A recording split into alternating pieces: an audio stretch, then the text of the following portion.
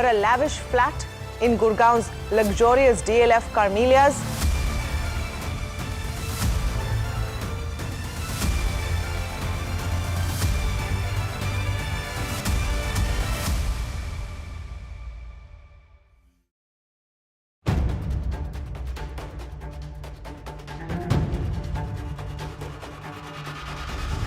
If it matters to you, if it matters to you, if it matters to you,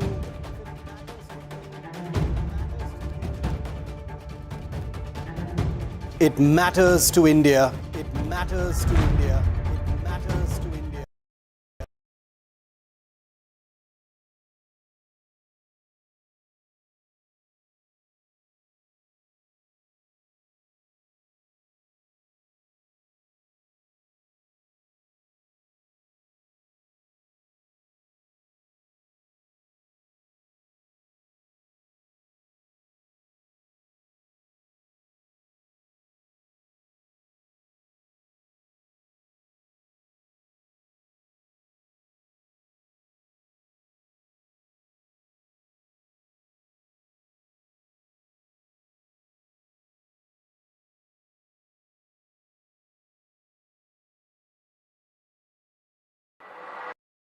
इस स्थिति में कोई बदलाव नहीं हुआ है।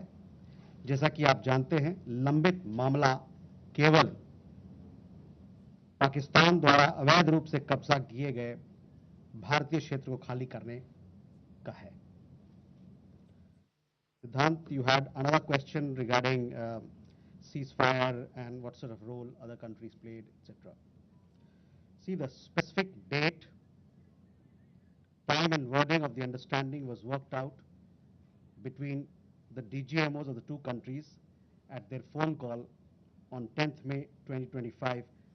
Between the DGMOs of the two countries at their phone call on 10th May 2025, commencing at 15:35 hours. The Foreign Secretary had made a statement in this regard, as you would be aware.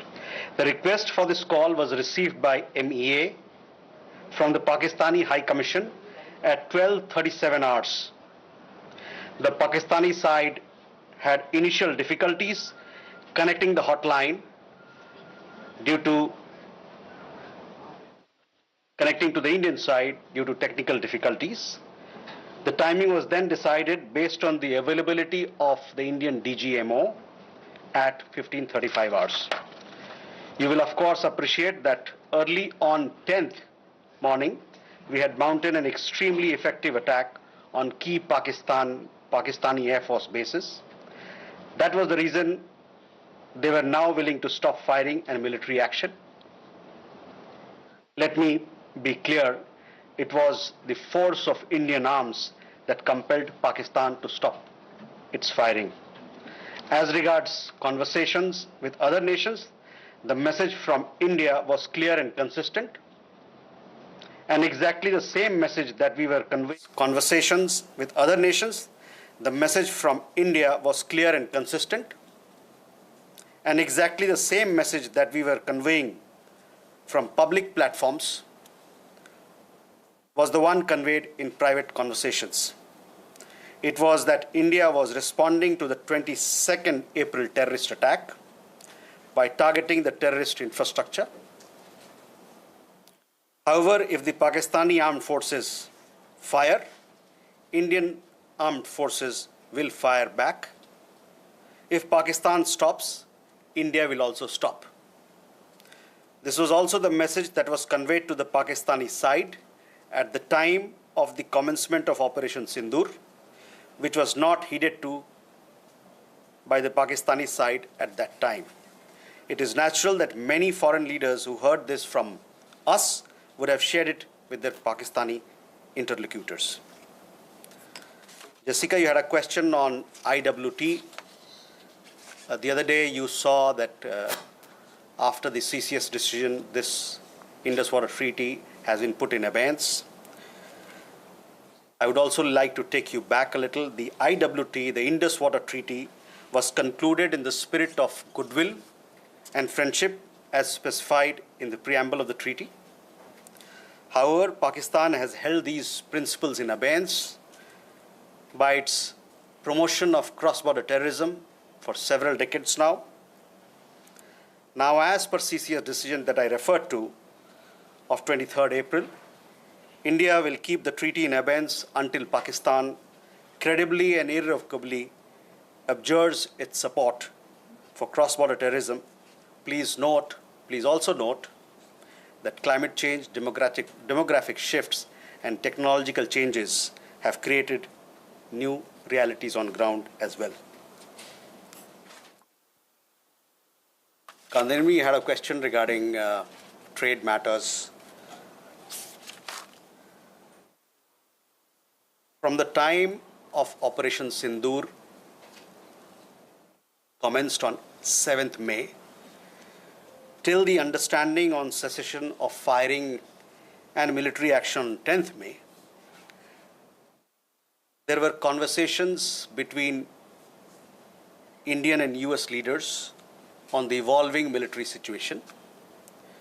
The issue of trade did not come up in any of these discussions.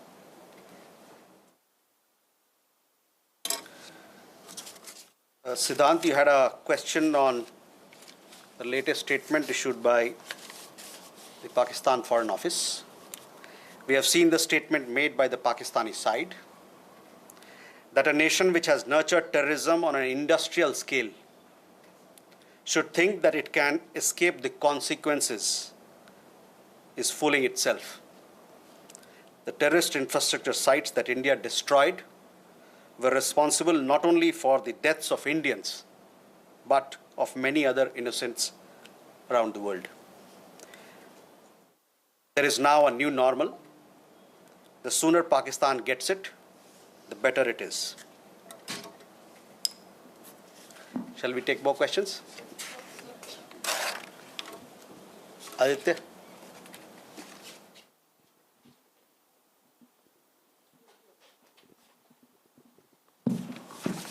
Mr. Jaiswal, I have two quick questions. One, that some of the Indian diplomats who have given interviews abroad have said that India has electronic intercepts and gathered intelligence linking to Pahalgam attackers to the handlers, and they have been planning more attacks. So have you given any kind of this evidence to the foreign attaches and diplomats that were briefed today, and in the context of ambassadors also that were briefed earlier? And yeah, that's about it. Megha?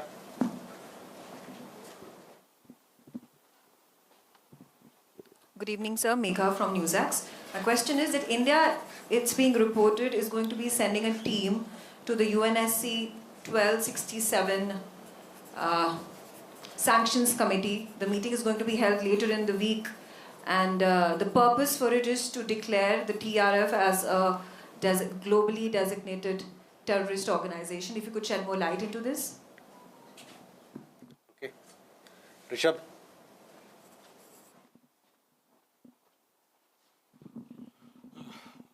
Spokesperson, good evening. Rishabh from Times. Now, I have just two questions here. Pakistan Foreign Minister Ishaq Dar has given an interview to CNN, and where he has claimed success and suggested that India was keen to have the ceasefire. Your comments on that? Also, there are a lot of buzz on social media as well as in various international media about nuclear leakage in Pakistan. Can you shed some light on that as well?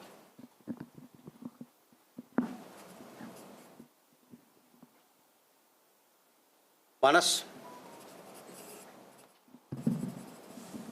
This is Manas from PTI. US President Donald Trump, again, he claimed yesterday that he stopped a nuclear conflict between India and Pakistan. And, he stopped escalation and saved millions of lives through, by reaching out to both capitals. He even said that, in fact, he pressured India and Pakistan to just come forward for the cessation of hostilities, saying that if you don't do, then I will stop trade with both the countries. So can you please clarify whether he just reached out to us and asked us to stop? You have been maintaining that, in fact, the resolution was arrived at by two DGMOs, but have you just protested with the US side for making these claims, which we consider are baseless? Okay, let me take these questions. First, Aditya, your question. We have had several rounds of briefings, and in these briefings, we have also shared with you the kind of linkage we see between the perpetrators of the attack of Pahalgam, in particular the Resistance Front. Foreign Secretary in his statement also made very clear the kind of evidence that we see, and investigation is going on in this particular matter. You would have seen that TRF had taken responsibility, and then second day, twice they had taken responsibility, and thereafter, possibly at the behest of their handlers, they rolled it back. But TRF is one organization which is a front of the Lashkar-e-Taiba, and you would understand and perhaps be in the knowledge of it that we have been pursuing listing of TRF in the United Nations, by the United Nations Security Council, by the Sanctions Committee, UNSC 1267 Sanctions Committee. I'm not privy to what was shared 2 hours back, but for sure we'll update you on as to how the investigation progresses in this matter. MEA on UNSC 1267 Sanctions Committee. Yes, over the last 2 years or so, 23, 24, we have been sharing information with the United Nations Security Council, the monitoring team of the Sanctions Committee, as to why the terrorist TRF, which is the front for Lashkar-e-Taiba, should be listed as a terrorist entity. We will be also, in few days' time, we will be sharing more details in this regard, and hopefully Security Council 1267 monitoring team will take strong note of what we present, what we file, and take due action against that is required. Rishabh, on your question regarding the interview that the Pak Foreign Minister gave. In the last week, as a result of Operation Sindhur, Pakistan has seen its terror centers in Bahawalpur, Murudke, Muzaffarabad, and other places destroyed. You have been informed of it in several of the briefings that we've had. Thereafter, its military capabilities were significantly degraded by us, and key air bases effectively put out of action. If the Pakistani FM wishes to project these as achievement, obviously he is welcome to do so. Where India is concerned, our stand was very clear and consistent from the start. We would target terrorist infrastructure operating out of Pakistan. If the Pakistani military stayed out, there would be no problem. If they fired on us, we would respond suitably. Till the night of 9th May, Pakistan was threatening India with a massive assault. Once their attempt failed on 10th May morning, and they received a devastating Indian counter-response, their tune changed, and their DGMO eventually reached out to us. I just referred to the timings, etc., as to when they reached out. In essence, India's position remained the same. Pakistan's position changed on 10th May morning after its air bases were effectively put out of action.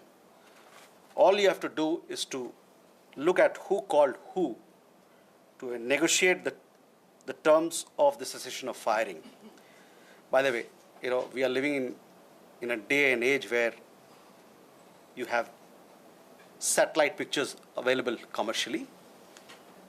I urge you to look at the satellite pictures of the sites which Pakistan says or claims to have attacked in India.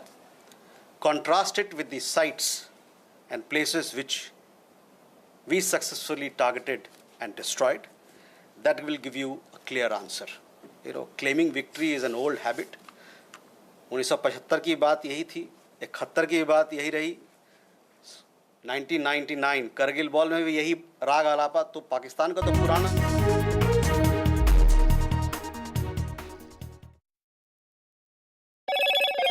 Hello, Moto. Motorola, India's leading AI smartphone brand.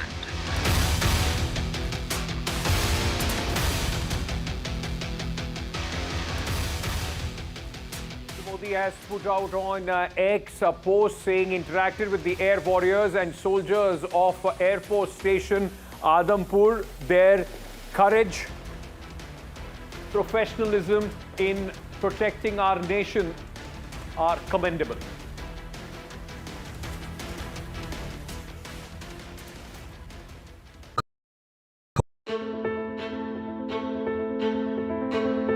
News is not just headlines, it is what impacts you.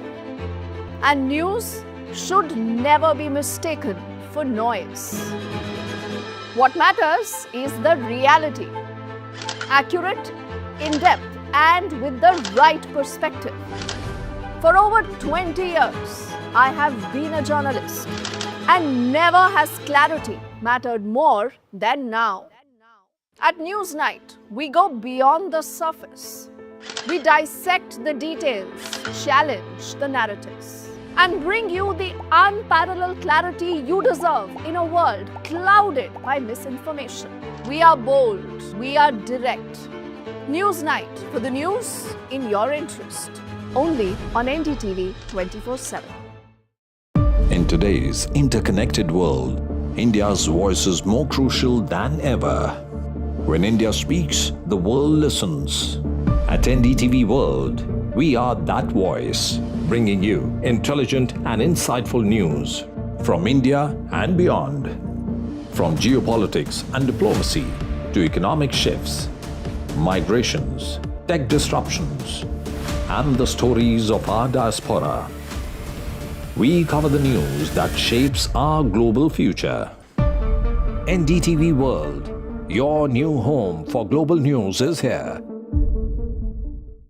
I've been reporting on all issues big and small from Andhra Pradesh, Telangana, rest of South India, bringing you all the action, all that you need to know, all that you want to know. The energy of maximum city is infectious. I'm bringing that energy in our news coverage from financial capital Mumbai. Covering from the southernmost part of India over the last 23 years, I bring in-depth and 360-degree coverage from the Dravidian heartland. The land of Mishti, also known for its bitter politics. I have seen much water flow under the Howrah Bridge, covering Bengal in all its.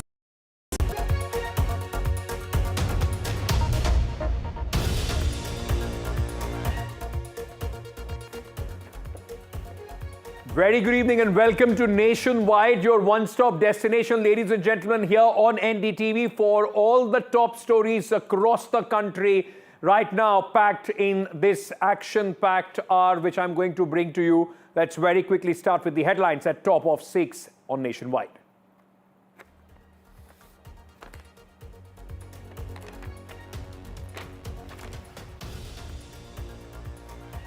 Ministry of External Affairs makes it clear that Pakistan asked for ceasefire. MEA says received DGMO request from Pakistan.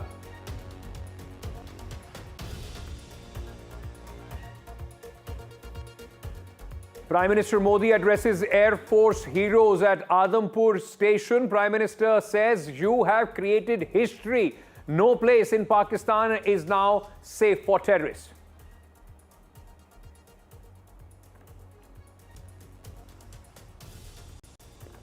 Indian Army briefs diplomats on Operation Sindhur. Diplomats from 70 countries briefed by the Indian Armed Forces. Diplomats told about the new policy of India on terror.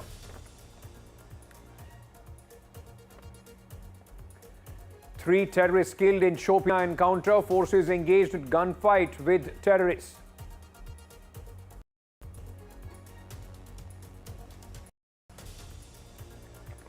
Congress MP Shashi Tharoor reacts to Prime Minister Narendra Modi's speech, says duty of Prime Minister to speak to crucial at the time of the misinformation which is floating around.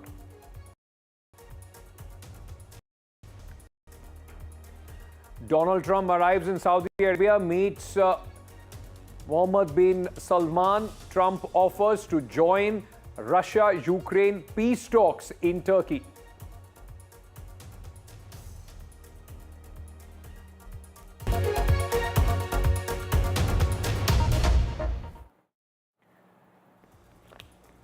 After Prime Minister Narendra Modi's address to the nation yesterday at 8 p.m., ladies and gentlemen, today it was a surprise visit. We woke up to the pictures. All right, not these pictures. These are from Saudi Arabia. We'll just turn this around and we'll play the pictures of Prime Minister Narendra Modi, who reached the Adampur Air Force Base, the station in Punjab. Now, it was a very crucial, symbolic visit of the Prime Minister, a very strong messaging as well.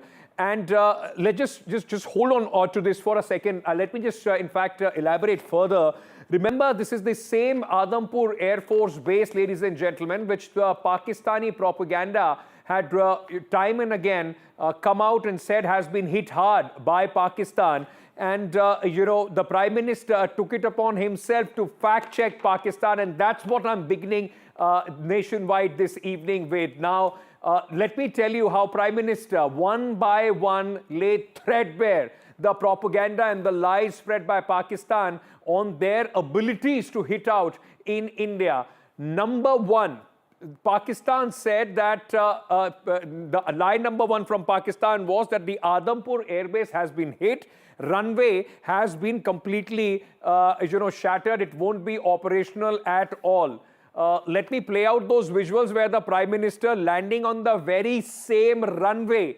This is the runway that the Prime Minister landed on, and it tells you how operational the runway is. Those fictitious claims of Pakistan having the ability to hit Adampur have completely been busted. Lie number two, which Pakistan propagated, was that the S-400 missile system has been hit in Adampur Air Force Station. There was an elaborate press conference with some dubious satellite image that Pakistan used.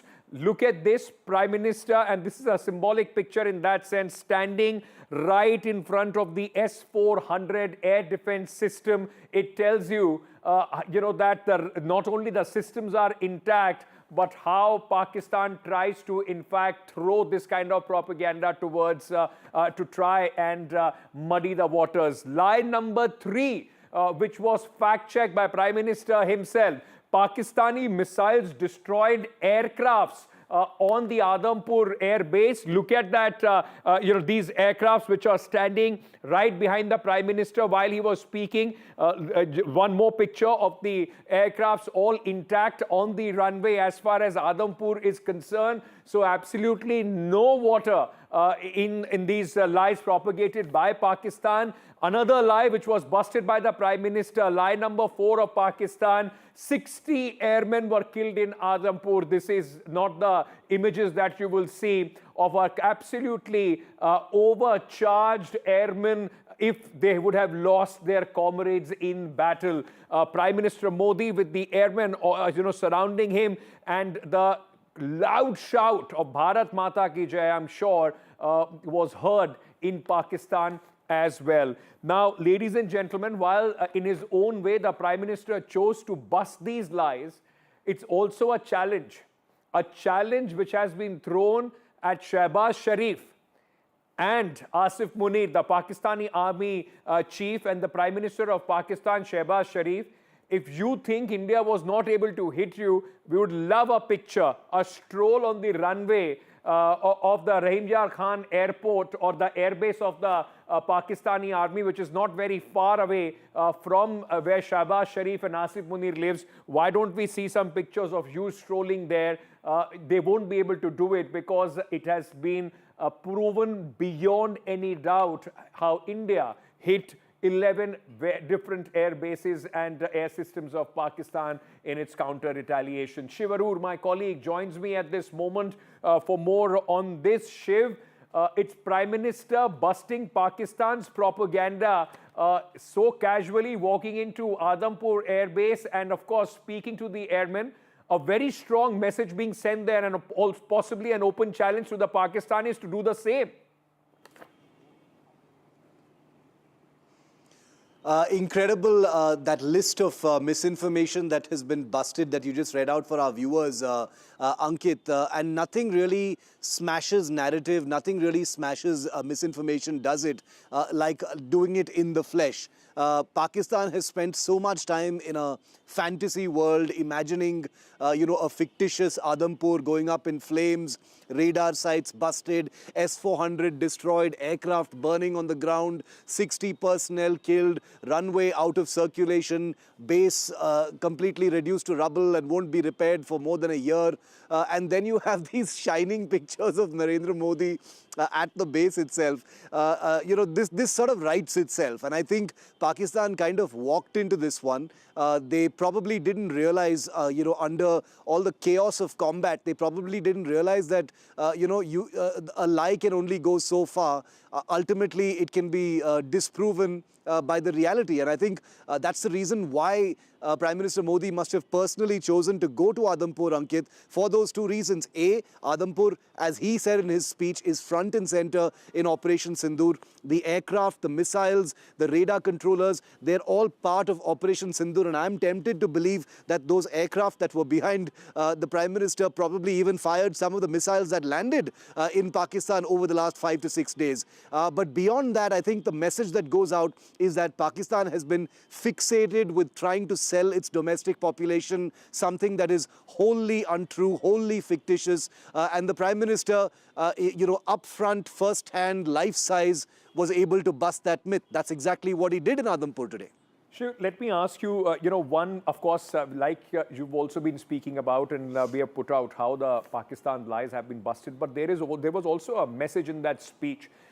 We have seen how in the time of crisis, or at least warlike situations, or even in war, right from Prime Minister Jawaharlal Nehru to, Indira Gandhi, also Lal Bahadur Shastri, all those images of them talking to soldiers in the front line, the Prime Minister doing the same, boost the morale of not only the soldiers, those who are in uniform, putting their lives on the line, but also message sent to the people of this country, you are safe. Very, very true, Ankit, and I'm glad you said it, and you're right. A leader after leader has always recognized the power of that image. Indira Gandhi definitely did. Nehru did. Prime Minister Modi, I know, personally loves spending time with the armed forces as well, which is why he, does it on Diwali and New Year and on other occasions as well. But you're right. I completely agree with you. There are messages going to basically 4 entities right now. The principal entity is, of course, Pakistan. We've discussed that. The message to them is very clear, that the Modi doctrine, which is to say that, terror and terror sponsors, which is the Pakistan military, will not be distinguished. The nuclear umbrella is a thing of the past. And whenever a terror attack happens, India will respond. There's no question of not responding, letting things blow over. That's the Modi doctrine, except that it is not something that's on paper. Operation Sindhur, in which Adampur participated, literally executed that doctrine just 4 days ago. So that's point number 1, the message is to Pakistan. The second message is to the armed forces in general, saying the Prime Minister is there, Prime Minister stands behind them, and the Prime Minister will do whatever it takes to keep them completely war ready. Number 3, very importantly, it is to the families of our Fauji's, Ankit, the families of our armed forces, air warriors, sailors and Jawans, telling them that the Prime Minister stands behind those on the front lines, risking their lives in the line of fire. And finally, of course, the 4th message is to the international community, which says that India may be a chaotic, vibrant democracy where people tend to disagree with each other, but nothing unites us like a common enemy, and nothing unites us like it is when we are war ready and prepared to destroy our neighbor. Absolutely. I couldn't have said it better. No matter what our differences are, nothing brings the country together if there is a crisis or we are facing an enemy like Pakistan. Thank you so much, Shiv, for joining us with all those details. Like Shiv was telling us, ladies and gentlemen, Prime Minister today, and he was at the Adampur Air Base, he also interacted with the soldiers, the Indian Air Force men and women, giving them credit for a job well done.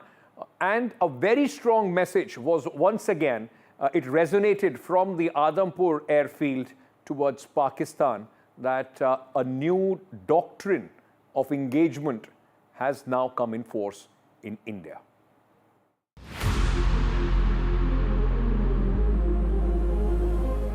हमारी सेना का नुकसान करने की थी तैयारी, हमने उनसे सीने पर चढ़ कर दिखा दिया कि हमारे वीरों की कैसी है तैयारी।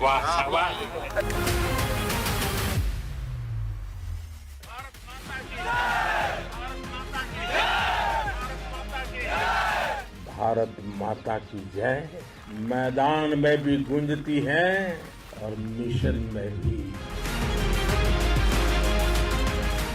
जब भारत के सैनिक मां भारती की जय बोलते हैं तो दुश्मन के कलेजे कांप जाते हैं। जब हमारी फौजें न्यूक्लियर ब्लैकमेल की धमकी की हवा निकाल देती है तो आकाश से पाताल तक एक ही बात गूंजती है, भारत माता की जय।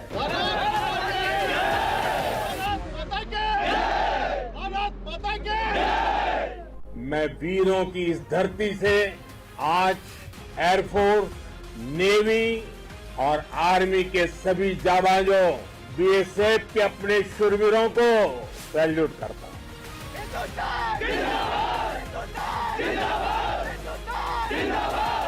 ऑपरेशन सिंदूर कोई सामान्य सैन्य अभियान नहीं, ये भारत की नीति, नियत और निर्णायक क्षमता की त्रिवेणी है। भारत की ओर नजर उठाने का एक ही अंजाम होगा, तबाही। हम घर में घुसकर मारेंगे। ये नया भारत है। ये भारत शांति चाहता है, लेकिन अगर मानवता पर हमला होता है तो ये भारत युद्ध के मोर्चे पर दुश्मन को मिट्टी में मिलाना भी अच्छी तरह जानता है। आपके आंसर हमारा मोरल बहुत हाई है। चलिए सभी साधनों का भी एक बार इस्तेमाल हो गया आपको लगता था सीख तो रहे, पता नहीं कब काम आए।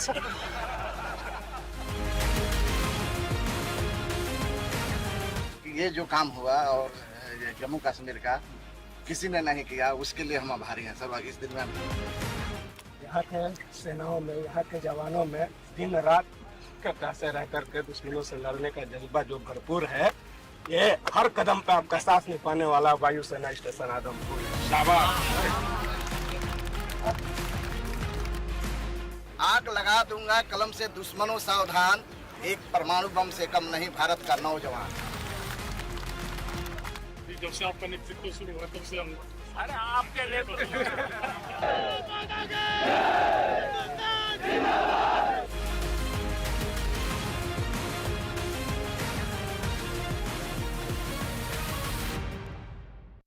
आपने पाकिस्तानी फौज को भी बता दिया है, पाकिस्तान में ऐसा कोई ठिकाना नहीं है जहां बैठकर आतंकवादी चैन की सांस ले सके। हम घर में घुसकर मारेंगे और बचने का एक मौका तक नहीं देंगे। और हमारे ड्रोन्स, हमारी मिसाइलें, उनके बारे में तो सोचकर पाकिस्तान को कई दिन तक नींद नहीं आएगी। All right, that was the Prime Minister, in fact, speaking, and sending out a very, very clear message, loud and clear to Pakistan that the doctrine has changed. He also, as we showed you, the interaction with the air warrior, the men and women, and, not only sending out a message, also encouraging them, thanking them for a job very well done. Let me, at this moment, ladies and gentlemen, just to try and understand the bigger messaging, we'll also be joined by my colleague Vasudha in a short while from now to try and decode the political messaging of the Prime Minister's speech. But more than that, there is very important strategic message that the Prime Minister has sent of how India has completely redrawn the rules of engagement with Pakistan. To try and understand that, I'm being joined by Major General Sanjay Soy, who is joining us at this moment. Sir, thank you for speaking to us. Let me start by asking you, what do you make of the two speeches that have been given by the Prime Minister yesterday at 8 p.m. and today, of course, at the Adampur Air Base? How does this, in fact, what is the message that he has sent across not only to Pakistan, but the international community as well, sir? In fact, Ankit, thank you so much. But before I say that, I would like to add these visuals. I wanted to say something on the visuals which you are showing. I mean, you see, since Prime Minister Modi has taken over, where has he spent his Diwali? He has always spent his Diwali with troops. Where after Galwan, he went to hospitals. And this movement, when the Pakistan misinformation campaign was there of attacks in Adampur, our Prime Minister is there right in the forefront. It's something like leading from the front and with the troops. Like this visual where he's putting his hand on the shoulder of a soldier or talking to them casually. I mean, this will be etched with them for the life. That 140 crore people are with them. They are supporting them. And when they are working 24/7, the whole country is praying for them. They are congratulating them for the professional way in which they have done it. And now basically the strategy which you had said. In fact, India has done such wonderful. We have done it in such a professional manner. Whether it was the attack on terrorist camp, where there was no collateral damage even to any army bases or any civilian area, or after that, our repulsing, making futile all the attempts of attack by Pakistan by our layered, professionally laid out air defense system. And a reply to that is that hitting them deep inside with the airfields, which they thought were highly protected, the best protected airfield, we were able to penetrate and attack with their missiles and drones. So this has really shattered Pakistan, and that is why they came running for the ceasefire. In fact, they went to US and then they spoke to our DGMO. Yes. And this has sent a message to the world that of the fake information campaign by the Pakistan. This sent a message to our country that Prime Minister is with the troops and he's right in the forefront. How important, sir? Let me ask you this: how important, sir? Because we have, we have seen these kind of images in the past as well of prime ministers, of Raksha Mantris at a time of crisis on the front, sometimes speaking to the troops. How important is it as a soldier yourself who served in the army for such a long time, in the time of crisis when you are facing the brunt of the enemy or undertaking such operations? How important is it for the political leadership to give out this signaling that they are standing and firmly, behind the armed forces? Very important. When the soldiers are there, they're under a lot of stress. They are working 24/7 and they're alert and they are facing a lot of fire, missile attacks, and they're foiling them. All those kind of things. Under these circumstances, when the leader of the country, who is representing, at present Prime Minister Modi is representing 140 crore people, when he comes and meets them and talks to them, offers them sweets, keeps his hand on somebody's shoulder, talks to them casually, and asks them about the morale, it has a tremendous effect on their spirits, the will to fight. And yes, that is what mattered. You see, in this war, besides on the one side was the technology, like what Prime Minister Modi has also mentioned, latest technology mixed with indigenous product, as well as the hard work, the training. Training mattered a lot because it is saying is the more you sweat in peace, less you bleed in war. Absolutely. This was the training during the peacetime, which paid off. During this time, we were able to respond as well as attack effectively and in a very, very professional manner. Ankit. Right. Sir, thank you for joining us at this moment. Let me also very quickly go across to my colleague Vasudha Venugopal, ladies and gentlemen, who is joining us at this moment. Vasudha, it's very, very important that, from what Prime Minister's speech yesterday and today as well, there is also a big political message as well. What do you make of what the Prime Minister said, speaking to the country, his first address after Operation Sindhur yesterday, and how he went to Adampur today and his interaction there? Well, Ankit, according to me, the best highlight of what the Prime Minister said yesterday and today was the fact that he said that peace comes through strength and that strength comes through action. So clearly he was defending the retaliation that India responded with, and this was to the original act of escalation, and he made it very clear that any act of terror will be seen as an act of war by India. This is what happened on May 6th and 7th with the launch of Operation Sindhur and the subsequent launches of missiles and strikes with respect to Pakistani air bases. So the Prime Minister was today in Adampur air base, and we have seen visuals of the Prime Minister celebrating Deepavali with soldiers. So for him, nationalism and national interest has always mattered a lot. It's been part of his leadership style. It's been part of who he is. But today was specifically different because I was listening to his speech and he clearly said that मैं आपसे मिलने आया हूँ, मैं आपके दर्शन करने आया हूँ. I've just come to see you. So that is very important, and it's also to send out a message to the families of all these armed personnel who have been sacrificing a great deal for our country, that the Prime Minister is there watching out for their safety, and that I think was a big message. Of course, he also said that India will not see any distinction between the sponsors of terror, the state sponsors of terror, and of course the terrorists, and that I think is very important because it also marks a shift in India's position that it is attacking only terror bases and not really any other thing, because India has also attacked military establishments of Pakistan in the last 3 days before the ceasefire was announced, and this also marks the shift in India's strategic policy that Operation Sindoor will be the new normal, and like the Prime Minister has said, that Pakistan will have to get used to it.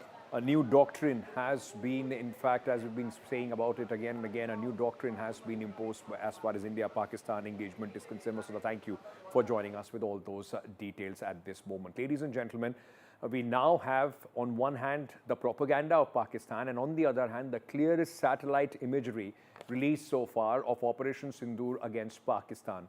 The Indian strikes on Pakistani air bases, which show the extent of the damage caused by relentless Indian precision strikes.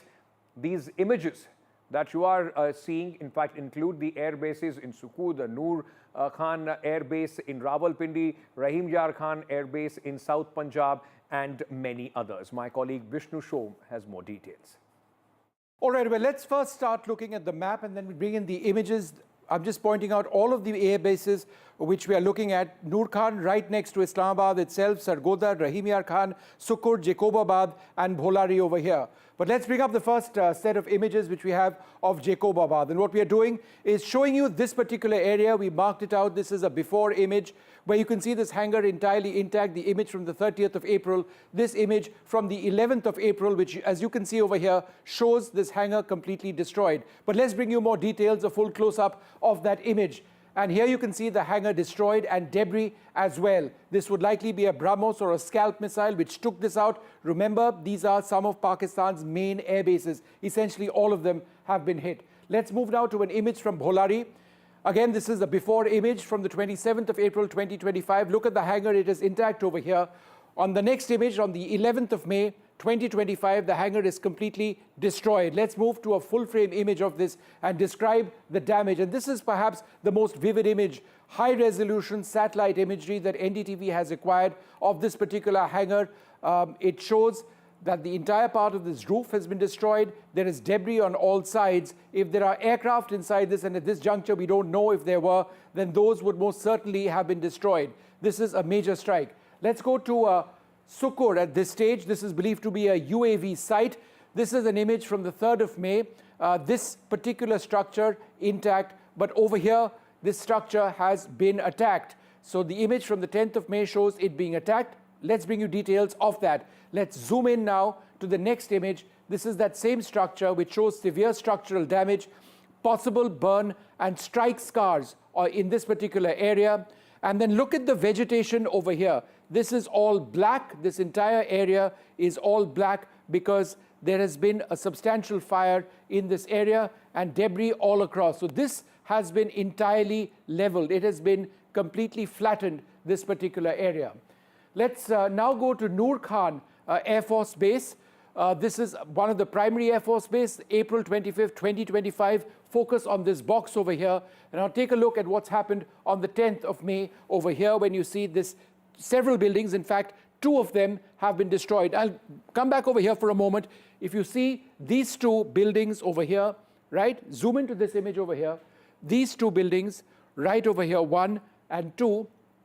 This is the before image, and they are completely gone in this after image, right? In this after image over here, they are completely destroyed. Now let's bring up the full frame image, and you'll see multiple buildings destroyed in this particular area. Let's move to a couple of runway strikes, which are the next set of images. This from the Musharraf Air Base in Sargodha. This is the before image on the 30th of April.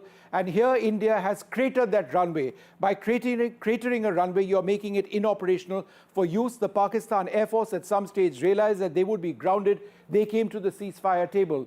Let's bring you another image of this runway, which has been cratered over here. This is in Musharraf in Sargodha. But there is another very important Air Force base. That's the Rahim Yar Khan Air Force Base, which has also had a very, very precise hit. We'll come to that in a moment. But before that, one more image over here in Musharraf in this cross taxiway that you can see. So by actually getting a strike into this area, you're preventing aircraft from moving all across the Air Force Base.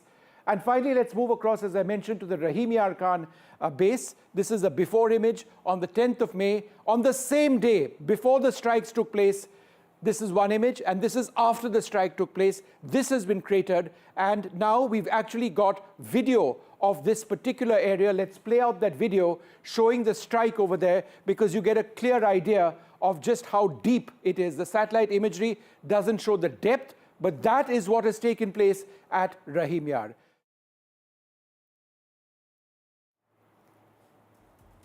All right, with that, we are slipping into a very short break, ladies and gentlemen. We are coming back. Stay tuned.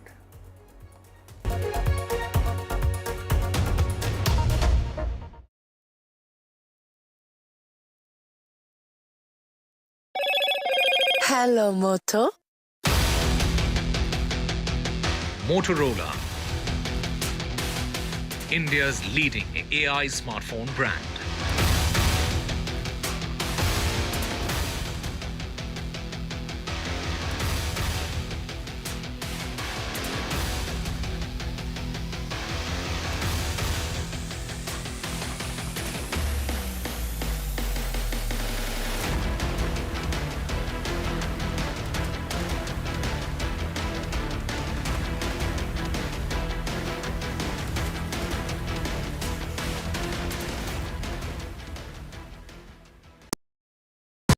That's huge.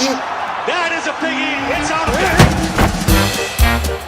it. Gold Plus Clear Glass. Par ho ya near, sab kuch dikhe clear. If it matters to you, if it matters to you, if it matters to you, it matters to India. It matters to India. And it matters to me. And it matters to me. India Matters with Shivaru. Only on NDTV 24/7. These are the visuals that are coming in. Let's go full frame with it. For every big news story. You can't defend the indefensible Ruchira Kamboj, but that's what Pakistan has been doing for a very, very long time. We are sifting through a lot of information.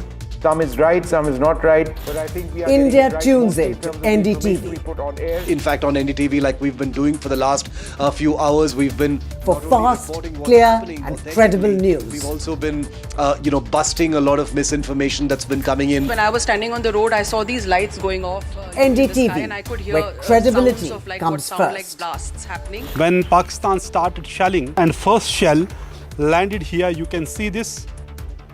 Well, we have reached at ground zero, and this village is NDTV. First, fast, factual.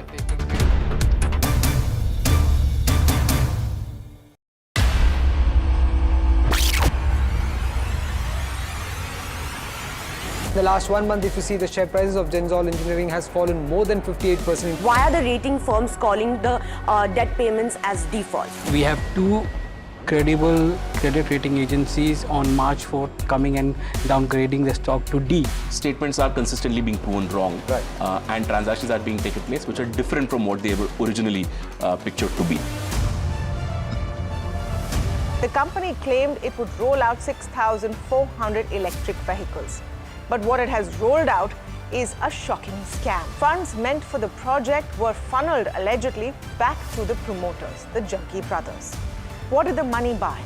Not EVs, of course, but a lavish flat in Gurgaon's luxurious DLF Carmelias.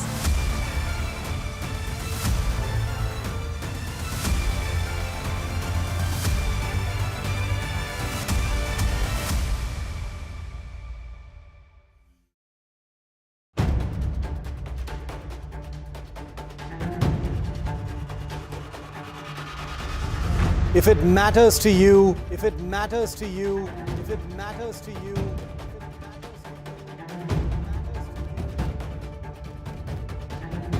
it matters to India. It matters to India. It matters to India. And it matters to me. And it matters to me.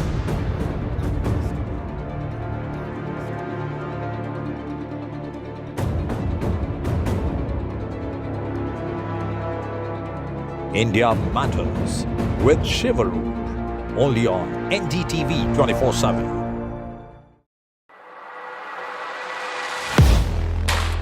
Do you really know the company you invest in? What is the real picture behind presentations and claims? Is the outlook as rosy as the company claims? Know Your Company, powered by NDTV Profit Research, shines a light on the biggest stock market movers.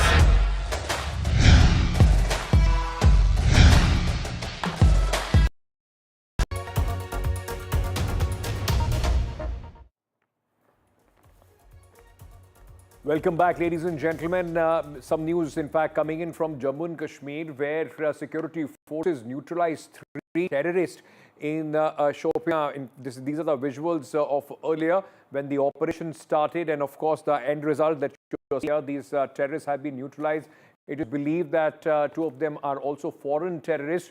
In fact, let me bring in at this moment my colleague Nazir Masoodi, who is joining us with more details on this entire operation. Nazir, this also comes at a time when, of course, the Operation Sindhur at this moment is still on. And, you know, it has significance. While we are dealing with the enemy across the border, there are still these elements within Jammu and Kashmir trying to create disturbances. Operation is on, but encounter is over. And all the 3 who have been killed are locals. And we could see in the weapon recovery, among them was 2 AK rifles, grenades, etc. So it is an operation. After a long time, they have killed 3 militants in Kashmir Valley, but they are all local. The actual challenge who are posing are foreign terrorists, Pakistanis, who are well trained in jungle warfare. Like these 3, they have not gone across the border to get arms training. So these are ragtag, essentially, if we call them. So they are not trained enough to, and what the bigger challenge is, for example, those terrorists who are behind Pahalgam massacre.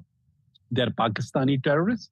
They're well trained in jungle warfare, and they have been involved in the previous attacks also on the army, in particularly in Jammu region, also in Gulmarg.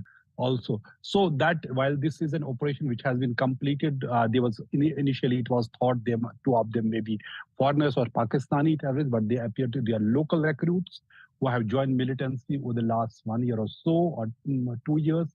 That is that. But reportedly, they have been involved in recent killings. At least one of them, killings of innocent people here, attack on one BJ Sarpanch also. And other activities, terror activities in the area. So their killing in itself is seen as a major operation by the security forces in Shopian today. But a real challenge for the security forces remain how to deal with Pakistani terrorists who are involved and well trained in jungle warfare. For example, those 3 terrorists who are behind killing and massacre of innocent civilian tourists in Pahalgam 3 weeks ago on April 22nd. Moving on from these operations to, like I said, as the there is silence on the border, the strikes across the border have stopped, but the fireworks in the politics of the country has now begun on Operation Sindhur. Though, of course, all the rights of the opposition now to question the government, they have now demanded a special parliamentary session over Operation Sindoor, demanding opposition has also asked for clarity on United States' claim of having mediated the ceasefire. The Congress has put up posters of late Prime Minister Indira Gandhi as well, lauding her role for the 1971 war of India and Pakistan, somewhere insinuating that she withstood the pressure of United States. Has the government done so at this moment is the big question that the opposition is asking. Let's listen into some reactions. ये समझ पर है कि देश का पूरा विपक्ष एक सुर में मांग कर रहा है, सपोर्ट कर रहा है आपको, साथ में मांग कर रहा है। मांग क्या कर रहा है? पब्लिक डोमेन में सब बातें आ जानी चाहिए। अगर पार्लियामेंट सेशन चलेगा, उसमें बहस होगी, तो आपकी सोच क्या है, पाकिस्तान में एक्चुअल में क्या हुआ, आपने क्या किया, आपकी नीति क्या है, जो आप कल बोले हो, ये अगर रिकॉर्ड में आती है, पूरा देश सुनता है। ऑल पार्टी मीटिंग में कई सुझाव आते रहते हैं। 2 मीटिंग आप की है, आप खुद नहीं गए, अब तीसरी मीटिंग में आप कुछ चले जाइएगा मान लीजिए, और मैसेज अच्छा जाएगा देश के लिए। बात ऐसी है जहाँ से कोई विशेष सत्र पार्लियामेंट का हम तो इसके खिलाफ नहीं, मगर ये सेंसिटिव इशू है, इस बारे में डेप्थ डिस्कशन सीरियस इशू है, तो सदन में देना मुश्किल होता है। मगर इसमें कुछ बातें ऐसी होती है कि वो कॉन्फिडेंशियल रखने की आवश्यकता होती है नेशनल इंटरेस्ट के लिए। इसीलिए हमने कहा कि ठीक है, सेशन बुलाना हो तो बुलाइए, मगर सेशन से ज़्यादा लाभ हम आपस में बैठेंगे तो होगा। देश के प्रधानमंत्री ने 140 करोड़ आवाम को संबोधित करते हुए सीधा और कड़ा संदेश दिया है। इसमें साफ कह दिया है कि टेररिज्म पर कोई समझौता होने वाला नहीं। युद्ध स्थगित हुआ है, रुका नहीं है। जैसी भाषा में पाकिस्तान समझेगा उसको जवाब मिलेगा। न्यूक्लियर ब्लैकमेलिंग नहीं चलेगी। The Congress party has put up posters in different parts of Bengaluru. They are talking about how there's no longer need of lip service. The walk the talk attitude of Indira Gandhi is required. No hashtags are required. These kind of messaging and posters are being put up in different parts of Bengaluru. What do you make of it, sir? No, not. This is not time for that. For the poster for Indira Gandhi. So some questions rise because you put the poster, why the POK came after the war, why we are not acquire the POK. What about the Bombay incident, our more than 300 people dead in the POK, Bombay incident.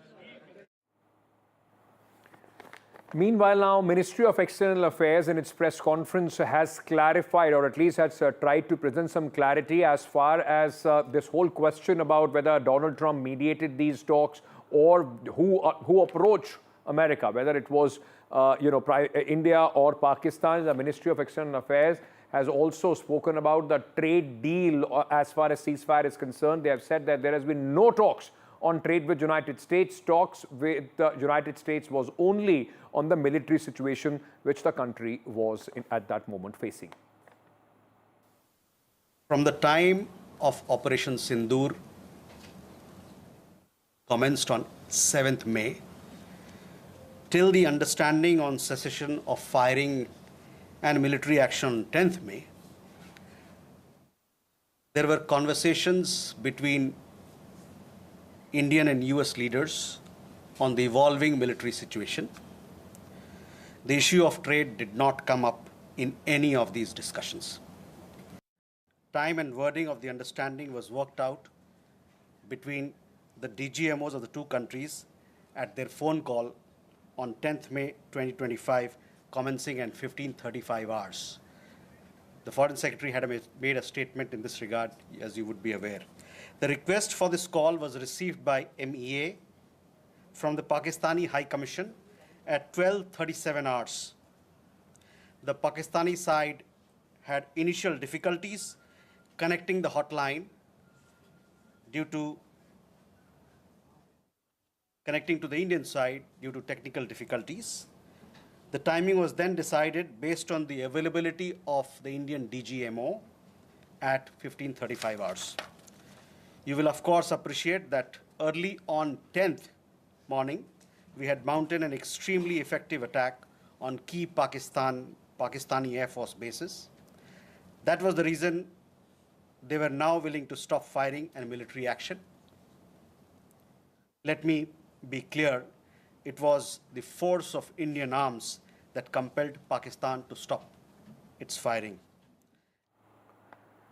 Let me bring in my colleague Sunil Prabhu to try and understand, the murmurs that we are hearing. Sunil, opposition has all the right to know exactly what had happened, and that's what they are trying to, in fact, put through the message at this moment after supporting the government in its endeavors.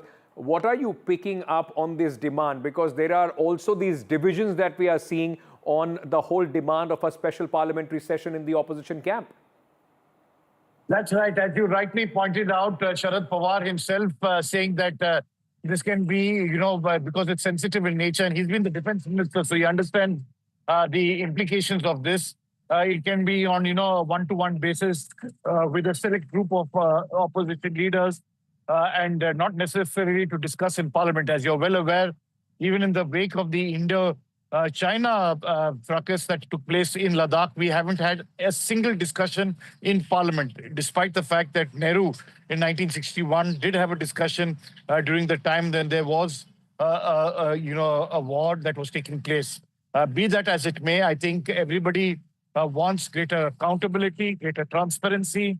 The question of internationalizing Kashmir, as has been alleged by President Trump, who's talking about trade and various other aspects and claiming credit for brokering this ceasefire, are some things which are a huge concern, not only to the opposition party, but to all Indians in particular. And it's in that backdrop, even though the Ministry of External Affairs, as well as the government, is trying to give that narrative, it would be in the fitness of things that everybody is taken into confidence, be it Parliament, despite the differences within the opposition. As I said, not only Sharad Pawar, the other political parties who are not clear about whether, a special session will help them or not. But the Congress is determined on that. Okay. And we'll wait and see how things play out in the next few days, and if not months, in the run-up to the BR elections. Thank you so much, Sunil, for joining us with all those details. As I said, the things may be quiet at the LOC, but the fireworks in the polity of this country has already begun. With that, we are slipping into a very short break, ladies and gentlemen. We are coming back with much more. There are other stories from across the country which need your attention. We'll be bringing them to you after a short break. Stay tuned.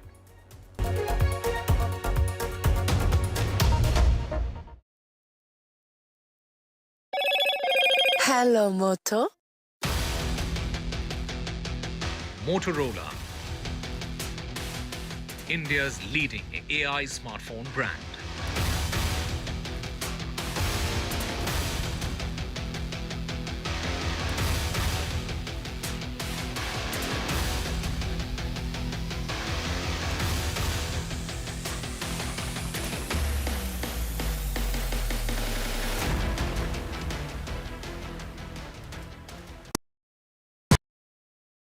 तू ही तो है जिसकी सच्चाई वाली clarity की वजह से मैं आज यहाँ हूँ। गोल्ड प्लस सिल्वॉक्सी मिरर्स, ऐसी क्लैरिटी कि आपको सिर्फ सच नजर आए, चाहे कितने भी साल बीत जाएं। In today's interconnected world, India's voice is more crucial than ever. When India speaks, the world listens.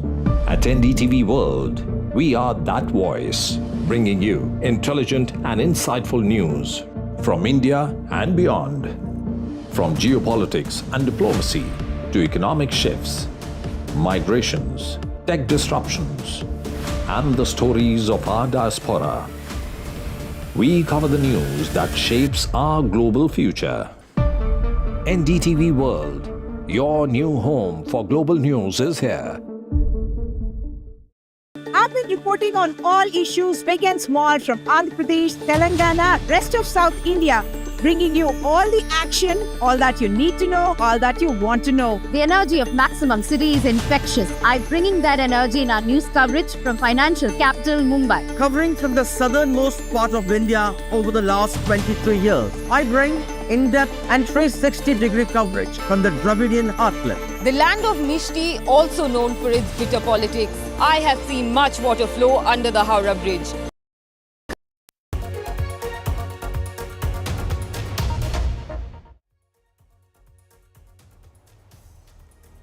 Welcome back, ladies and gentlemen. We've been speaking about India and Pakistan and the fallout of this entire skirmish that took place in the last few days. But remember, sitting in Delhi or anywhere else in the country, while you talk about this and you are cheering or not, for what is happening on the borders, there are people, those who are right on the line of control in the international border, apart from the soldiers, those who bear the maximum burden of such skirmishes.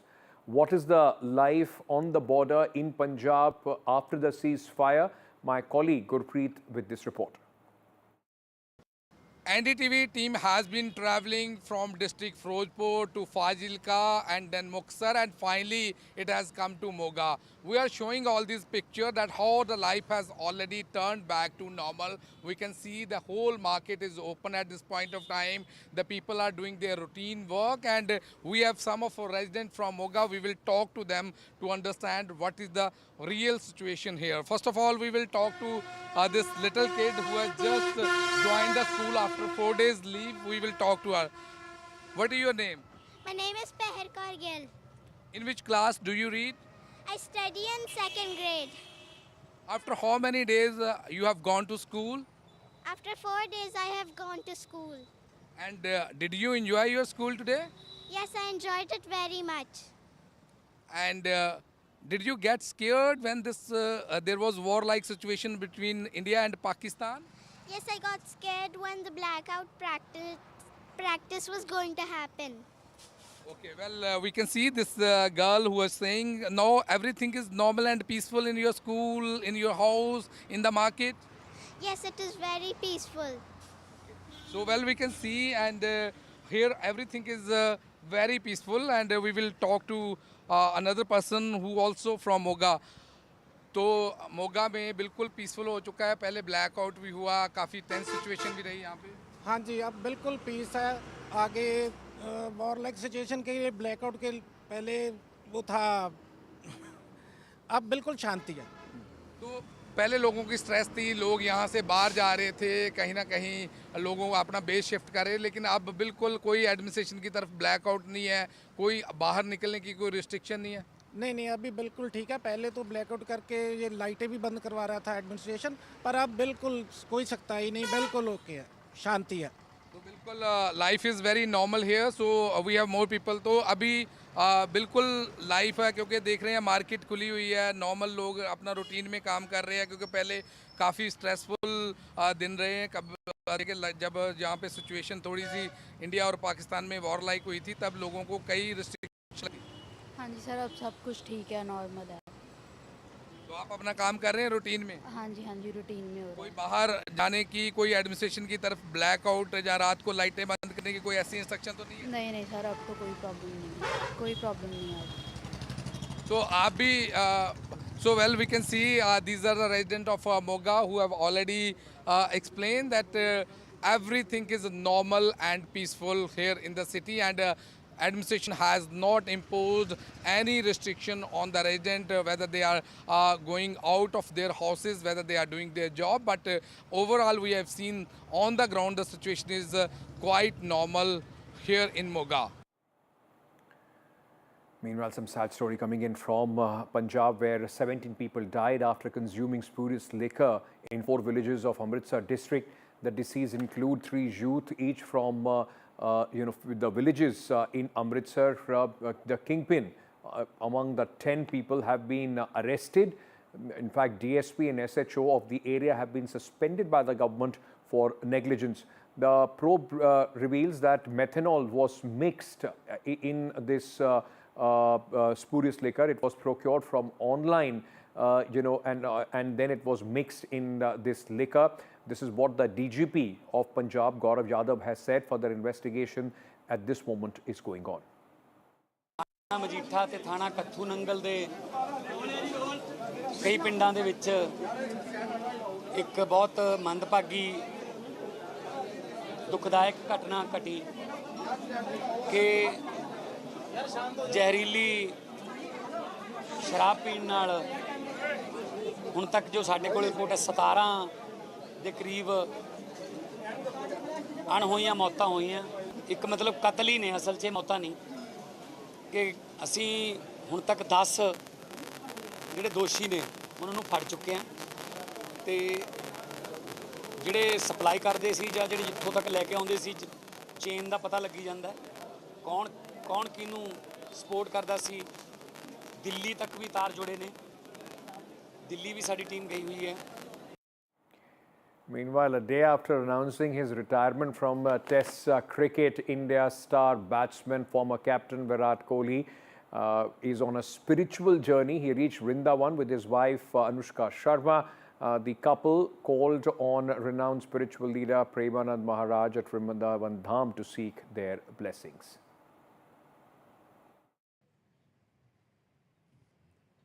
विराज बैठ प्रसन्न हो? हाँ, नहीं, ठीक ही रहना चाहिए।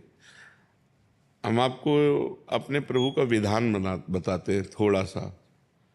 जब प्रभु किसी पर कृपा करते हैं, ये वैभव मिलना कृपा नहीं है, ये पुण्य है। It is once again that time of the year where, at least I remember when I was in school, it used to give me jitters. The board examination results are out for the class 10th and 12th of the CBSE. 88% students have passed the class 12th examination of the CBSE. And girls, as always, at least for the last many years, have been outshining the boys. That was the case this time as well. My colleagues caught up with some of the toppers just to get you a sense of how they've been preparing or the kind of work that they put in to, in fact, grab one of the top honors of one's educational career. Well, the CBSE results are out and I'm currently joined by one of the toppers, one of those overachievers, Naisha Manchanda from ITL Public School, Dwarka. Thank you, Naisha, for speaking to NDTV, and congratulations to all the students who have passed the exam. Even if you have not aced it, if you've just gone through it, hats off to you guys.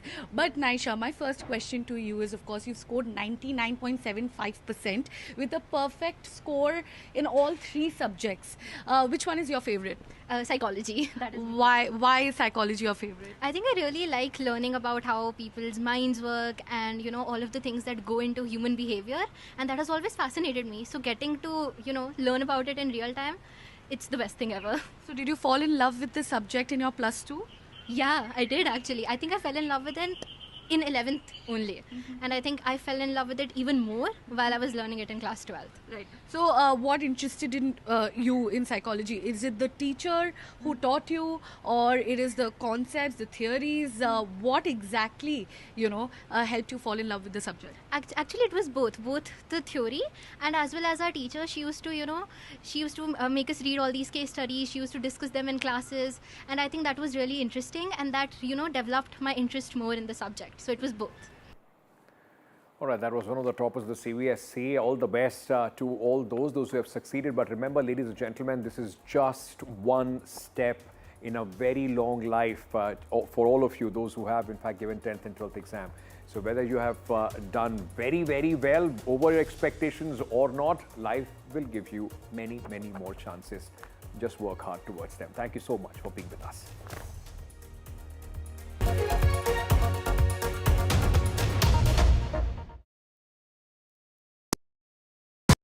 Gold plus optimistic reflective glass लगाओ, धूप की गर्मी को दूर भगाओ और बिजली का बिल भी बचाओ।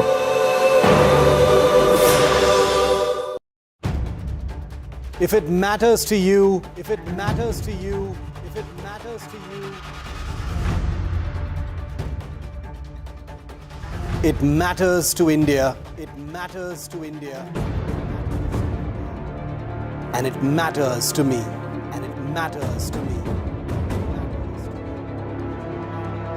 India Matters with Shivaru. Only on NDTV 24/7. So these are the visuals that are coming in. Let's go full frame with it. For every big news story. You can't defend the indefensible, Ruchira Kamboj, but that's what Pakistan has been doing for a very, very long time. We are sifting through a lot of information. Some is right, some is not right. But I think we are India right tunes in to NDTV. In fact, on NDTV, like we've been doing for the last few hours, we've been For fast, clear and credible news. We've also been, busting a lot of misinformation that's been coming in. When I was standing on the road, I saw these lights going off NDTV, and I could hear where credibility sounds of like comes what sound first. like blasts happening. When Pakistan started shelling and first shell landed here, you can see this. Well, we have reached at ground zero, and this village is NDTV, first, fast, factual.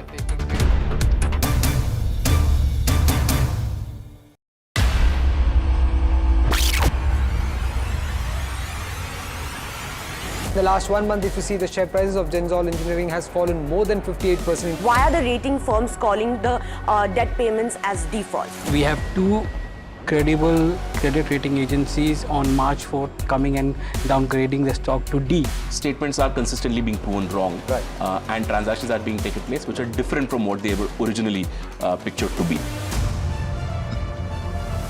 The company claimed it would roll out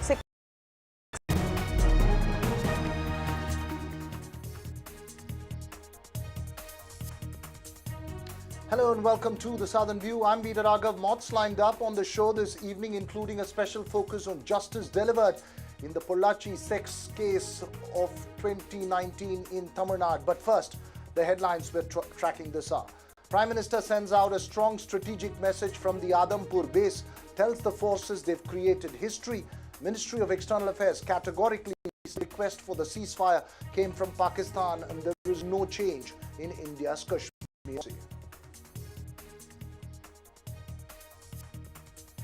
Congress MP Shashi Tharoor tells NDTV he welcomes the Prime Minister's speech, says it's crucial at a time of disinformation. Congress keeps the demand for a special session of Parliament and clarity on the US role. Posters taking a jibe at the BJP come up in Bengaluru and other cities.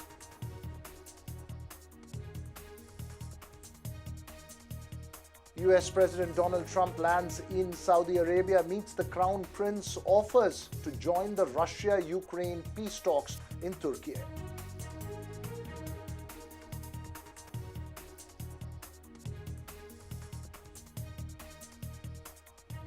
Well, first up this evening, a quick check of that top national story.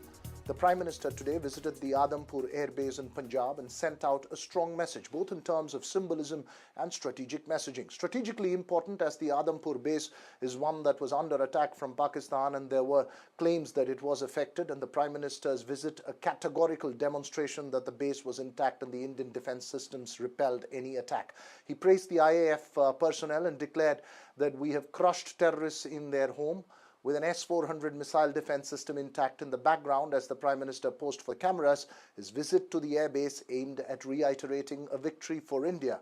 Let's listen in to excerpts from his speech there. इस पूरे operation के दौरान हर भारतीय आपके साथ खड़ा रहा। हर भारतीय की प्रार्थना आप सभी के साथ रही। आज हर देशवासी अपने सैनिकों, उनके परिवारों के प्रति कृतज्ञ है, उनका ऋणी है। आपने पाकिस्तानी फौज को भी बता दिया है, पाकिस्तान में ऐसा कोई ठिकाना नहीं है जहां बैठकर आतंकवादी चैन की सांस ले सके। हम घर में घुसकर मारेंगे और बचने का एक मौका तक नहीं देंगे। और हमारे ड्रोन्स हमारी मिसाइलें उनके बारे में तो सोचकर पाकिस्तान को कई दिन तक नींद नहीं आएगी। साथियों, ऑपरेशन सिंदूर से बौखलाए दुश्मन ने इस एयरबेस के साथ साथ हमारे अनेक एयरबेस पर हमला करने की कई बार कोशिश की। बार बार उसने हमें टारगेट किया, लेकिन पाक के नापाक इरादे हर बार नाकाम हो गए। Well, NDTV's Shiv Arur, who's been tracking this very closely, joins me live. Shiv, an important visit by the Prime Minister in terms of the optics, no doubt. Could you put the strategic messaging and significance of this in context, please?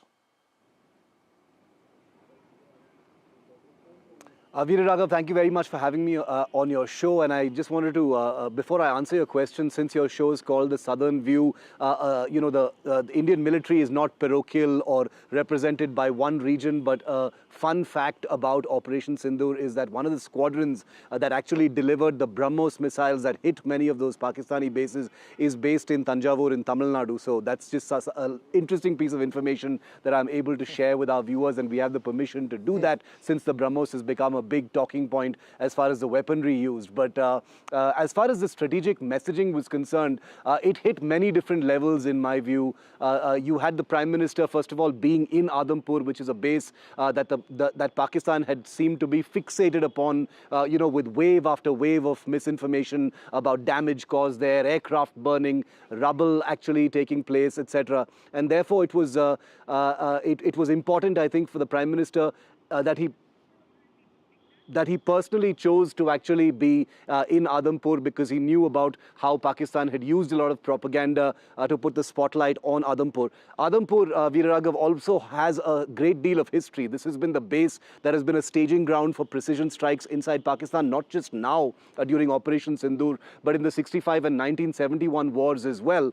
So there's a great deal of symbolism, and it was also a platform, I think, for the Prime Minister to go beyond the optics, because remember, he wasn't just there sending out a message to Pakistan. He was literally there 72 hours after that very base and a few others had conducted precision strikes, the most ambitious, perhaps audacious strikes in a non-war scenario with Pakistan that has ever happened by the Indian military. So I think there was, of course, optics, there was a lot of strategic messaging, but it was all in the wake of literal missiles landing in those bases. So this was big.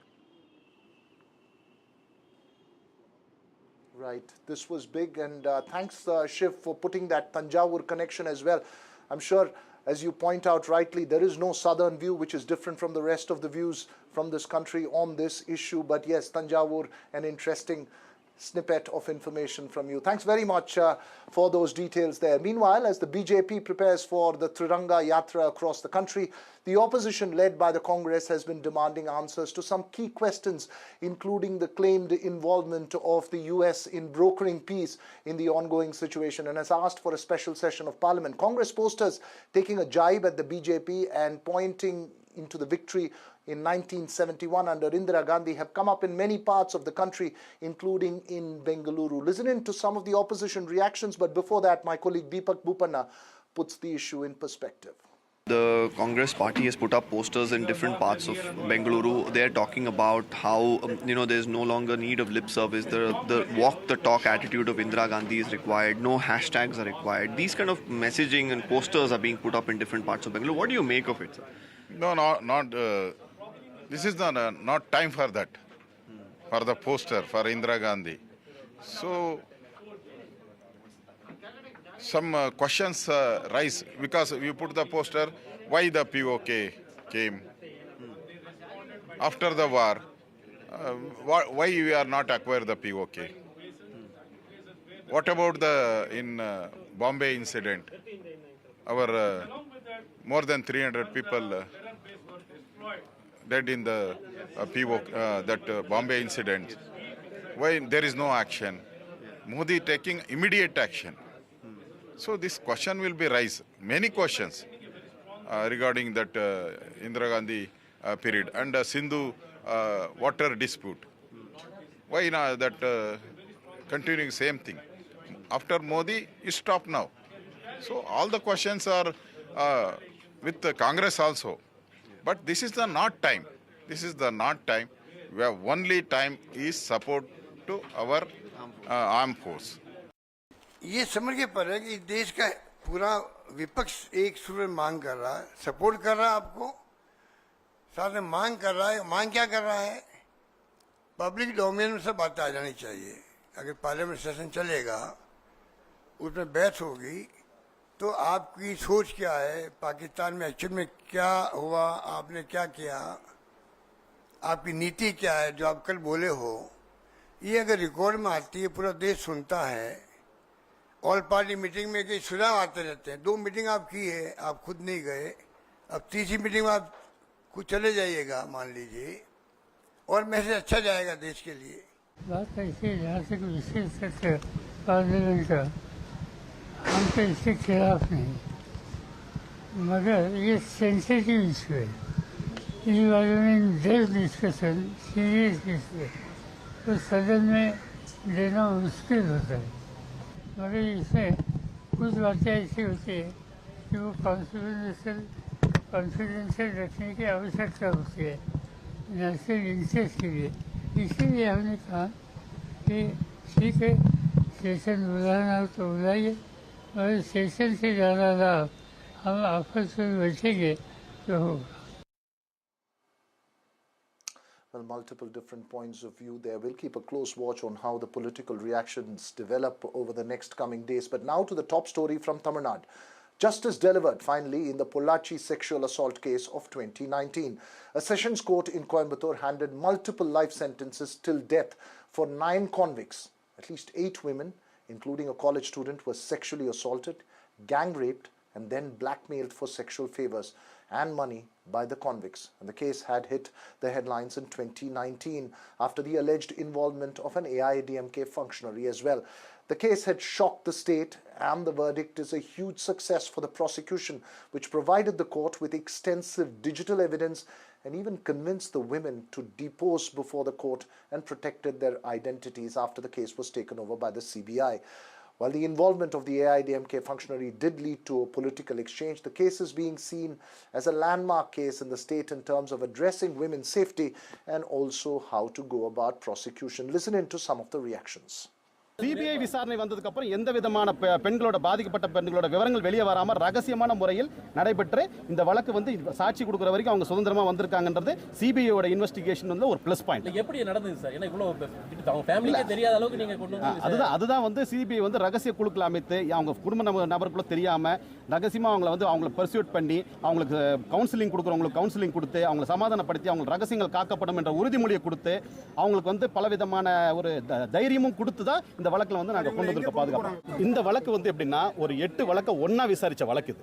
ஏன்னா ஒவ்வொரு பெண்களும் ஒவ்வொரு பாதிக்கப்பட்ட பெண்களும் தனித்தனி incident தனி இது வந்து உயர்நீதிமன்ற உத்தரவின்படி இது வந்து 8 வழக்குல ஒண்ணாக ட்ரையல் ஒரு 8 கேஸ் ஒண்ணா நடந்திருக்கு. ட்ரையல் வந்து 2.5 வருஷத்துல.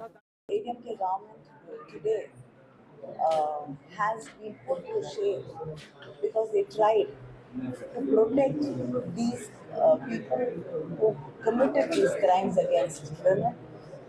They refused to, even accept a complaint against these people. Their intention was to protect. It was the DMK, it was the opposition parties and the press which fought for justice for these affected women, and today justice is prevailed. சட்டத்தின் முன் அதாவது சட்டம் தன்னுடைய கடமையை செய்திருக்கிறது. உங்களுக்கு தெரியும், அந்த குற்றவாளிகள் யாராக இருந்தாலும் அவர்கள் மேலே கடுமையான நடவடிக்கை எடுக்கப்படும் என்பது இதை காட்டுகிறது. இந்த குறிப்பாக சகோதரிகளுக்கு எதிரான குற்றங்கள் அதை 0 டாலரன்ஸ் ஆக தான் நாம் பார்க்க முடியும். அந்த குற்றவாளிகளுக்கு தண்டனை கொடுப்பதை நான் வரவேற்கிறேன். An extremely important case there in Tamil Nadu. Now, to understand the importance of this verdict from several different aspects. Joining me this evening, my colleague Sam Daniels, noted actor Kutti Padmini, who has followed the case very, very closely, like advocate Swapna Sundar and activist Brinda Adige. Thanks to all four of you for joining me here this evening. Before I get to the guests on the panel, Sam, put this in perspective, because on the one hand is the gravity of the crime and the case, which had really shaken up the state and perhaps the rest of the country as well. But in terms of the prosecution too, there are snippets and important aspects of information that needs to be shared in terms of how it was dealt with. That's right, Virirago. Initially, no survivor was willing to report or come forward to put things on record. And only one college student had come forward. Only after the CBI took over, they had to persuade the survivors to come forward and give complaints. And totally 8 survivors, including a college student, had given their statement. But to get them to come to the court and depose was a challenge. And it was here the CBI ensured that the Witness Protection Act would be followed in letter and spirit. They formed secret groups, persuaded the survivors that their identity will not be revealed, their safety would be ensured, and then they gained confidence to come to the special court and depose. And that was a major, major challenge which the CBI ensured would happen smoothly. And more than 40 witnesses were examined, not one turned hostile. That was another major achievement by the CBI. And when it comes to the evidences, they had to rely on the video evidences, the video of the sexual assault the perpetrators had recorded. And that was the challenge, to get them authenticated, to be validated forensically, and then 200 other digital documents. So this case strongly relied on digital evidence, and 8 cases were tried together, as the Madras High Court ordered that way, because there were 8 survivors and they were tried together. And this had paved way for all 9 accused to be granted life sentence, and A2, the second accused, got 5 life terms and A1 got 4 life terms. And in this case, with this judgment, in a sense, this gives a great confidence and hope for other survivors that the prosecution is quite serious in terms of protecting their identity, to take the job of prosecution seriously, to ensure that every piece of evidence would be presented in a watertight way so that the perpetrators could be brought to justice. And this could, in a sense, motivate other survivors in several other cases too to come forward to report boldly.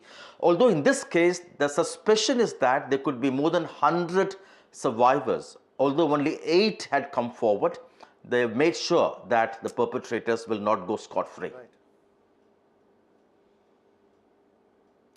Right, important point that you're making there. Yes, in terms of protecting identity, getting survivors to come forward to be able to give statements is a very, very important process in the process of justice. Ms. Padmini, ma'am, you followed this case very closely. First of all, your initial reactions. Do you believe finally justice has been delivered in the case, and is there a sense of closure?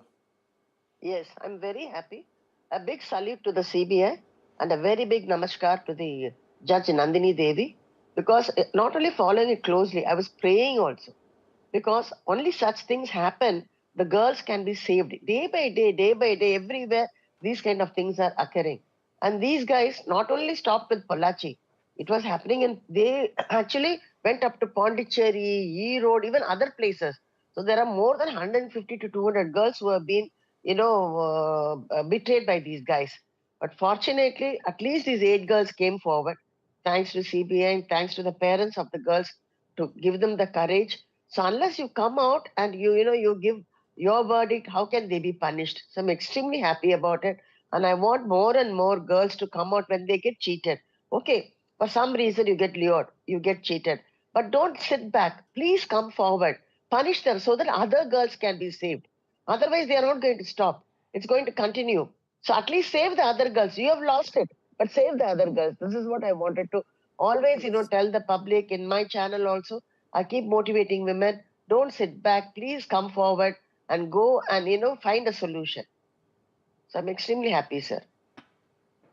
Right. Important point that you're making there, you know, a sort of a campaign to encourage victims to speak out, survivors to speak out, not just in the interest of justice, but also in terms of preventing it, ensuring that others don't fall prey to a similar kind of incident. Swapna Sundar, Yes. when you see it from a lawyer's point of view, in terms of the key focus areas that you pick up in the case, both in terms of the arguments that were presented, but also more importantly in terms of evidence and the and bringing the ability to convince the girls hide their identity, because we believe in some of their cases the women, the families were not very keen on them going before the court, but to convince them to come before a court of law is a critical challenge.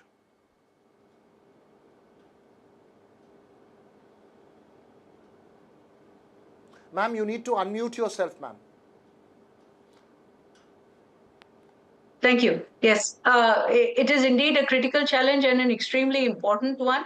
In fact, I'm dealing with a couple of cases, one dealing with POXO currently, and also other cases that I'm dealing with. One of the very crucial principles of sexual harassment and other kinds of violence against women and victims, I think confidentiality is very important. The second important aspect here that I see is that IT was extensively used, information technology, cybersecurity was extensively used in order to make sure that these videos and did not find their way to the media. In some sense, I think the media has also been supportive of the case because not many things came out. It was done in a way that it was kept in the background until the final decision was made. I also have the way that the prosecutors have taken forward this case is to ensure that the justice was done from both sides. So I'm sure that there was a lot of evidence also presented on behalf of the victims, but also on behalf of the perpetrators. So there was justice and fairness that was done.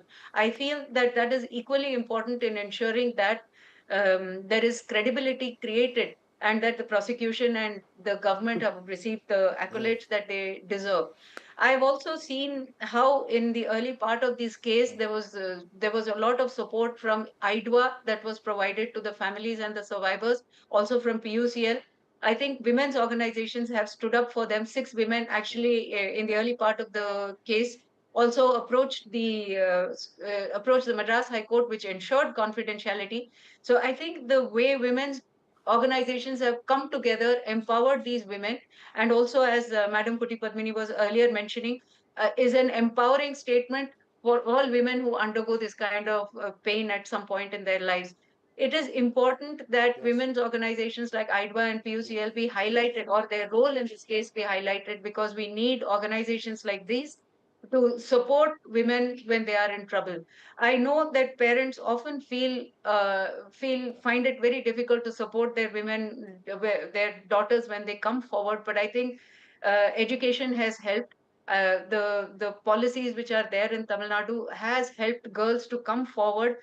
And yes, while parents and family members might feel embarrassed or even humiliated, socially judged by these cases that they are getting involved in, I'm happy that they came forward.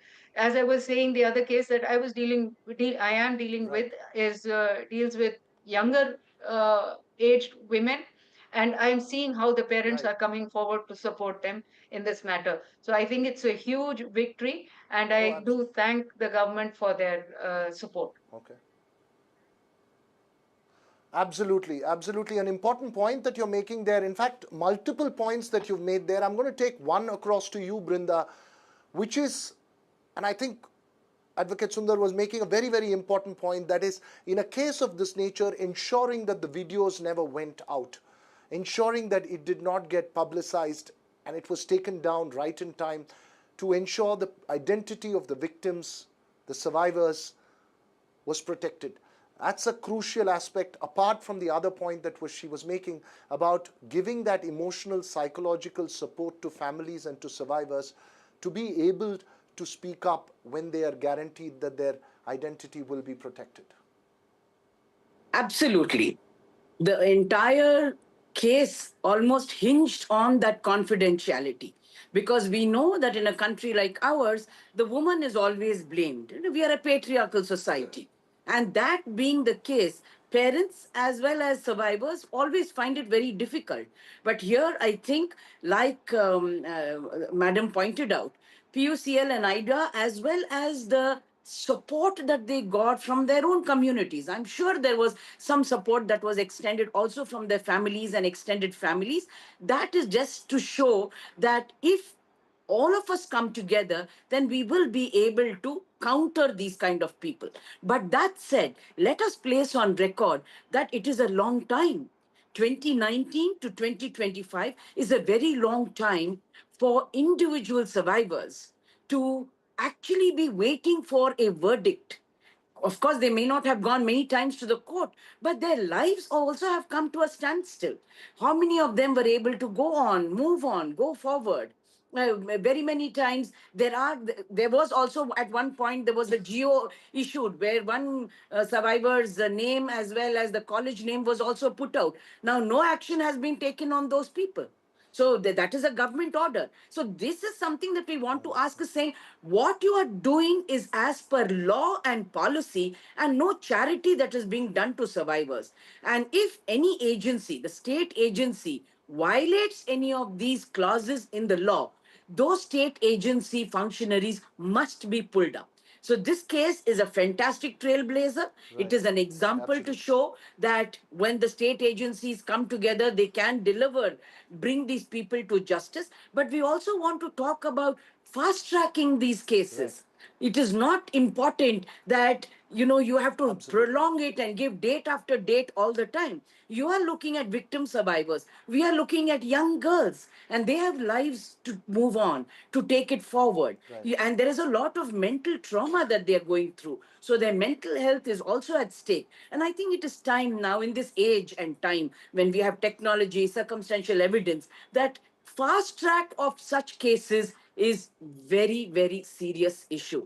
That said, I do hope that these girls, the victims, will be able to move on strongly because of the strength they get from their families.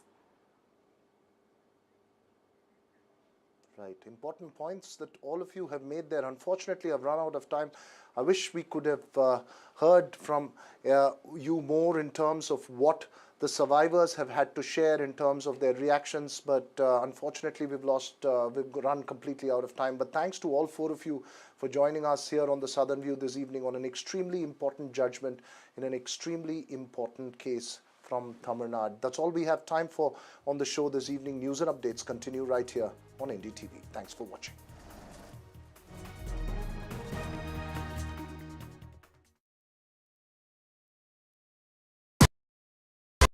That's huge.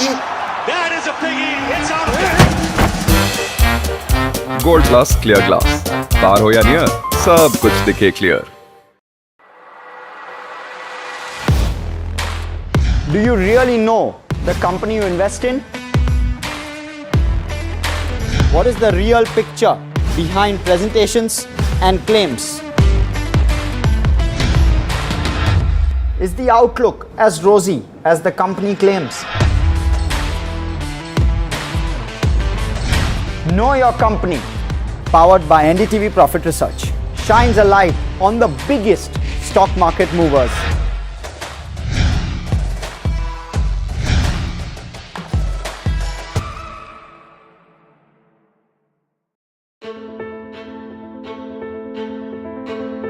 News is not just headlines, it is what impacts you. And news should never be mistaken for noise.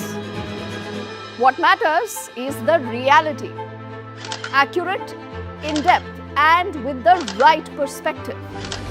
For over 20 years, I have been a journalist, and never has clarity mattered more than now. At Newsnight, we go beyond the surface. We dissect the details, challenge the narratives, and bring you the unparalleled clarity you deserve in a world clouded by misinformation. We are bold, we are direct. Newsnight, for the news in your interest. Only on NDTV 24/7. In today's interconnected world, India's voice is more crucial than ever. When India speaks, the world listens. At NDTV World, we are that voice, bringing you intelligent and insightful news from India and beyond. From geopolitics and diplomacy to economic shifts, migrations, tech disruptions, and the stories of our diaspora. We cover the news that shapes our global future. NDTV World, your new home for global news, is here. I've been reporting on all issues big and small from Andhra Pradesh, Telangana, rest of South India, bringing you all the action, all that you need to know, all that you want to know. The energy of maximum city is infectious. I'm bringing that energy in our news coverage from financial capital Mumbai. Covering from the southernmost part of India over the last 23 years, I bring in-depth and 360-degree coverage from the Dravidian heartland. The land of Mishti, also known for its bitter politics. I have seen much water flow under the Howrah Bridge, covering Bengal in all its vivid colors. India's IT capital is always bustling, a city full of startups, stories and surprises. And I keep you ahead.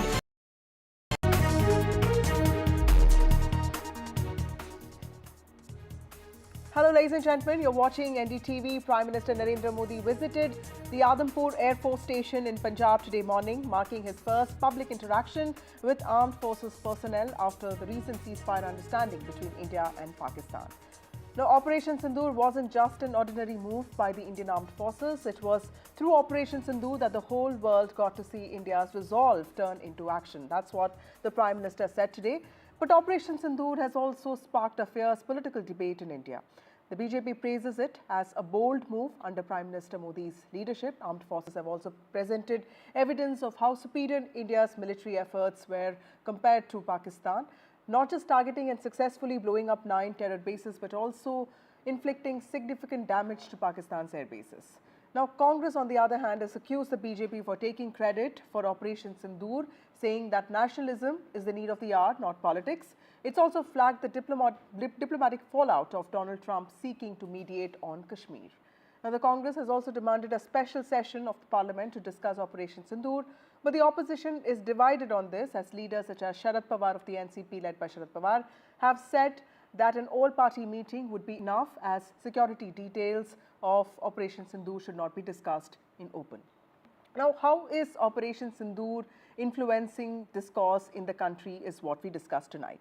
Before I get in my guest, let's take a look at what the Prime Minister said today and how politics has started playing out around Operation Sindhur. आतंक के विरुद्ध भारत की लक्ष्मण रेखा अब एकदम स्पष्ट है। अब फिर कोई टेरर अटैक हुआ तो भारत जवाब देगा, पक्का जवाब देगा। ये हमने सर्जिकल स्ट्राइक के समय देखा है, एयर स्ट्राइक के समय देखा है, और अब तो ऑपरेशन सिंदूर भारत का न्यू नॉर्मल है। और जैसा मैंने कल भी कहा, भारत ने अब 3 सूत्र तय कर दिए हैं। पहला, भारत पर आतंकी हमला हुआ तो हम अपने तरीके से, अपनी शर्तों पर, अपने समय पर जवाब देंगे। दूसरा, कोई भी न्यूक्लियर ब्लैकमेल भारत नहीं सहेगा। तीसरा, हम आतंक की सरपरस्त सरकार और आतंक के आकाओं को अलग अलग नहीं देखेंगे। दुनिया भी भारत के इस नए रूप को, इस नई व्यवस्था को समझते हुए ही आगे बढ़ रही है। इस पूरे ऑपरेशन के दौरान हर भारतीय आपके साथ खड़ा रहा। हर भारतीय की प्रार्थना आप सभी के साथ रही। आज हर देशवासी अपने सैनिकों, उनके परिवारों के प्रति कृतज्ञ है, उनका ऋणी है। ये समझ के पर है कि देश का पूरा विपक्ष एक सुर में मांग कर रहा है, सपोर्ट कर रहा है आपको, साथ में मांग कर रहा है। मांग क्या कर रहा है? पब्लिक डोमेन में सब बातें आ जानी चाहिए। अगर पार्लियामेंट सेशन चलेगा, उसमें बहस होगी, तो आपकी सोच क्या है, पाकिस्तान में एक्चुअल में क्या हुआ, आपने क्या किया, आपकी नीति क्या है, जो आप कल बोले हो, ये अगर रिकॉर्ड में आती है, पूरा देश सुनता है। ऑल पार्टी मीटिंग में कई सुझाव आते रहते हैं। 2 मीटिंग आप की है, आप खुद नहीं गए, अब तीसरी मीटिंग में आप कुछ चले जाइएगा मान लीजिए, और मैसेज अच्छा जाएगा देश के लिए। बात ऐसी है, जहाँ से कोई विशेष करके पार्लियामेंट का हम तो इसके खिलाफ नहीं, मगर ये सेंसिटिव इशू है। इस बारे में डेप्थ डिस्कशन, सीरियस इशू है, तो सदन में लेना मुश्किल होता है। मगर इसमें कुछ बातें ऐसी होती है कि वो कॉन्फिडेंशियल रखने की आवश्यकता होती है नेशनल इंटरेस्ट के लिए। इसीलिए हमने कहा कि ठीक है, सेशन बुलाना हो तो बुलाइए, मगर सेशन बुलाना हम आपस में बैठेंगे तो होगा। Shazia Ilmi of the BJP joins us now, also Colonel Rohit Chaudhary of the Congress Party. We also have Amitabh Tiwari, author and political analyst, joining us. Thank you all of you for being here. Shazia, to you first. BJP has praised Operation Sindhur as a bold move undertaken by our armed forces under Prime Minister Modi's leadership.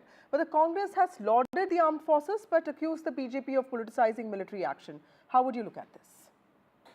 I think the very fact that they are kind of targeting BJP at this point of time, that it amounts to attacking BJP, and that is being done at this point. So that indeed is politicization. If this is not politicization, what else is? And the fact of the matter is, everything is out there for everybody to see. There are regular briefings from DGMO, the Foreign Secretary, Prime Minister has spoken, and of course a foreign spokesperson for for MEA. So it's all out there for everybody to know and see, to create some kind of a controversy or to, muddy the waters and to talk about the unknown and some random factor and to bring that in is just a dire need to be critical, and only because they feel this FOMO, fear of missing out. So they need to be a party of this whole thing, and they're clearly not. Their own matter. It is BJP in which the country has reposed the faith. It is the armed forces to which we are eternally grateful. Congress need not do silly things to get attention. And I think the warning given to Pakistan has been very clear and ambiguously stern. Operation Sindhur continues. It is ongoing. It is just being suspended for the time being. And we have seen what we are capable of. And it's for the whole world to know. So to make up issues and to drag in issues that do not matter and are completely clear is clearly an attempt to kind of get some kind of brownie points and make the government look weak at some level. And that doesn't go very well. That doesn't run very well, I think. Colonel Chaudhary, this is not the time to make the government look weak, because this is the time for India to stay united, is what Shazia is also saying. But, there's one point that she's made which is very important. There have been 2 all-party meetings. The Prime Minister spoke about Operation Sindhur only yesterday. That's almost 6 days after the operation was launched. The faces of communication of Operation Sindhur were also people from the armed forces. Why then do you think that there is politicization of this by the BJP? Because even in his first speech, the Prime Minister talked about all parties being united. Look, for our country's national security, integrity, and sovereignty, the country is united.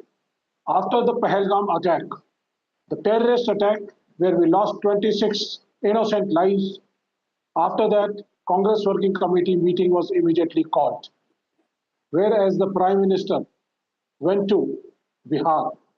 See, the issue is that we are unanimous. We are throwing our entire weight. Our entire leadership has conveyed it to the government that we are with the government. We want strong, decisive, and punitive action against the perpetrators of this heinous crime against the humanity.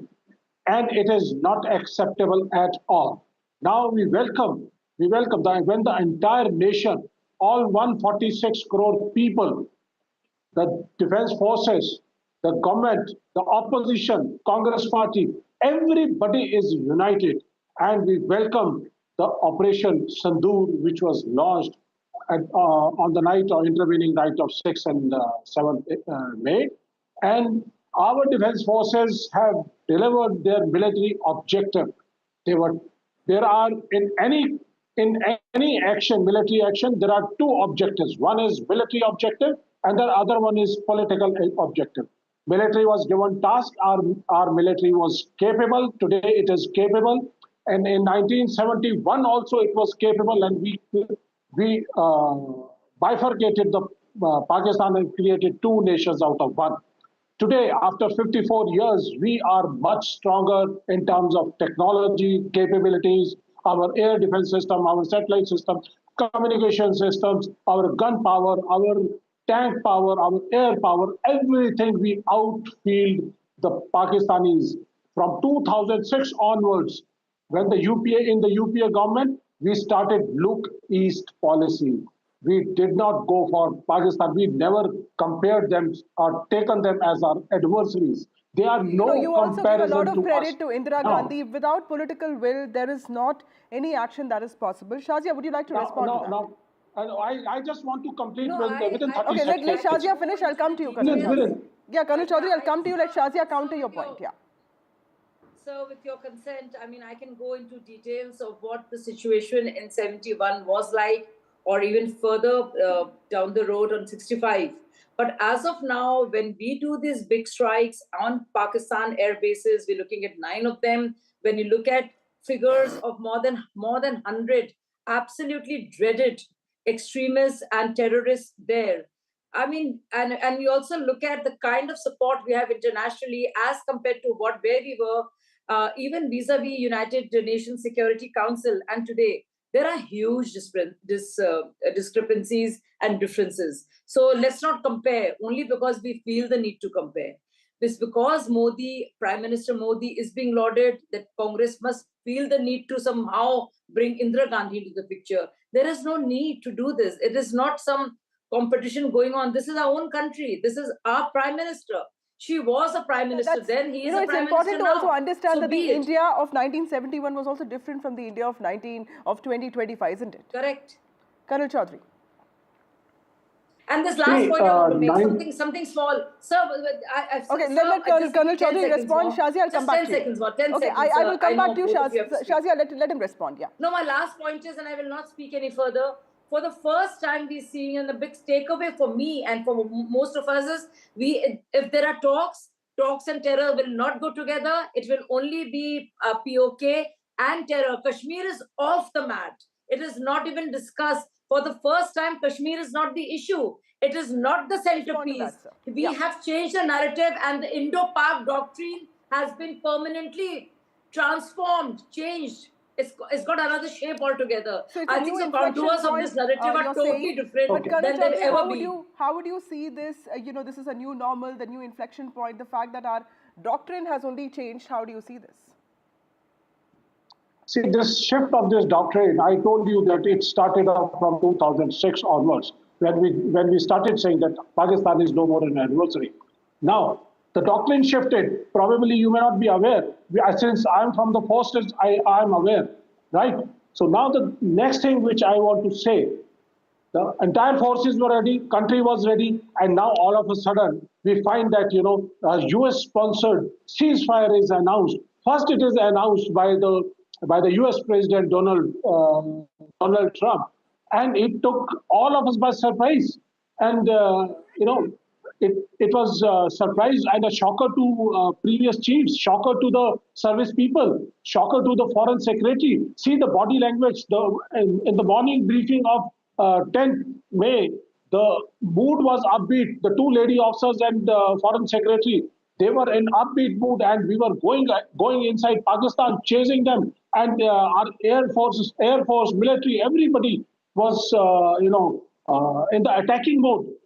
And suddenly, a US-sponsored terrorism, which has US-sponsored ceasefire, it was announced. Valid point. Let me ask Shazia this before I come to Amitabh Tiwari. If you need to get patient. I just want to say that in the tweet, and there are three reactions. There are three reactions by Donald Trump. First tweet, it was very derogatory. Okay, let Shazia respond now. Shazia? Yeah. No, it's a very important point, sir, because, sir, let me just get Shazia now, please. So, and you're not the only one, of course. Donald Trump has decimated the Indian spokesperson, I want to tell you, this is not acceptable to us. This is not acceptable. This is not acceptable to anyone in this country. There is no need for any third-party mediation. So I don't know why you would call it US sponsored. You know, it is your leader Rahul Gandhi who goes and trashes India and undermines India in the US. We don't do it. So stop doing this on television also, and stop calling it a US sponsored ceasefire. Stop saying that, because you undermine your own country. I mean, you don't respect your own prime minister. You don't respect your own sovereignty when you say that. So it is quite sad that you will undermine Indian sovereignty only to make Modi look bad. I think that is crossing a line, sir, and I forbid you to go there. Tiwari, thank you for waiting patiently. How do you see Operation Sindoor influencing national political discourse? Because just 2 weeks ago, we were discussing caste census, but with Pahalgam terror attack, the sentiment of the country is different now. Operation Sindoor has also taken this to a very different level, because we are seeking accountability for terror, national security, nationalism is back being our focus areas. How do you see this changing our political discourse?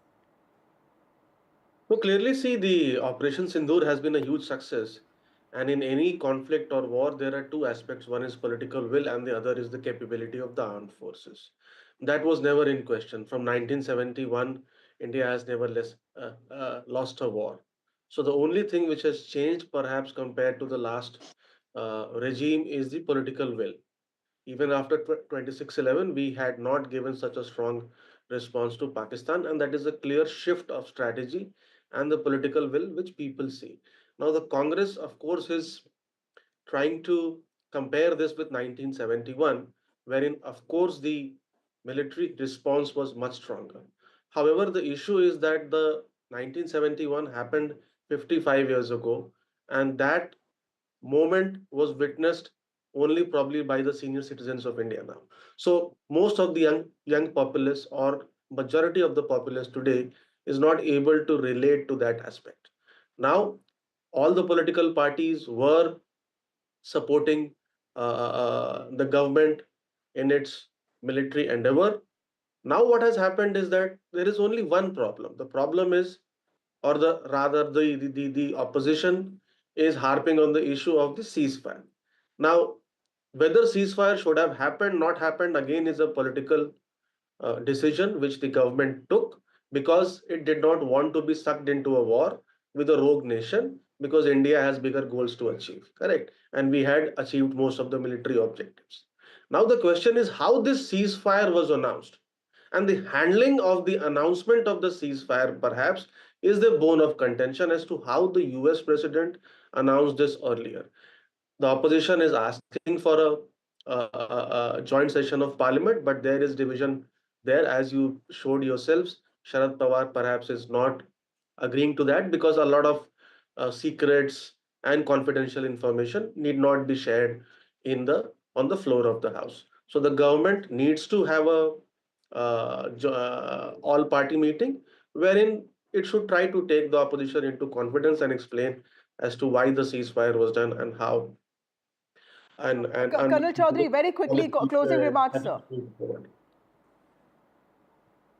Look, the only issue is that the defense forces were ready, nation was ready, the opposition was ready, government was ready. but how this ceasefire has come up. Now the thing is that Operation Sindhur, they say that it has been postponed. Initially they said it is finished, then they said it is postponed. I don't know. There is a state of confusion. All the chuttis and leave and everything of all the defense forces, it has already resumed, and there is no the level of alertness, level of action has gone down. Yeah, we have to wrap the show. That is fine. Shazia, that yeah. is fine. That Yes. is fine.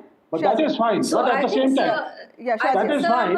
At the same time, to you, we and want Shazia, yeah. that we should Let's know just have that Shazia, why it please. has happened, Operation how it has happened, Stagit means for the time being, India and Pakistan. for the time being, Operation Sindoor is not operational, but they have tasted our retaliation, and they have an idea about what it tastes like and what it feels like, and will come back to haunt them if they were to indulge in another act of terror, which has been, and that is the new normal. This is exactly what Prime Minister said. This is what I'm repeating to you, sir. So do not get Indira Gandhi now to compete with our Prime Minister. It's all right. You know, you give it to the Prime Minister. He's your Prime Minister too, you know that? So just to remind you, sir. And I think it's really unfair to say, oh, my Prime Minister was better than your Prime Minister, and you know, this is US sponsored. I think that is we do not ever undermine the sovereignty. Okay, completely out of time, Shazia. Thank you, Shazia. Thank you, Colonel Chaudhary. Whatever he wants to say, why do you want to say it? Right. Thank you all of you for joining me on this broadcast. Yes, completely out of time, Colonel Chaudhary. We'll have to take this debate forward. Last line. Okay. Okay, we'll have, as it was told as it was told in one of the bhashans of Pradhan Mantri. But at the same time, Pakistan is boiling. Pakistan can be dismantled. There could have been a chance that Pakistan could have been disintegrated. Okay, completely out of time. Thank you all of you for joining me on this broadcast. The question here is, to what extent is it appropriate for political parties to frame military actions within electoral narratives? But is it also inevitable, because this is politics, we are a democracy, and credit will always be taken by political parties, especially when they accomplish something. But what are the implications of opposition's skepticism on national unity during times of military engagement? These are the larger questions that would need a lot of thought. But one thing is clear, Pahalgam terror attack and the subsequent Operation Sindoor have united the country and nothing before. And it is also the collective moral strength that is driving the world to push for accountability on terror. Also joining us now is former Ambassador Manjeev Puri. Thank you, Ambassador Puri, for joining us on this broadcast. Always a pleasure to have you on the show, sir.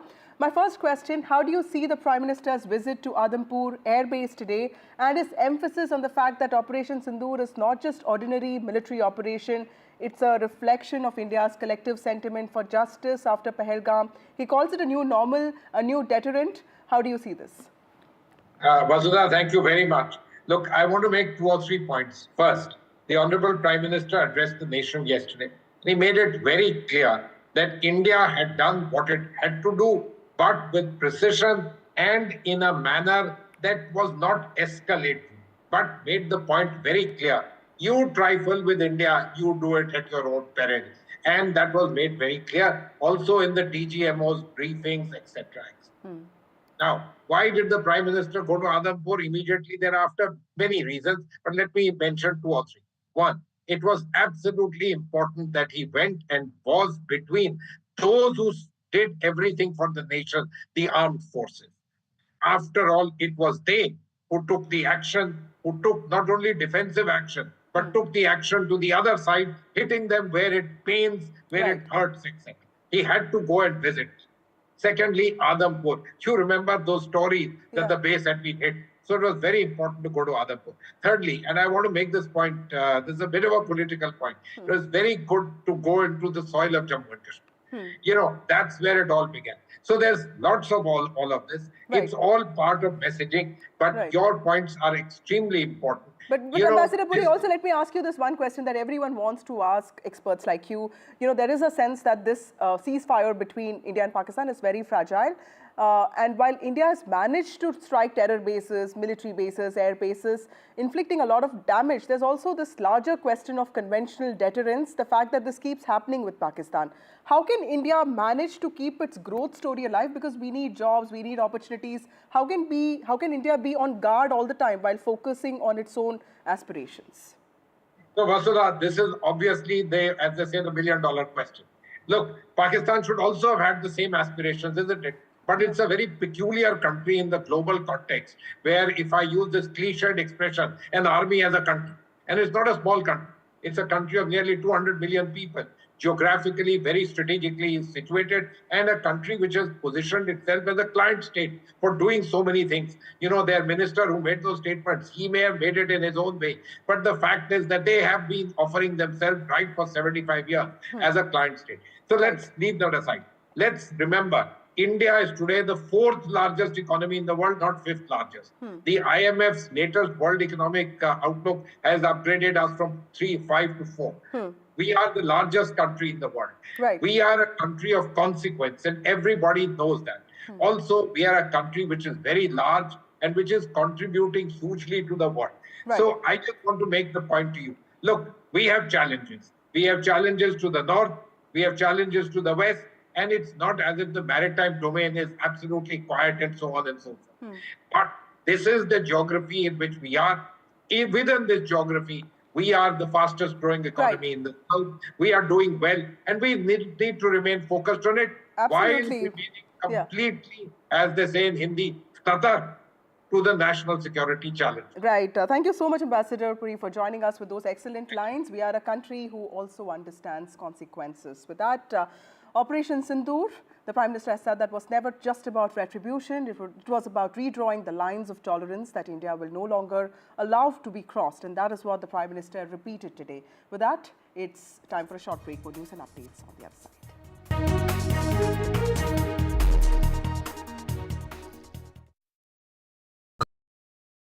तू ही तो है जिसकी सच्चाई वाली clarity की वजह से मैं आज यहाँ हूँ। गोल्ड प्लस सिल्वॉक्सी मिरर्स, ऐसी क्लैरिटी कि आपको सिर्फ सच नजर आए, चाहे कितने भी साल बीत जाएं। If it matters to you, if it matters to you, if it matters to you, it matters to India. It matters to India, and it matters to me, and it matters to me. India Matters with Shivaru, only on NDTV 24/7.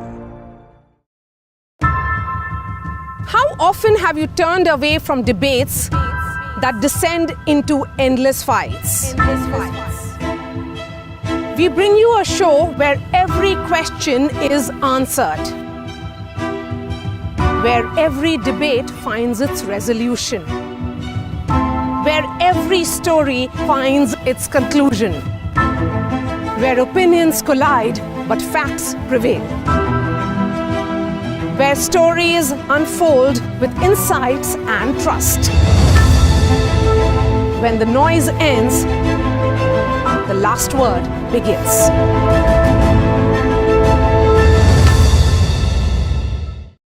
These are the visuals that are coming in. Let's go full frame with it. For every big news story, you can't defend the indefensible, Ruchira Kamboj, but that's what Pakistan has been doing for a very, very long time. We are sifting through a lot of information.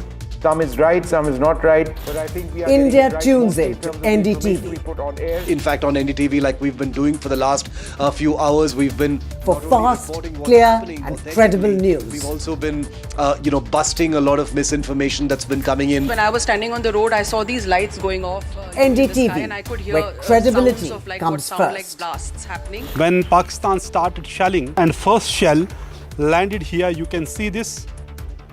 Well, we have reached at ground zero, and this village is NDTV. First, fast, factual.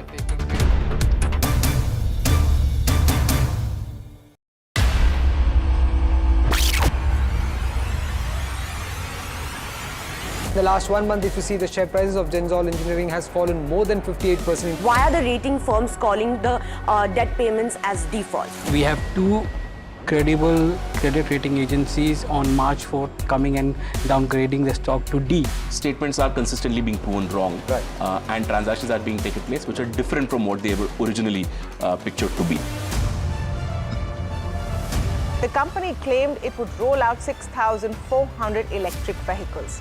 But what it has rolled out is a shocking scam. Funds meant for the project were funneled allegedly back to the promoters, the Junkie brothers. What did the money buy? Not EVs, of course, but a lavish flat in Gurgaon's luxurious DLF Carmelias.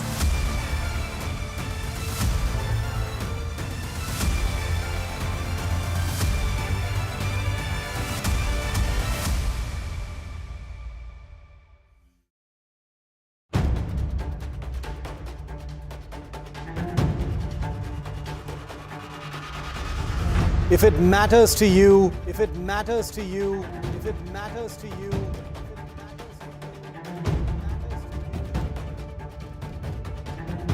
it matters to India. It matters to India. It matters to India. And it matters to me. And it matters to me.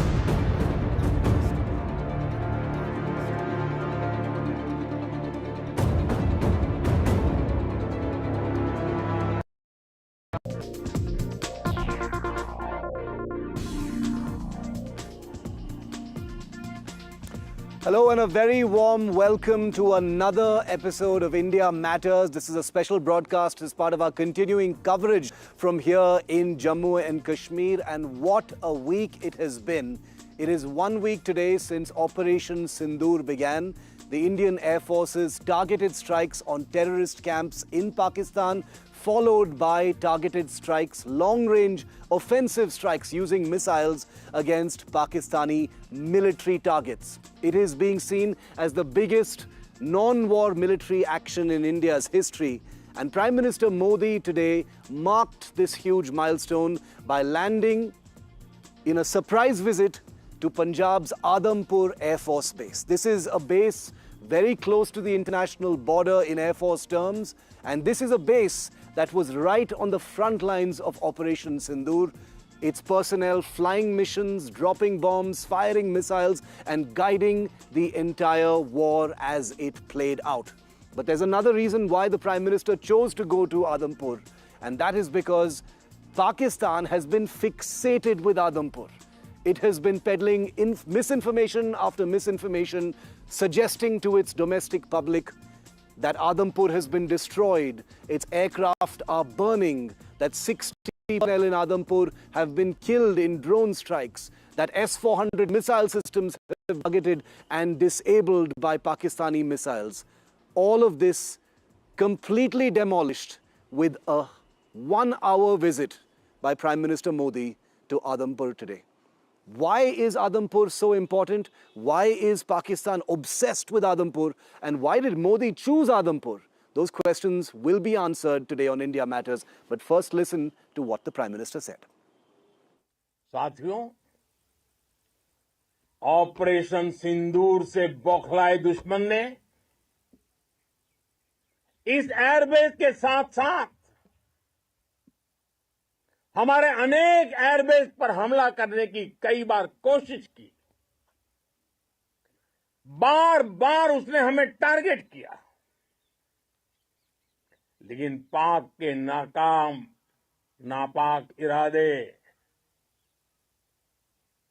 हर बार नाकाम हो गए। साथियों, operation Sindoor से बौखलाए दुश्मन ने इस airbase के साथ साथ हमारे अनेक एयरबेस पर हमला करने की कई बार कोशिश की। बार बार उसने हमें टारगेट किया, लेकिन पाक के नापाक इरादे हर बार नाकाम हो गए। And I have an absolutely terrific panel of experts on this show that I was really looking forward to putting together to get some real perspective on why Adampur the efficacy of the Indian strikes, and the symbolism of the Prime Minister visiting a forward base just a few days after those long-range strikes. Welcoming onto the show, Lieutenant General KJS, or Tiny Dhillon as he's better known. He's a former chief of India's Defence Intelligence Agency. He's also been a corps commander of the Srinagar Corps, where I'm broadcasting from tonight, and also a best-selling author and commentator. Welcome, General Dhillon. Thank you very much for being with us. Anshit Gupta is a well-known Indian Air Force historian. He runs a popular website and documents in amazing detail the track record of the Indian Air Force, and his voice is going to be crucial and valuable to what we're discussing today. Angad Singh is my favorite air power expert. You've seen him often on my show as well, and he's going to offer his perspective on the strikes and the symbolism of Adampur. Gentlemen, good to have you. Thank you for your time. I really appreciate it here on India Matters. General Dhillon, I'll kick it off with you. You're the senior most among us, so we would love your view on the symbolism of Adampur. The Prime Minister choosing to land there. It was a hush-hush visit, obviously for security reasons, because Operation Sindhur is still very much on. What did you think of it, General? Thank you, Shiv, and good evening to you and our fellow panelists and to your viewers. To start off a very serious subject on a lighter note, I am the most experienced out of you all, not senior.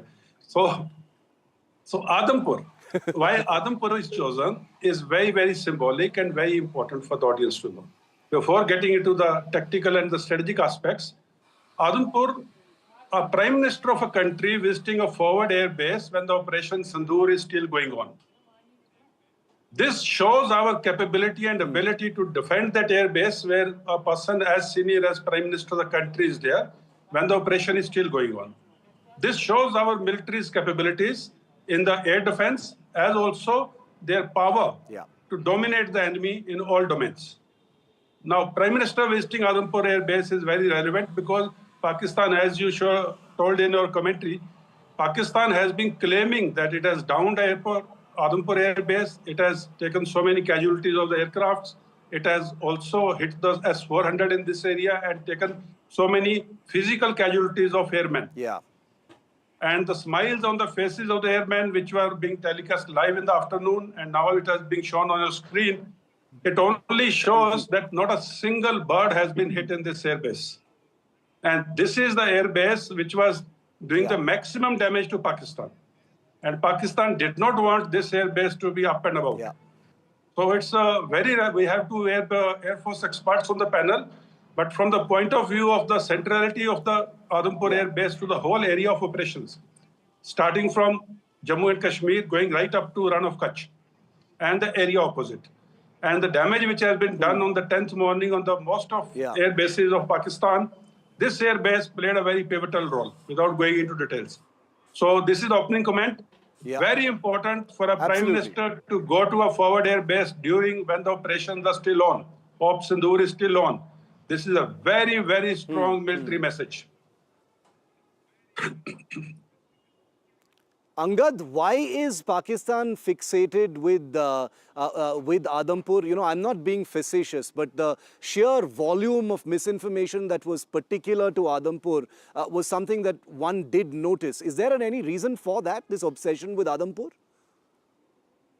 I think, Shiv, in the modern era, let's start with the obvious. It's close to the border. It's a forward airbase of the Indian Air Force. Yeah. And in the modern era, Adampur has been pretty central to the Indian Air Force's posture, in particular the Indian Air Force's posture against Pakistan.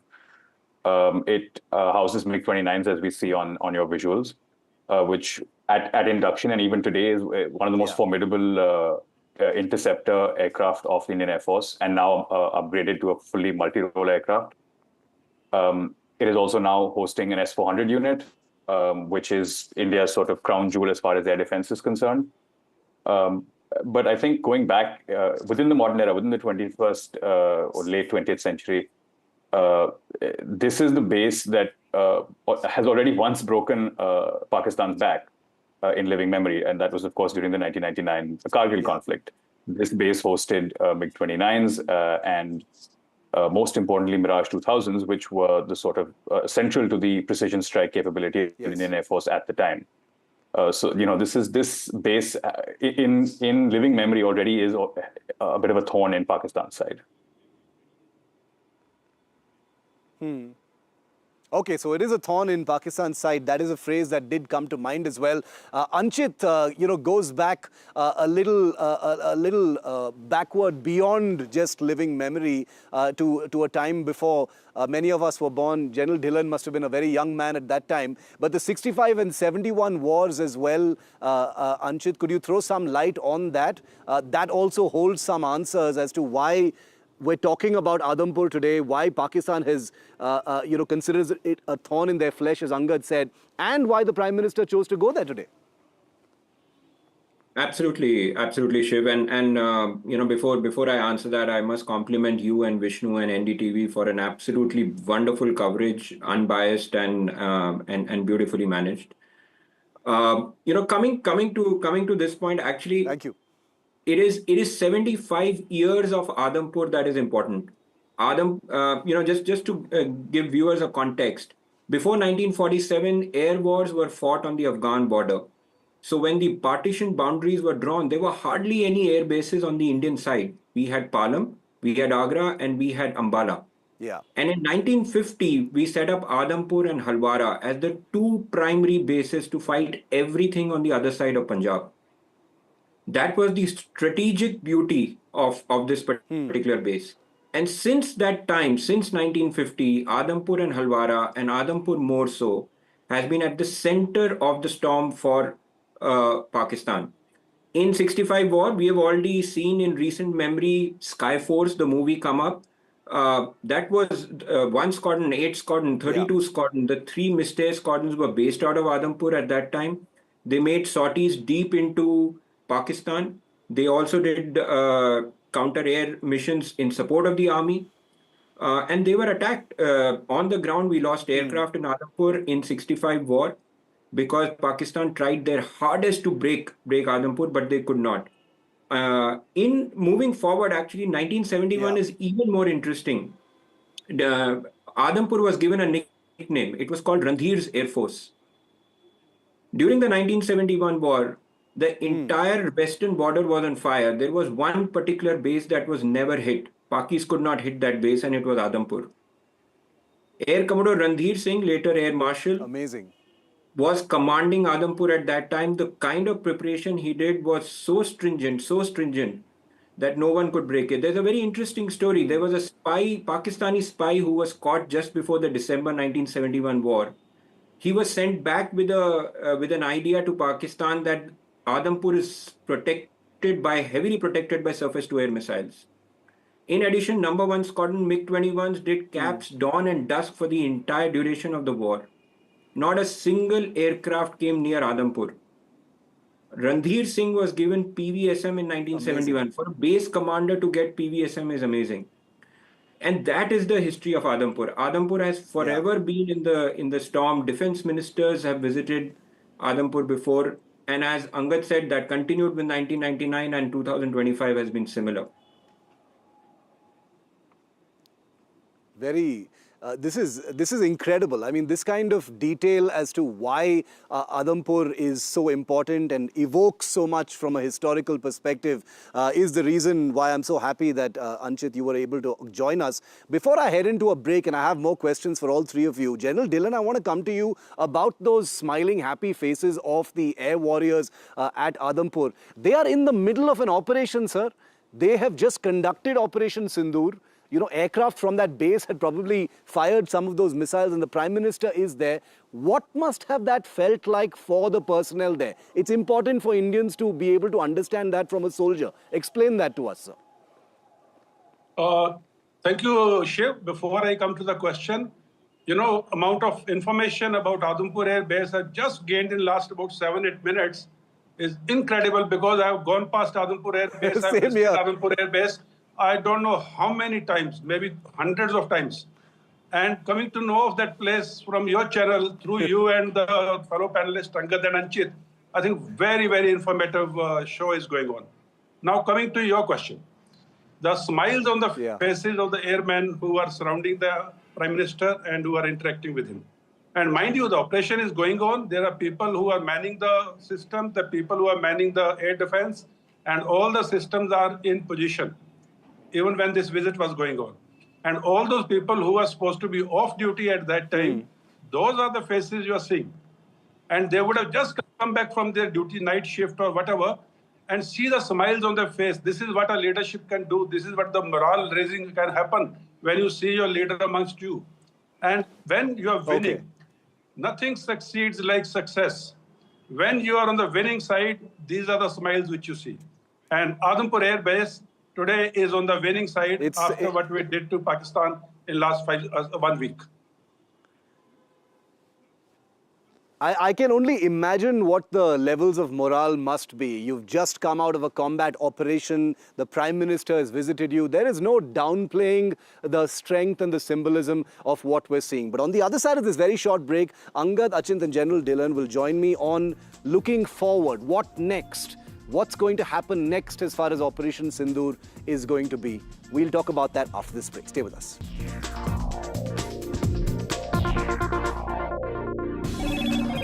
Hello, Moto. Motorola,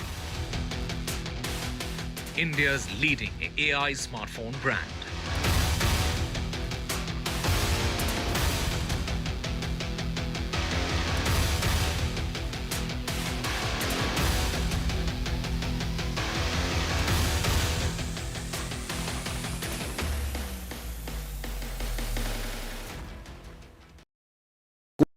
gold plus optimistic reflective glass लगाओ, धूप की गर्मी को दूर भगाओ और बिजली का बिल भी बचाओ।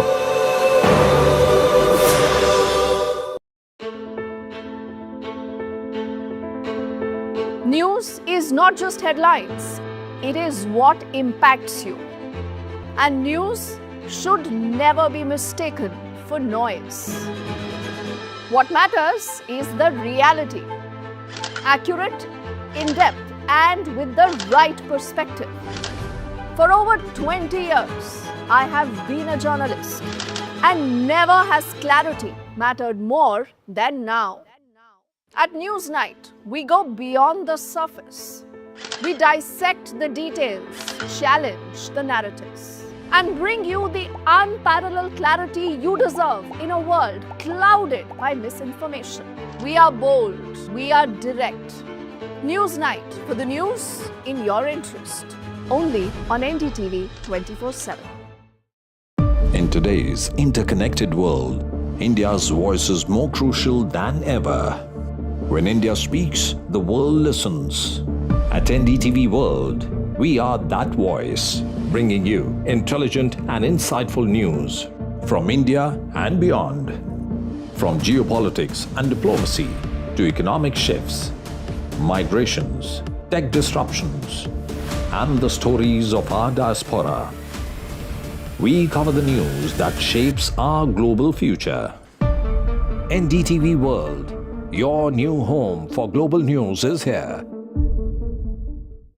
I've been reporting on all issues big and small from Andhra Pradesh, Telangana, rest of South India, bringing you all the action, all that you need to know, all that you want to know. The energy of maximum city is infectious. I'm bringing that energy in our news coverage from financial capital Mumbai. Covering from the southernmost part of India over the last 23 years, I bring in-depth and 360-degree coverage from the Dravidian heartland. The land of Mishti, also known for its bitter politics. I have seen much water flow under the Howrah Bridge, covering Bengal in all its vivid colors. India's IT capital is always bustling, a city full of startups, stories and surprises. And I keep you ahead on all the Bengaluru buzz.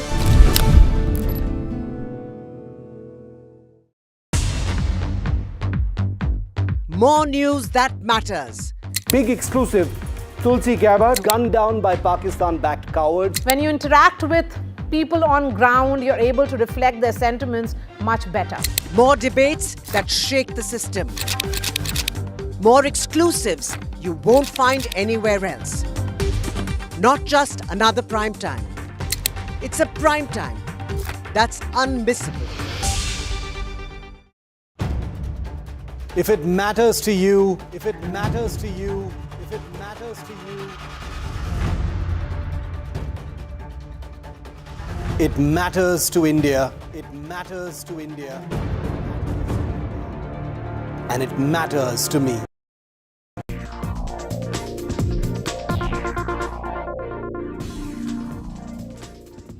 Welcome back to India Matters, and we are having a fantastic time discussing the Prime Minister's decision to visit the Adampur base, a base that has been on the front line of Operation Sindoor. General Dhillon, Anchit Gupta and Angad Singh continue to be with me. Angad, I'm going to come to you now. Operational details, the specifics of what the Adampur base may have done in Operation Sindoor is obviously classified at this point of time. The operation is still on, and even beyond those details may never actually come out in any great granularity. But as an air power observer, as an expert and a lover of all things that fly, what kind of role in your view would the Adampur base have played? Be as specific as possible, because we're talking theoretics now. Right, Shiv. So broadly, Adampur would have served as a launch pad for strike aircraft. That is, aircraft that would be in for the various strikes conducted across the past week. Offensive counter-air missions, that is, aircraft given the air-to-air role to ward off Pakistani fighters. And of course, the air defense role, which I think the air defense systems of India have really become the stars of this past week. Adampur is home, will have been home to a set of air defense systems, ranging from the ultra long range S-400, all the way down to short range local area air defenses like your Akash surface to air missiles, your Iglas air defense guns, soft kill counter drone systems, and things like that. So really, the full spectrum of air operations would have been conducted from Adampur. Okay, very interesting. So, we've spoken about the geography and a little bit of the history as well, Anchit. Could you weigh in on that? Has Adampur in the new era, as it were, post-Kargil and especially in the last few years, become even more important to the missions that India wants to conduct against Pakistan, and especially in this last week, Anchit? Absolutely. I think it has continued to be very critical, Shiv. If I could use a boxing analogy, a lot of the bouts are about glove to glove. When you have to give a haymaker to the jaw, Adampur serves that purpose for the Indian Air Force. There are in fact 5 bases in that region that are mecca of combat flying and have saved India for the last 75 years. In fact, all citizens should be grateful to those 5 bases: Pathankot, Ambala, Amritsar, Halwara, and Adampur. It has always served as both as an offensive and an air defense base for that very reason. In 1971, the 101 Squadron got a MVC there. The CO got an MVC there for the action they did in Champ, which was critical to the army. That was taken out of Adampur. The roles may have changed slightly today because of the nature of weapons and systems at play. But its importance has not. Its importance has not. The roles have changed just slightly. General Dhillon, the symbolism is there, and obviously it was no coincidence that the Prime Minister decided to go to Adampur at this point of time. How do you see things going forward? We talk about deterrence a great deal, and this week, the Indian Air Force has done something, including from Adampur, but also obviously from other bases, that can only be described as military history from any perspective. And there are people all around the world acknowledging that and validating that and endorsing that. But what do you see next, sir? Do you think these punitive actions from Adampur and elsewhere have taught the adversary a lesson? It will deter it from trying anything funny in the future? Shiv, 2 things have happened in the last 1 week. One is Indian military's capability. When I say Indian military, Army, Navy, Air Force, capabilities to strike at will inside enemy territory. It started with hitting the terror camps and terror headquarters, starting from Bahawalpur in Punjab, Murid Ke, Raiwind, Chakkamru, going right up to POJK, Muzaffarabad and Kotli. Pakistan's air defense could not stop or intercept our projectiles, which were designed to go and hit them in a very, very precise manner. And the way those projectiles have taken out the desired effect is indicative of our precision weapon systems and precise intelligence of the non-military targets also. And what happened on the 10th morning again our missiles could hit the air bases inside Pakistan with the same precision and same military intelligence. And again, Pakistan's air defense could not do anything. Whereas all the projectiles coming from Pakistani side, made with drones or missiles or whatever, none of them could hit the intended target. As was being talked about Iglas and SAMs and Akashes and all that, our air defense system is a combination of vintage or legacy systems, in-service systems, Make in India systems, joint venture manufactured systems, as also some imported systems. And this has been enmeshed so well. Legacy systems are as old as 25, 30 years old, although some of them have been upgraded to various versions. All the enmeshing of such systems and giving such a formidable air defense, where Indian systems are there, joint venture systems are there, imported systems are there, and Pakistan could not breach it. Whereas we could breach Pakistani airspace at will. The two things have emerged from this. One is Pakistan's offensive capabilities have not done any damage. Pakistan's defensive capabilities were exposed. And the game was not being played on India-Pakistan border. Game was being played between Chinese and Turkish weapon systems and Indian and Russian weapon systems. And the whole world was watching it. The outcome of this skirmish, if I may use the word, is being watched by all the people who are experts on aviation and ground forces offensive and defensive actions. And this will go down, and I am telling you this now, Russia will go to the bank smiling after this skirmish, because the number of orders which are going to come for S-400 system and others. And similarly, the way Chinese and Turkish systems have been exposed, their vulnerability has been exposed, is another game. We have experts here, they may be able to throw better light, but this is what I read out of the whole thing. And going forward, Prime Minister today did not only speak to the men for... just give me 30 more seconds. Prime Minister today did not only speak to the men to do a shabash and raise the morale. He actually laid a counter-terror doctrine for us. In the simplest of terms, he laid out what we'll do in case any terror act happens again on the soil of India. What will be our level and scope of retaliation? And that is, in the simplest of terms, I've ever seen a doctrine being initiated. Thank you. Very, very interesting, and I share your assessment. I'm almost out of time, but I'd like to end with Anchit once again. Anchit, you're a student of history, so you're rooted in facts and verifiable information and timelines and sequences. I'm curious to know what you thought, of the wave after wave of misinformation that Pakistan mounted specific to Adampur. Did that come as a surprise to you, or, knowing the kind of thorn that Adampur has been in Pakistan's flesh, you weren't really that surprised? Anchit. No, not surprised at all, Shiv. And I would say this particular 72-hour conflict has been amazing to see what air power can do. It has shown to the Indian citizen what air power can do. Pakistan has tried its best to try and focus on individual skirmishes, on our losses. What is important are what is important are two things. One, we stuck 10 bases. For a period of time, Pakistan Air Force was grounded. That is huge. Within 3 days, that is huge. The second very important thing is they escalated. We did not. But they failed because our air defenses held. Just put these two things together. This is an amazing thumping air power win. It shows what strategic air power can do. It shows what we have delivered as outcomes.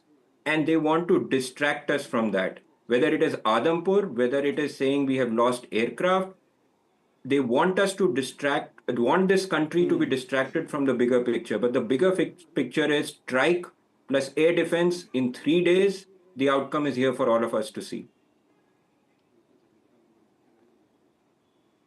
It's truly incredible, and the the significance of the images that we saw today at Adampur, the Prime Minister in front of a MiG-29, the Prime Minister very prominently, perhaps today's most viral image is of the Prime Minister saluting, with a blurry image of a S-400 in the background behind him. This was actually the first time, many people don't know, that the S-400 had been seen in public. So for many of us who track defense and the Air Force, it was our first public view. Maybe my good friends Anchit and Angad have already seen it, but I certainly have not, and I know most Indians have not, but that was a nice nugget from the Adampur Air Force Station. But I'd like to thank General Dhillon, Anchit and Angad for this. As always, when I have gentlemen like you on my show, I learn more than a thing or two, and I'm very, very grateful for that. So, gentlemen, thank you for joining me on this edition of India Matters, and I look forward to having you back very soon here on the show. It's a wrap on today's broadcast. Thank you so much from wherever you've been joining me from, and it's now over to my good friend Maria, who is continuing to put the spotlight on something we did pick up on, but it's her big focus. Maria, the misinformation wave, or should I say tsunami, from Pakistan. And you managed to, nullify a lot of that misinformation through your X handle rather effectively, Shiv. So thank you so much. Hope to see you in Delhi soon. Hello everyone, this is The Last Word and I'm Maria Shakil. India's recent military engagement, though undeclared as a formal war, showcased the strength and precision of our armed forces, achieving tactical objectives with remarkable efficiency.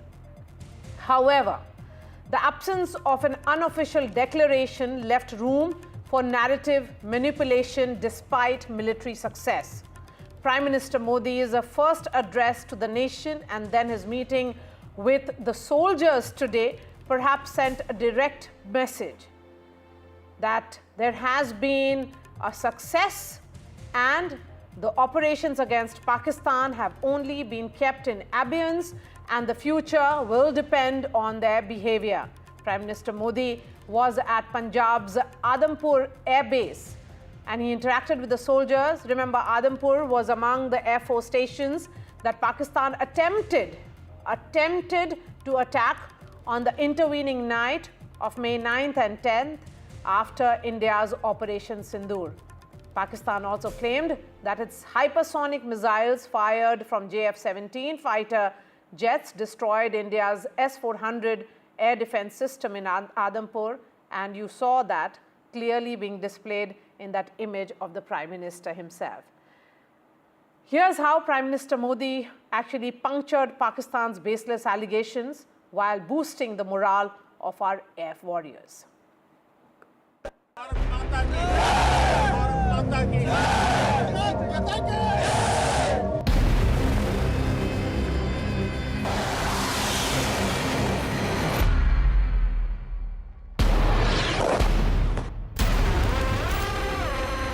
Operation Sindoor ने आतंक के खिलाफ लड़ाई में एक नई लकीर खींच दी, एक नया पैमाना, न्यू नॉर्मल तय कर दिया है।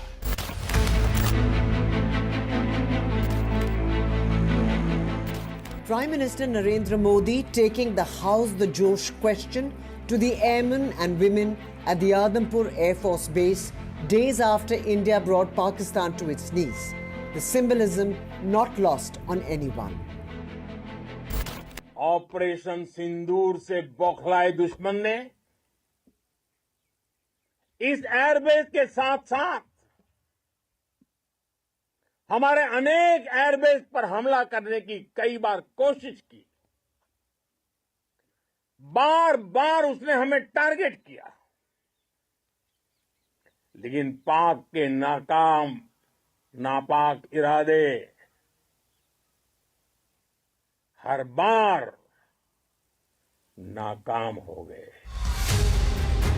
While Pakistan's defense minister peddles misinformation about India's second largest airbase in the Western Command, one that formed a key hub of Operation Sindhur without any quantifiable proof.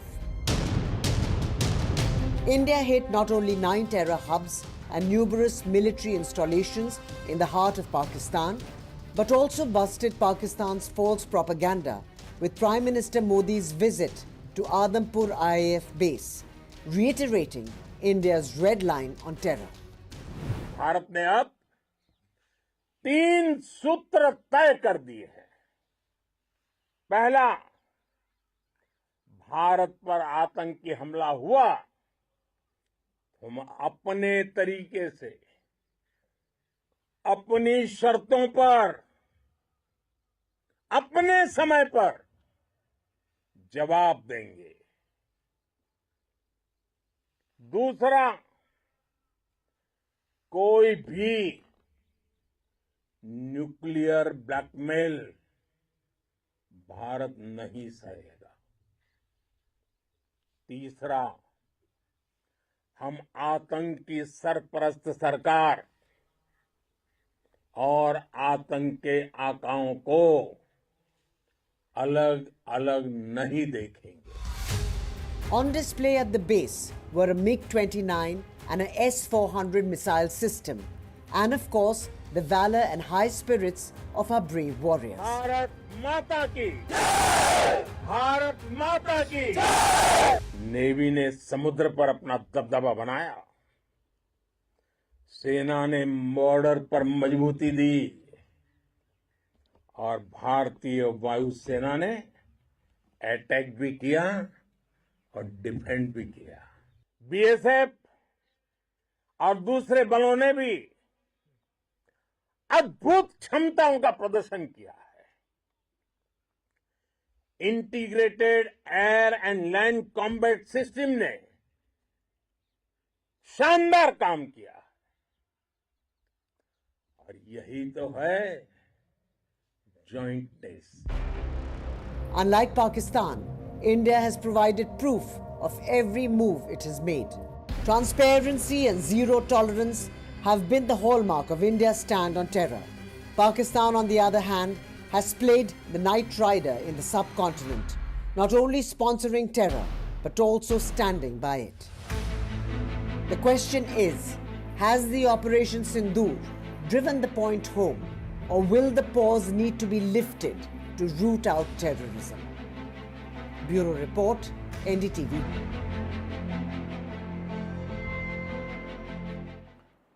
And the Minister of External Affairs today came on record.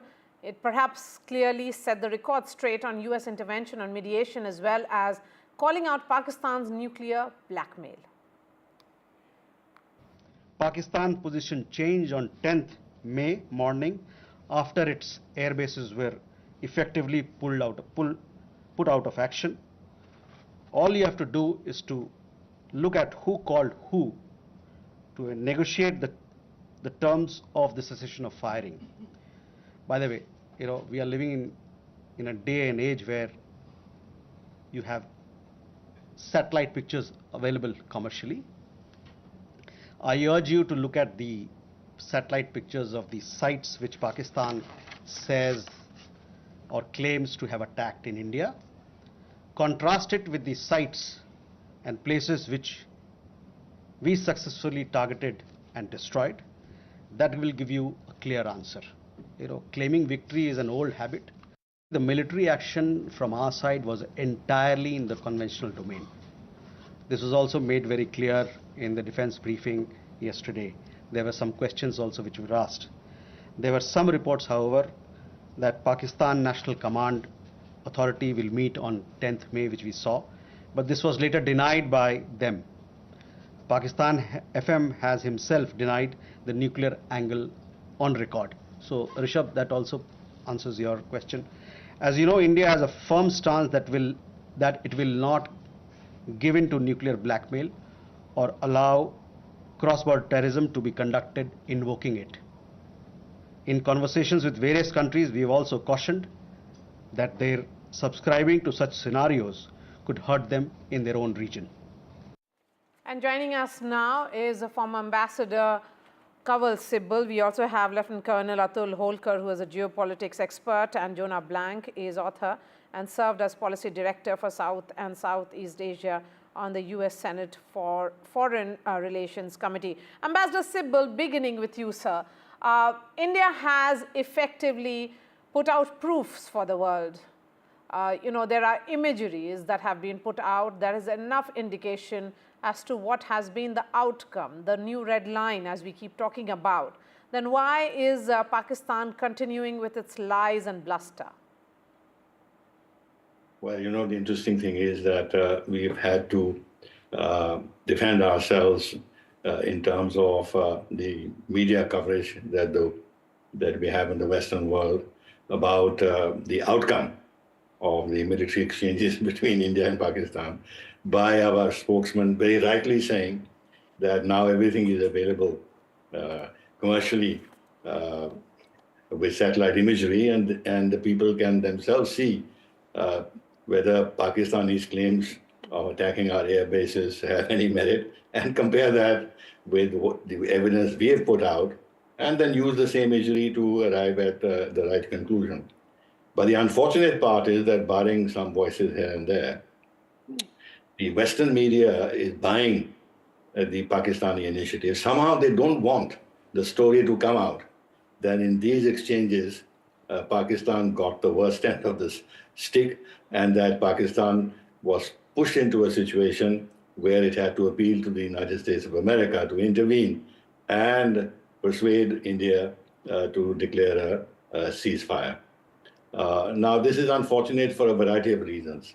One, that our expectation, and legitimate expectation, that Pakistan would draw the right conclusions from this may actually not prove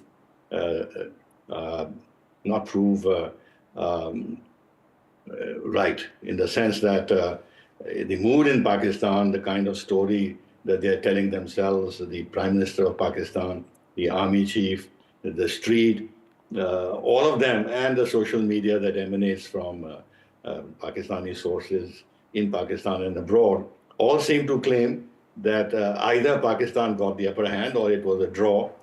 And the attention of the global media is only on whether India lost a Rafale to a Chinese missile, or the performance of the JC-10, as if that was the crux of the entire confrontation between India and Pakistan. Somehow there is this, one gets the feeling that the Western media is absolutely reluctant to recognize that Pakistan got a beating. Why this is so, how deeply this is ingrained into the long-standing negative feelings about India, the narratives that we have seen in recent years about India, especially the present government, they just don't want to give the impression that the current government, which has changed, as Prime Minister rightly said, the paradigm of dealing with Pakistan can be acknowledged positively. They don't want to acknowledge it. Somehow they want to protect Pakistan. The consequence of this is whether Pakistan would have learned the right lesson, and whether they would actually abjure using terrorism as an instrument of state policy, which they have done for almost 3 decades. Yes. I am a bit concerned that this will not happen, because if Pakistan were to give up this instrument and all that goes along with it, which means going to the UN General Assembly and abusing India, using the OIC to give the confrontation with India religious cover, on Kashmir Day, the Pakistani politicians engaging in unhinged rhetoric, but talking about Kashmir as the jugular vein of Pakistan. And so long as this Pakistan army chief, who's a mullah in Pakistani uniform, I don't think there will be a change in the mindset of the Pakistani army. And finally, if it was acknowledged that the Pakistan army was not able to defend Pakistan sufficiently, it will have serious repercussions domestically in Pakistan with regard to the role of the Pakistani army in the Pakistani state. And that itself can give rise to a lot of internal tensions, which could actually start pulling Pakistan apart. But why is, the fact is that, Jonah Blank, that Pakistan here sought a ceasefire. That's the truth of the matter. It's a statement of fact. Then why are they shying away from accepting that they were on the back foot, that India first struck terror camps inside Pakistan, then went ahead and pushed and targeted their air bases, and they were completely, they were completely damaged, and they had no other option but to go ahead and seek ceasefire. Why is Pakistan denying it, and why is the world, several sections, particularly in the Western media, not able to accept truth? Well, Pakistan's goal for decades has been the same, to internationalize the Kashmir conflict.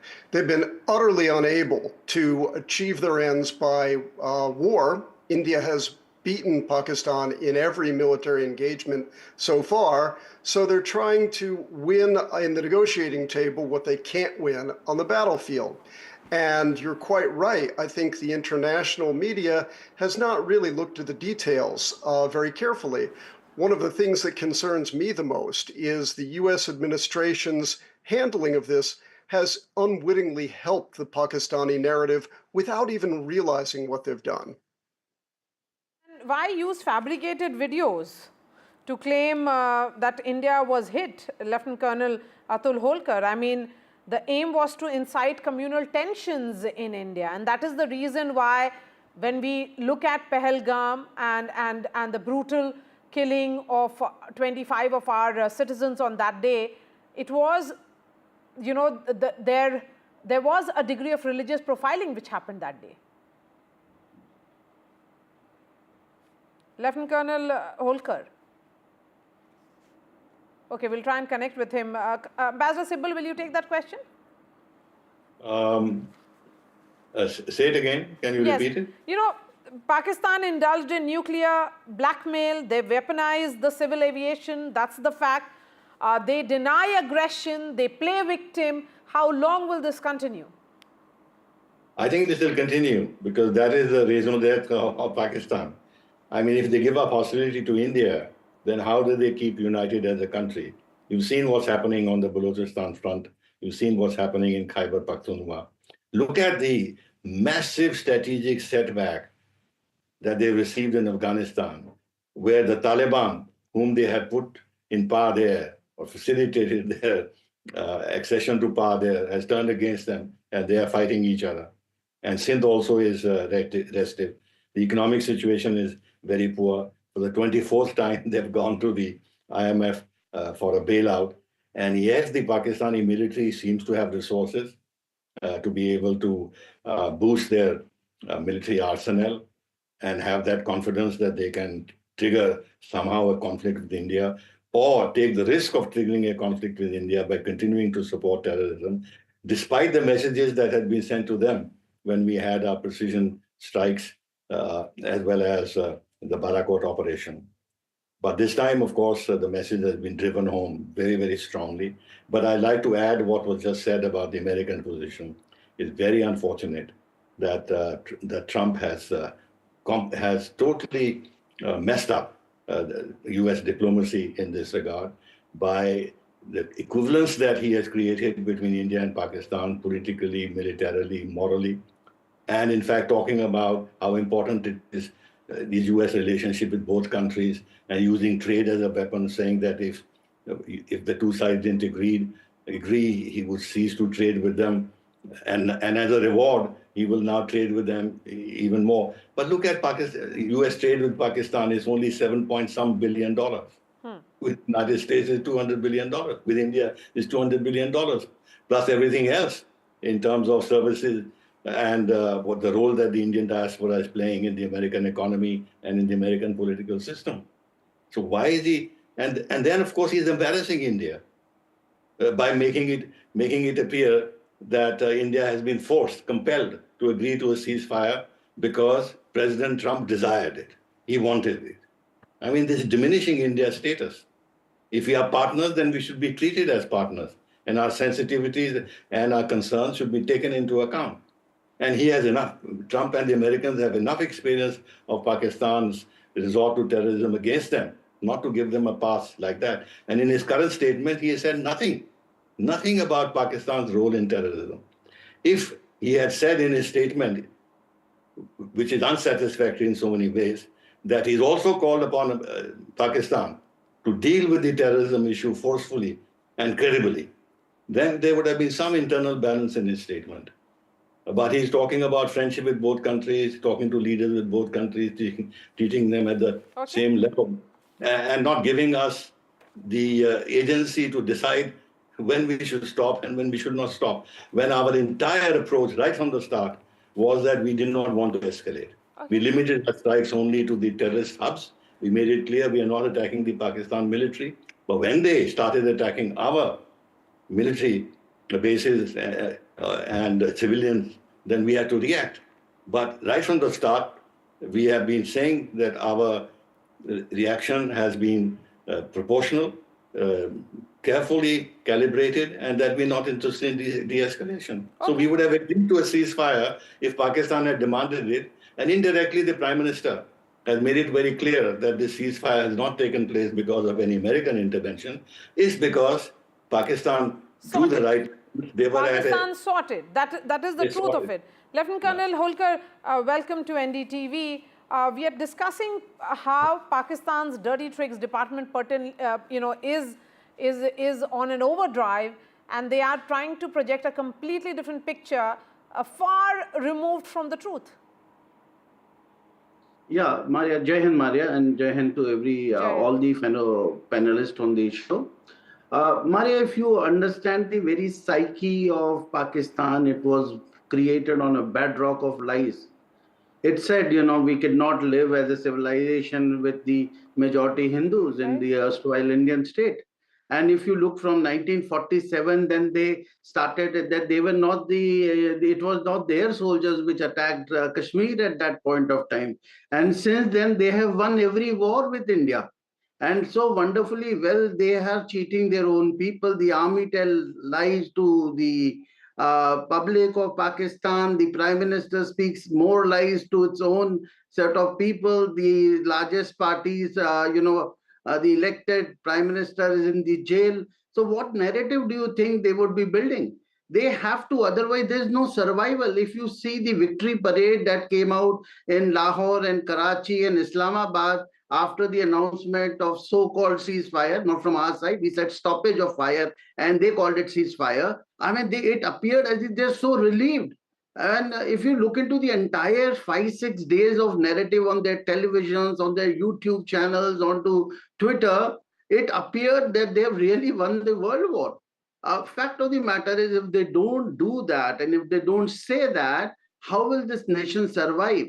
And that's the fact. Thank you so much for joining us on this discussion, gentlemen.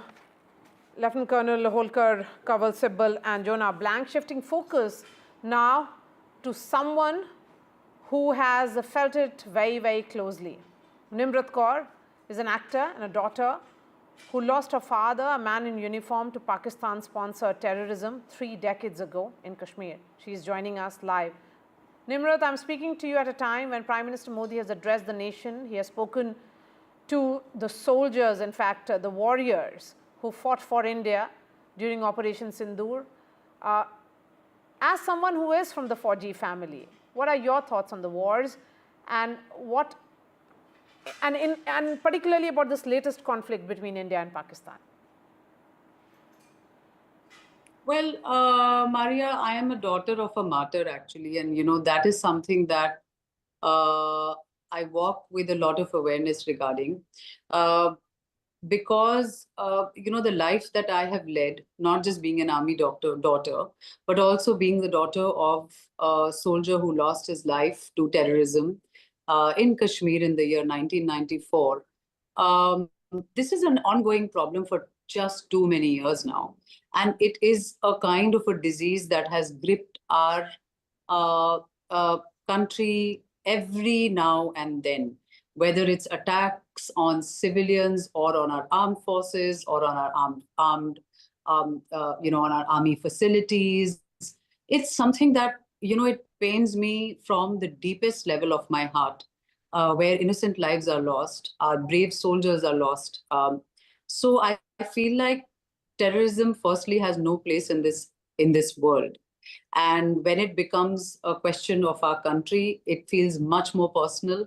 And every loss and every life that is lost feels personal. And Operation Sindhur, which was led by the government of India, by our Prime Minister, Honorable Prime Minister Modi ji, along with our armed forces. I feel like it was a befitting reply and a response to something that needs to be nipped in the bud. It's a problem that goes so deep that the enablers of that problem and the people who back that kind of a mindset, whether it's the schooling, whether it's the grounds which are fertile enough for such heinous activities to take place, all of that needs to be uprooted in a manner that it never, ever sees the day of light again. Nimrat, you spoke Light about... of day again, I'm sorry. Nimrat, you spoke about your personal loss, having lost your father to Pakistan-sponsored terrorism. How do you look at Operation Sindhur? Will it really act as a deterrent, as the government certainly is hoping it would? You're a martyr's daughter. Will it really act as a deterrent, and will it perhaps begin the end of terrorism? I feel like it's the strongest start we could have had. And there is nothing more important than letting them know that this simply cannot go on. See, I'm not an expert on military strategies or warfare, politics, or any of that stuff. I am a citizen of this country. I am an affected party in a way where my family and I have dealt with this loss for more than 3 decades now. We lost my father in 1994 in Verinag in Kashmir, whilst he was in service. So we lost him there to an act of calculated terrorism. It was very much, something that just wasn't a freak occurrence. It was something that was planned and executed in the most, I would say, in the most ghastly way. And, if not today, then when? If not now, then when? These are the kind of operations and these are the kind of moves and a hard sort of a stand that needs to be taken against terrorism.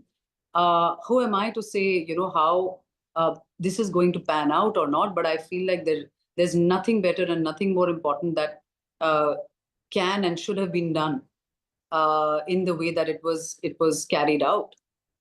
And they are going for where terrorism exists and for where the bedrock of such activities is somewhere set.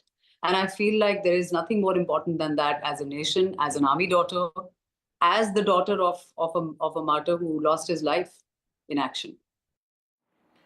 Nimrat, in Operation Sindhur, India actually struck 9 terror bases inside Pakistan. These were seen as launch pads, almost like factories from where the entire terror operation, ran. India carried out this operation against inside Bahawalpur and Muridke as well. What are your thoughts with regards to this name, Operation Sindhur, the code name which Prime Minister himself gave and led from the front? It really tugged at the strings of my heart, to be very honest. It was something that felt so personal because this is no coincidence.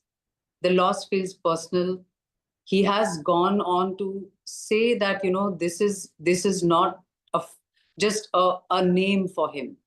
It is a choice because something so symbolic of a woman's marital bliss and her identity being married to somebody has been robbed from her in broad daylight. And the life that she's going to lead from here on is going to be devoid of that, just the presence of her loved one, the man that she was married to. And we all know what a Sindhur symbolizes. It's very personal. It's extremely hard-hitting. And somewhere all of us knew why this is a choice. This is not something that is a secret or in any way a mystery. To you, and particularly, when the communication was happening during the entire operation, one thing that stood out for me personally was those two women officers, and of course with the Foreign Secretary, Colonel Qureshi and Wing Commander Vyomika. Did it actually play out on your mind as well, that how effective it was and how high on symbolism and messaging as well? Oh, 100%. It was no coincidence again. And I feel like we aren't the only ones, Maria. It's not just you and me. I think that the whole nation stood up and, we all had that moment of pride that, you wanted to break us on our unity. You wanted to break us. You wanted to hit us below the belt in a way, figuratively speaking. And you have somewhere hit us where it hurts the most, and nothing and no one can come in the way of us as a nation. And for that communication to go through via two strong women who belong to different, social backgrounds, and they represent different parts of a society and parts of our country. This is India, and this is what I feel so proud of. Two women in uniform leading the way, telling the enemy and telling, the perpetrators of the peace of our country, really, what is absolutely not going to happen here on. Nimrat Kaur, thank you for joining us on NDTV. That's all from me on this edition of The Last Word, and Vishnu is right here in the studio for taking the story forward. Thanks very much indeed. We are taking the story forward. We've got some fantastic guests. We're also looking at the entire issue of whether Pakistan is waging a grey war, somewhere between peace and war. Why? Because of all these ceasefire violations. That's one of the themes that we are looking at this evening on Left, Right and Centre. Good evening and welcome to Left, Right and Centre. I am Vishnu Shom. We've got a lot coming up on this program. Today, we'll be bringing you satellite imagery as well of the hits that India has conducted on the bases in Pakistan. And we're also diving into escalating India-Pakistan tensions. Are drone intrusions and ceasefire violations signaling Pakistan's military losing control? Despite a Director General of Military Operations ceasefire, Pakistan's grey zone tactics, drones along the line of control and the international border have triggered Indian airport alerts and flight cancellations. Our rogue commanders defying General Asim Munir, risking the stability of the line of control. Meanwhile, earlier today, Prime Minister Modi's Adampur visit showcased India's intact S-400 surface-to-air missile system unit, countering Pakistan's claims of successful attacks on Adampur. We'll also bring you the sharpest high-resolution satellite imagery to be released from Maxar, which reveals India's Operation Sindhur strikes, damaging Pakistan's bases in Mushav, Bholari, Jacobabad and Noor Khan, among other areas. Later on the program, at about 1:30, Tom Cooper, one of the finest aviation experts in the world, in a very special conversation with my colleague Shiv Arur. But let's take a look at the headlines at this hour. Relief for flyers and the aviation sector. Normal flight operations will hopefully resume from the 15th of May. The aviation minister has taken a review meeting today and asked airlines to start normal flights. The Prime Minister sends out a strong strategic message from the Adampur base, tells the forces they've created history. The External Affairs Ministry categorically states that requests for a ceasefire came from Pakistan and that there is no change in India's Kashmir policy. Congress MP Shashi Tharoor has told NDTV that he welcomes the Prime Minister's speech and says that it's crucial at a time of disinformation. The Congress keeps up their demand for a special session and clarity on the role of the United States. The US President Donald Trump lands in Saudi Arabia, meets the Crown Prince, offers to join in the Russia-Ukraine peace talks in Turkey. Saudi Arabia and the US have a $600 billion defense and business deals on the cards, which are going to go through. But let's listen into what the Prime Minister said earlier today when he visited the Indian Air Force base at Adampur, the same Adampur base which Pakistan claimed to say that it struck successfully. In fact, they did nothing of the sort. साथियों, operation Sindoor से बौखलाए दुश्मन ने इस airbase के साथ साथ हमारे अनेक एयरबेस पर हमला करने की कई बार कोशिश की। बार बार उसने हमें टारगेट किया, लेकिन पाक के नापाक इरादे हर बार नाकाम हो गए। ऑपरेशन सिंदूर भारत का न्यू नॉर्मल है और जैसा मैंने कल भी कहा, भारत ने अब 3 सूत्र तय कर दिए हैं। पहला, भारत पर आतंकी हमला हुआ, हम अपने तरीके से, अपनी शर्तों पर, अपने समय पर जवाब देंगे। दूसरा, कोई भी न्यूक्लियर ब्लैकमेल भारत नहीं सहेगा।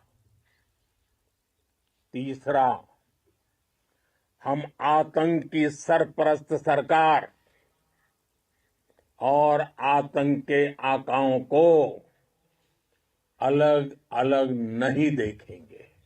All right, the Prime Minister in Adampur earlier on in the day, but what we can bring you on this program are the highest resolution satellite images which have been released, which go to show the strikes in all of these areas. The Noor Khan Air Base in Rawalpindi, right close to the heart of the Pakistani military center, Sargodha as well.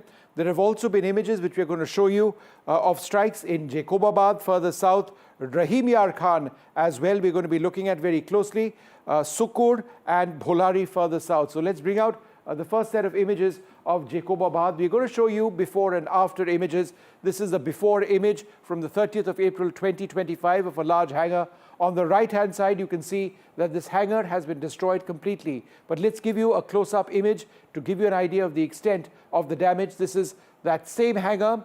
It's been destroyed. There is debris all around. This is what India was able to do in one of its strikes. The next image is of Bholari, what I believe to be one of the most striking pictures. This is an image from the 27th of April 2025. This entire green hangar completely intact. They're believed to house AWACS aircraft, possibly fighter aircraft. They keep revolving them.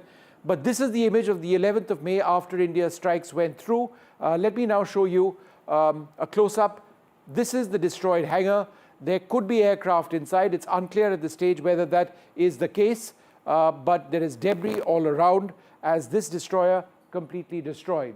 Let's move to the Sukur Air Force Base. The Sukur base, an image from the 3rd of May shows this structure entirely intact. It's a hangar, it's a building of sorts. On the 10th of May, post-India strikes, it's been completely destroyed. Now let's move to a close-up of this particular base, this particular building. For starters, there is a lot of vegetation burn in this area. There seems to have been a fire which went off as a result of the explosion which brought down this particular building. There is severe structural damage, as you can see, all across, debris littered all around. There are also possible burn or strike scars in this particular area, which I'm pointing out over here.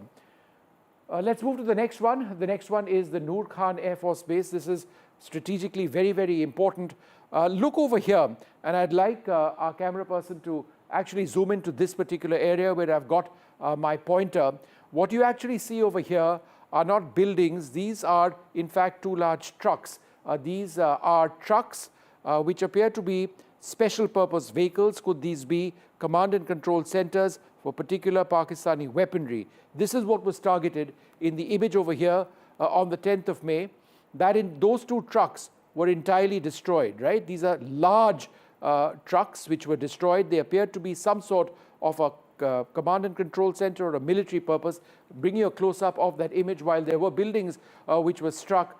as you can see, those trucks over here, you can see the debris of the remains of that one truck over here, right? This is the cab in the front, this is the trailer in the back, that has been destroyed. Let's go to the next one now of the Mushak Air Force Base in Sargodha. We're talking now about an image from the 30th of April, the runway entirely intact. Over here, this runway has been cratered. We did some analysis with the expert Damien Simon, who helped me indicate or find out that this was approximately 8 to 9 meters wide. 8 to 9 meters wide. That means it is very substantial. You can't exactly get a very clear idea of the depth, but 8 to 9 meters gives you an idea of how major it was. We've got another image as well of a cratered runway. Again, this is 8 to 9 meters in width.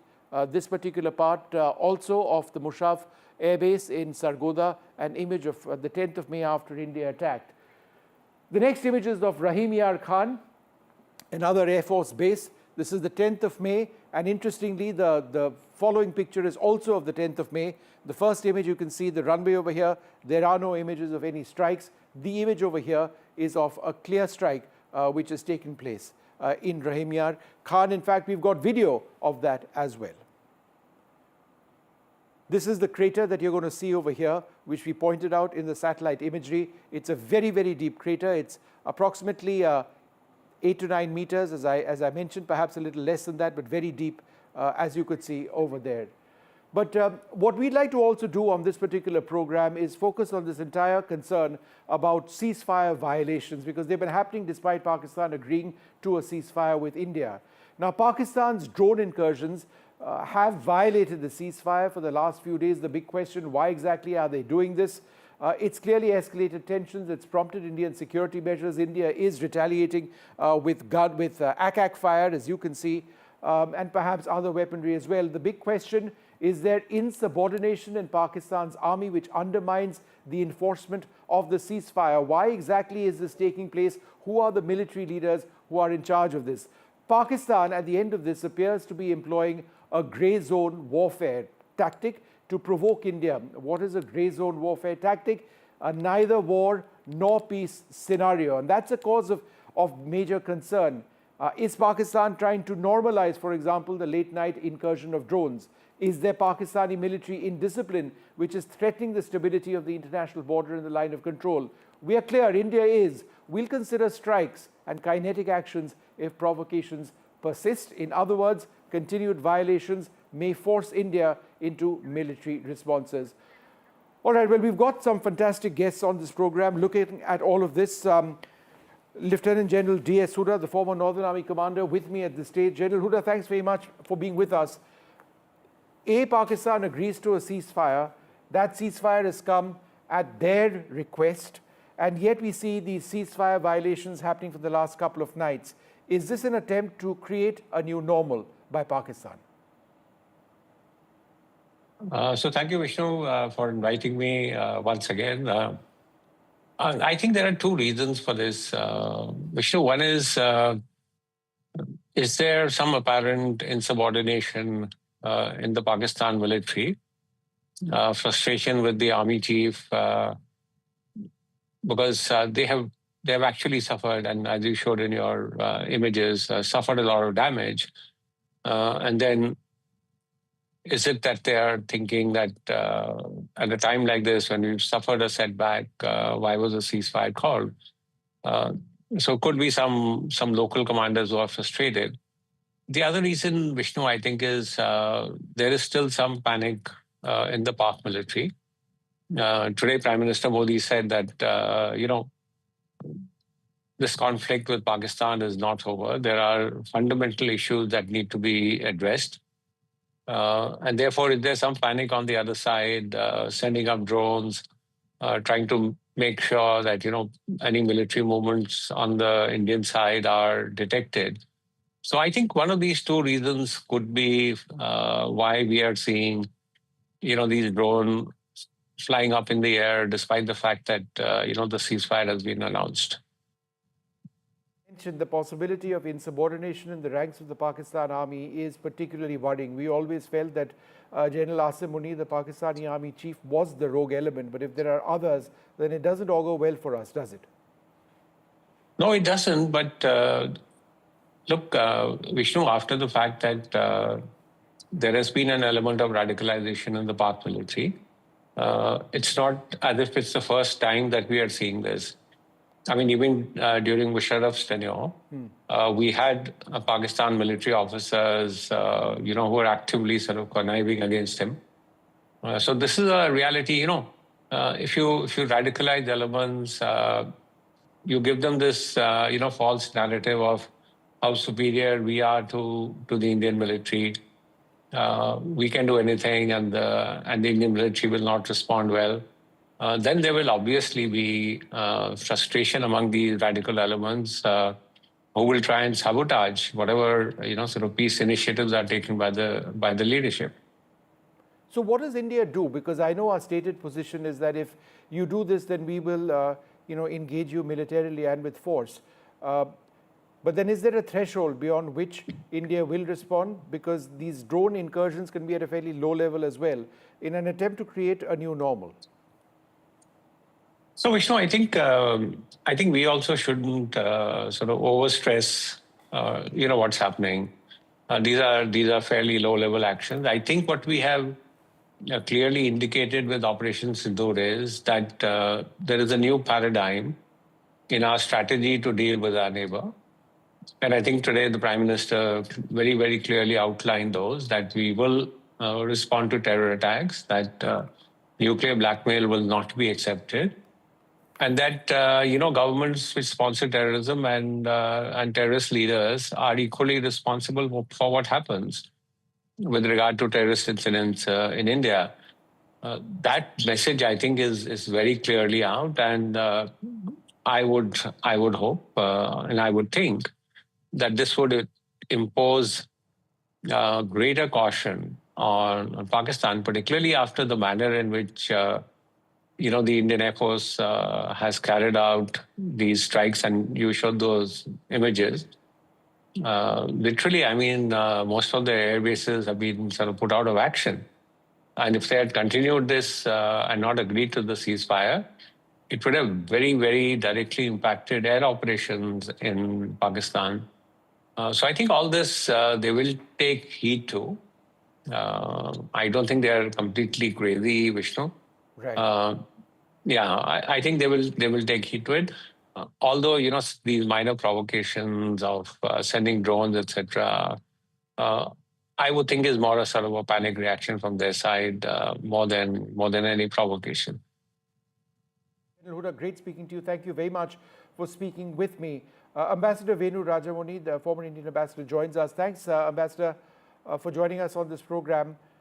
At the end of the day, it seems quite clear that Pakistan has been hit very hard militarily. And according to the sequence of events, and this has been repeatedly stated publicly and to me separately, that it was the Pakistanis who came to the table and said, look, let's get into a ceasefire situation. But they aren't willing to accept that. It is a very difficult situation for India at this stage. How should we respond? Well, I would say that the first and foremost task at this point of time is to consolidate the ceasefire and make sure that it holds for a certain amount of time at least. It remains a very, very fragile peace at this point of time. We have just concluded the ceasefire. You have been reporting about the number of violations which has been happening, the drones which are still flying, and the rhetoric on the two sides is still very, very strong. Prime Minister made a very strong speech in which he conveyed very clearly that Operation Sindhur is not over. We are watching you. And if there is any indication of you taking an aggressive step, we will come back and hit you. Similarly, Pakistan has responded to the Prime Minister's speech, describing it as inflammatory and provocative. Pakistani ministers, I think the defense minister said, Prime Minister is a failed gambler. So there is a lot of intense rhetoric going on. And it was quite possible that the Pakistanis are also trying to keep us on our toes through the drones and through whatever other activity there is on the LAC. So for us right now, what we need is to keep patience. hold our restraint and try and consolidate what we have achieved so far in terms of the ceasefire and quiet on the LOC, civilian life coming back to normal. What is good in this regard is that after the DGMO's meeting, there was an announcement that they could even look at withdrawing troops a little more. Also, there are some statements. I saw the Pakistani foreign minister talking to CNN and saying that we want to work for regional stability. We want the ceasefire to hold. So we will not do anything provocative. So let us hope it is true. Consolidating the ceasefire will be the first and foremost task. And then we have to think in terms of the long term. The Prime Minister has very clearly ruled out talks. But when we say talks, what I'm sure he means is open, formal, diplomatic talks. Right. It is always useful to have back-channel talks. At the beginning of this crisis, there were some news reports which said that our NSA had spoken to the Pakistani NSA. The Pakistani NSA today is in two different capacities. He is DGISI from the army as well as he's a civilian appointee. So it gives us an opening to speak to someone who represents both the army and the civilian government. I hope we can initiate some back-channel contacts through which we can explore long-term solutions to many issues, issues which we cannot discuss publicly or debate publicly, but yet needs to be addressed. Most important of all, from India's perspective, is putting an end to terrorism. We have done these strikes. We have gone in and destroyed camps, but we all know that camps can come up again in other places. One set of terrorists are eliminated, another set of terrorists will arise. So we need a permanent solution to this problem, and we need to try and talk with Pakistan about this. For a long, long time, General Asim Munir, how stable a factor is he? In terms of optics, Pakistan has very little to show for itself. They failed in their strikes in hitting our military bases. The satellite imagery, other imagery of our strikes on their bases is very, very clear. Our strikes on their terror centers has gone through as well. Does Asim Munir find himself in a great deal of pressure as the head of the Pakistan army? Well, it is difficult to gauge what is the state of internal politics within Pakistan at this point of time, and it is just too early. What normally happens, as you would well know, whenever there's a war, whenever a foreign country invades, the country tends to rally together. Politicians rally together, the army rallies together. So it is very difficult to figure out what is happening internally within Pakistan and how stable Asim Munir is. I would say that we must keep focusing on the long term. We must keep focusing on our priority. We must create a system, or we must create mechanisms whereby, irrespective of who's in power, we can ensure that there are no terrorist attacks emanating out of Pakistan targeting India. That should be our primary goal. And going on from there, we should be able to address our various bilateral issues one by one and bring normalcy to that relationship. Immediately, that doesn't seem anywhere in sight. We are going through, we continue to go through an intense phase of hostilities, but we can never afford to lose sight of the long term. And we must have informal talks in my view. Right. Ambassador, great speaking to you. Thanks very much. Joining us now, Air Vice Marshal Manmohan Bahadur. Air Vice Marshal, let's talk a little bit about the images of the hits themselves. Firstly, in terms of the success of India's operations against Pakistani hangars and Pakistani runways, do you believe that the argument which has been made that, look, ultimately the Pakistan military came onto the ceasefire table because they realized if India was doing this once, we could do it many more times, which is why the Pakistan Air Force could potentially have been destroyed on the ground. Is that perhaps, in your opinion, also the decisive factor why they decided to talk? Thank you, Vishnu, for getting me in. Yes, that's a fact. And if you notice that this whole exercise or the engagements have been driven through the medium of air. And actually, it's air power which has moved the negotiations towards the ceasefire. So having seen the impact of air and our weapons and a very selective targeting which has been done. At places we have hit the runway, at places the runways have been left, like in Pollachi, but that hangar has been hit. So it's a very selective targeting. Our intelligence has been hot. And accordingly, this would have conveyed the message that if it extends any further, with the type of weapons we have, with the type of these targeting philosophy we are following, they were in for a tough time. And that is why air power drove them to the negotiating table. So this is what it is, and that's what I feel, and the strikes have been wonderful. You talked about 7 to 8 meters, that's absolutely correct. A runway is 150 feet, half is 75, and that crater is covering half of that. And that's roughly 8 to 9 meters actually.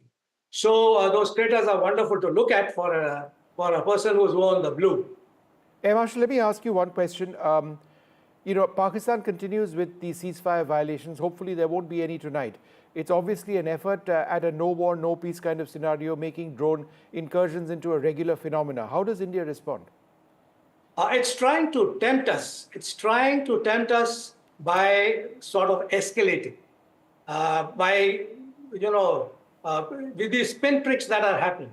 But this has happened for the last 2 nights. We have responded in a very, very calibrated manner with small arms fire and anti-aircraft fire. And that is how I think it would be. We must not take the bait.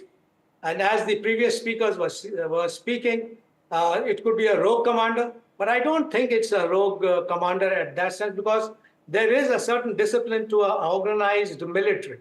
So these would be emanating with a bigger plan in mind.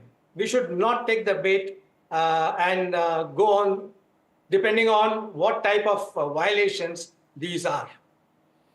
All right, Air Vice Marshal, thank you very much for being with us. The image on your left, on your right is the Prime Minister. Standing in front, and this is very significant, I should talk a little bit about it, an S-400 surface-to-air missile system. This is one of the longest range surface-to-air missile systems that India occupies. It can strike targets in the air 400 kilometers away, including ballistic missiles. The Pakistanis claimed that they were targeting this hard. In fact, my information suggests that they had launched a weapon which flew at a near hypersonic speed to try and knock out our S-400 launchers and the system itself, which is composed of several radars. But that weapon system failed. It fell short of Adampur. The Prime Minister was there today and saluting the brave soldiers, air warriors of the Indian Air Force for helping defend our skies. We're going to take a short break at this stage. After that, a very special interview. My colleague Shiv Arur speaks with Tom Cooper. He's one of the foremost aviation experts in the world, and his views on the air battle that we've seen over the last few days is important. Listen in to what he says. How often have you turned away from debates that descend into endless fights? We bring you a show where every question is answered, where every debate finds its resolution, where every story finds its conclusion, where opinions collide but facts prevail, where stories unfold with insights and trust. When the noise ends, the last word begins.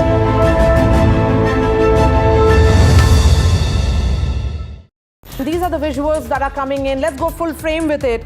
For every big news story, you can't defend the indefensible Ruchira Kamboj, but that's what Pakistan has been doing for a very, very long time. We are sifting through a lot of information. Some is right, some is not right. But I think we are India right tunes it to NDTV. In fact, on NDTV, like we've been doing for the last few hours, we've been for fast, clear and credible news. We've also been, busting a lot of misinformation that's been coming in. When I was standing on the road, I saw these lights going off NDTV, in the sky, and I could hear where credibility sounds of like comes what sound first. like blasts happening. When Pakistan started shelling and first shell landed here, you can see this. Well, we have reached at ground zero, and this village is NDTV. First, fast, factual.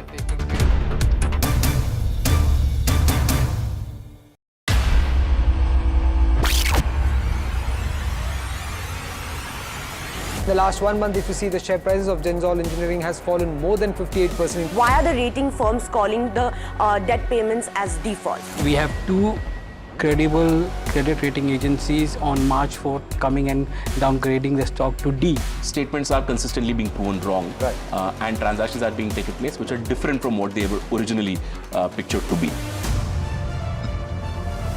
The company claimed it would roll out 6,400 electric vehicles. But what it has rolled out is a shocking scam. Funds meant for the project were funneled allegedly back to the promoters, the Jaggi brothers. What did the money buy? Not EVs, of course, but a lavish flat in Gurgaon's luxurious DLF Carmelias.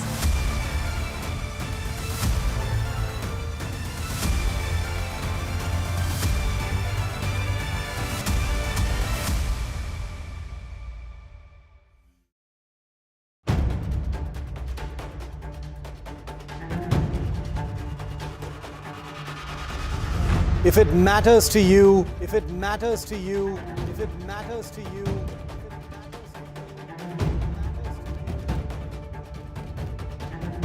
it matters to India. It matters to India. It matters to India.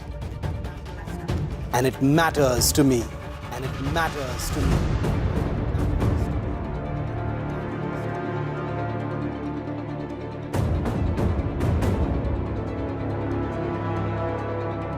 India Matters with Shivaru, only on NDTV 24/7.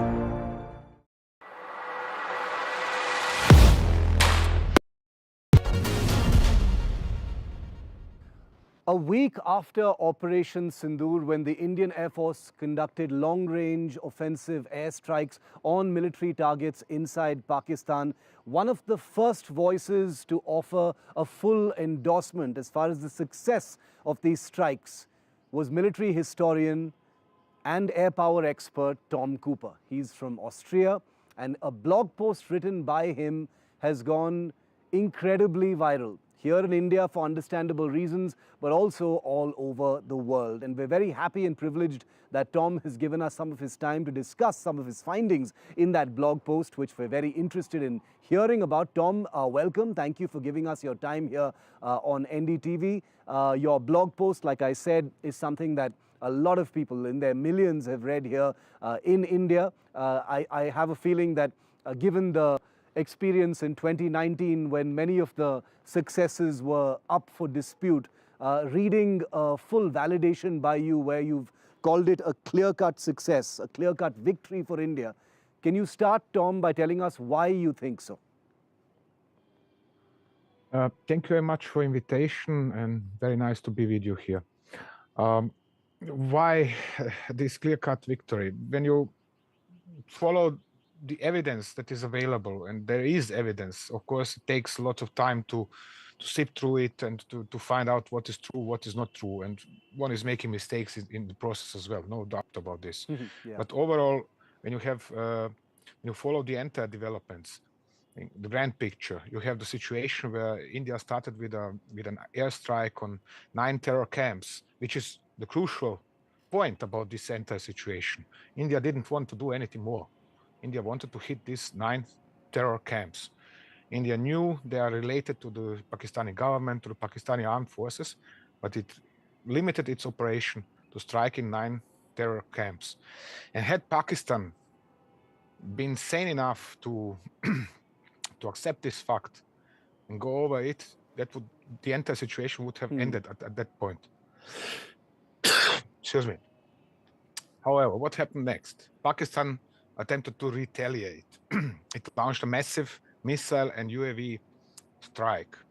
What happened with this strike? It was obvious that it is unsuccessful. Yeah. There were hundreds of intercepts of Pakistani missiles, of Pakistani UAVs, and no serious damage was caused to India.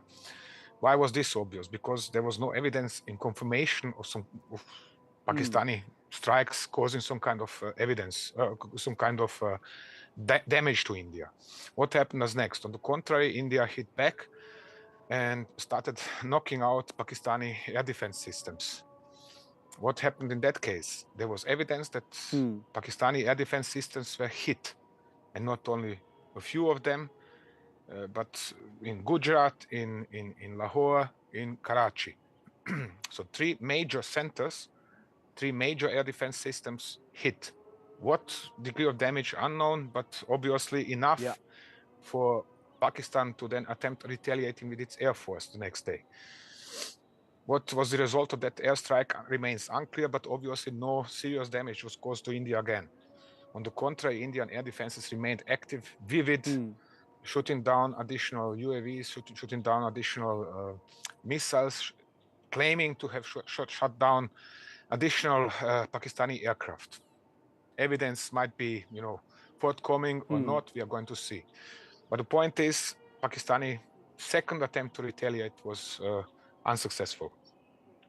And then you have, all of a sudden, India striking Pakistani air bases, and there is clear evidence that it was striking also nuclear weapons facilities, storage facilities.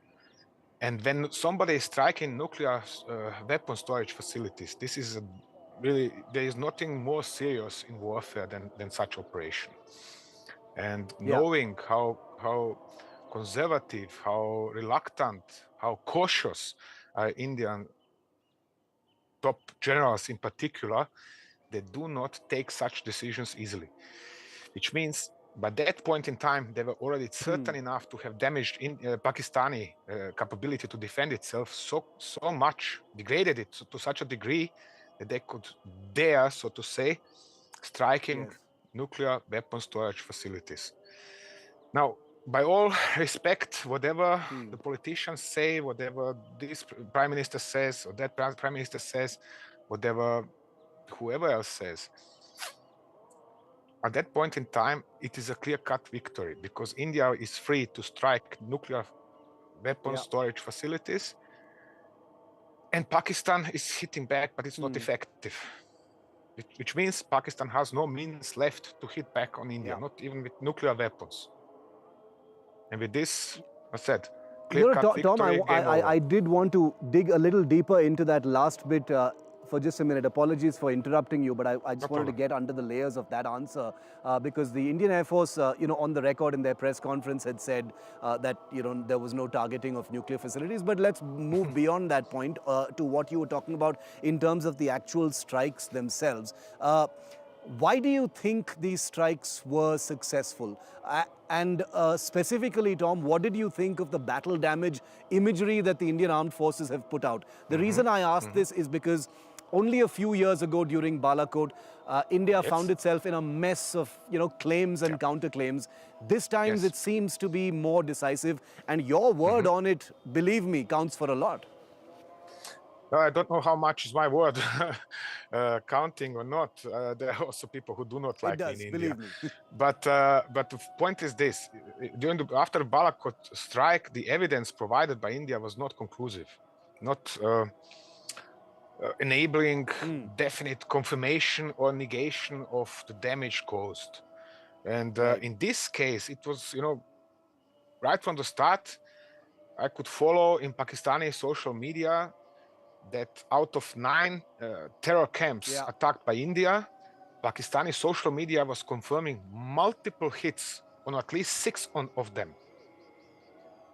I mean, this is, okay, not 100% success, but 70 or 60% success, definite success. And I mean, if you have 2 hits on a madrasa here and 5 hits on a madrasa there, this is confirmed by the locals. There is no different locals, not by just 1 or 2 or 5 the locals, but several of them.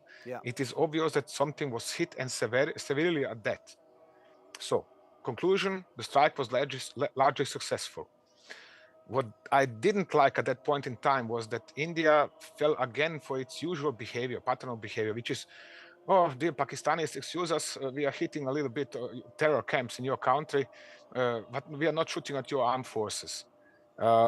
Everybody in our branch, in this military security analysis, knows that Pakistan is harboring, not only harboring, it is organizing, indoctrinating, financing, training, equipping, and commanding jihadist terror organizations, and not only 2 or 3, but several of them for 60 years already. Sending them, they are running an outright jihad import-export business over there. So when you hit these jihadist training camps in Pakistan, you are hitting the Pakistani armed forces as well. Therefore, this is what I didn't like and what I criticized in my earlier post as well. Expecting the Pakistanis are going to stop and say, oh gosh, this was very impressive what India did. You're not going to shoot back over the border. This is naive and leading nowhere. Therefore, I was kind of relieved when I saw on 8th of May that that Indian Air Force and actually ground forces are starting to target Pakistani air defense systems, because that meant, now New Delhi really means business. And it's not going to stop at that. No, you and I share that view, Tom. I completely share that assessment of yours, which is, that India, I think, has drawn a red line now. It no longer distinguishes between, terror camps and the military. The Prime Minister also said that today. My third question to you now is, right, absolutely. And my third question to you, Tom, is that with all this, very, very clear battle damage imagery, we've seen the satellite images, someone as respected as you, and the reason why you're respected, Tom, even though many people may not like you here in India, is because you're fair. You're not on anyone's side. You have criticized India during the Balakot time. This time you've called it a clear-cut victory. So you're someone who, one can trust, because you're clearly not partisan in this case. So my question to you then is, a lot of Indians will be wondering, and are wondering, and I myself have wondered about the narrative in the Western media. With so much clear-cut data, imagery, the word of people like yourself, there still seems to be a slant in the Western press, which you have called PR efforts. Can you tell us what you mean by that, and why is it so? Why is it so difficult, for India's word to carry in the Western press? The Western press in particular, and the Western public additionally, have I always say, a memory of the fish. They remember the last 5 minutes and then perhaps, 1 or 3 points from the last 40 or 50 years. And one of these points is, back then, the glorious days of the Reagan administration, Pakistani F-16s were shooting down. They weren't, but that's what the Americans recall, is that they were shooting down Soviet MiG-23s over Afghanistan, and Pakistan was helping, arrange the payback for Vietnam in Afghanistan, and so on and so on. And this is what they are recalling. When you talk with Americans, on average, nowadays they do not even recall that Osama bin Laden was found and killed inside Pakistan, where he was hiding for years. Even less so, when you talk. Even less so, it's actually so. When you talk with US Army officers that used to serve in Afghanistan of 2001, 2, 3, 4, 5, and so on, that were fighting Al-Qaeda along the border to Pakistan, they're going to tell you, Pakistani army was sitting up there on the hill in its positions and drinking chai, by watching the Al-Qaeda run around them, cross the border and hide inside Pakistan, and the US Army couldn't follow them, of course. So why is this not penetrating the wider public? I don't know. I'm not the wider public. What I know is that this is not unknown, and there is always this, for example, after Balakot, there was this, no way, this Indian trash, which means Russian and French-made aircraft of Indian Air Force could shut down our holy F-16s. That was the summary of the reaction, particularly from the United States. Indians claiming here widely how they have shot down our F-16, which is not true. Although there was clear evidence. I mean, MiG-21 has just, at least Wing Commander Abhihandan's MiG-21 has just one seat, but there were 2 parachutes clearly to be seen in the sky, and Pakistani civilians on the site are talking about 2 people coming down on the parachutes, and one of them badly injured. So, and this second pilot never emerged, at least not out of the cloak of the ISIS. So, the West is always taking sides. It's always considering this as sort of a football match, so to say, at least the public. You have also, there are enough well-informed people who understand what is actually going on, who are even mad about this false narrative spread by the media, but they do not have the influence, contacts, and so on in order to change it. It is exactly like what Israel is doing in Palestine. There is a genocide going on. and governments are simply ignoring it and supporting it, actually, but the media is still reporting in favor of Israel. So how do you change that? I don't know how.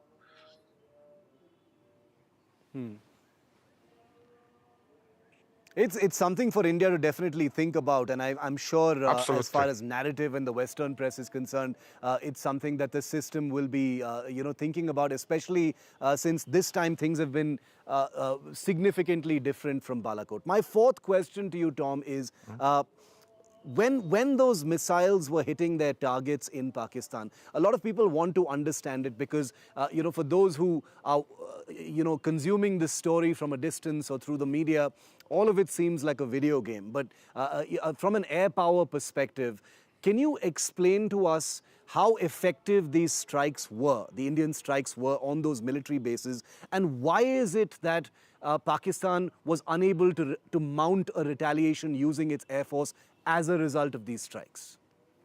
This is an excellent question, even more so because we all know, you and me, and probably, the Indian military top, Indian intelligence, and people worldwide who are busying themselves with military affairs knew the Pakistani integrated air defense system was a very powerful system. They have only recently received additional very advanced radars from the United States.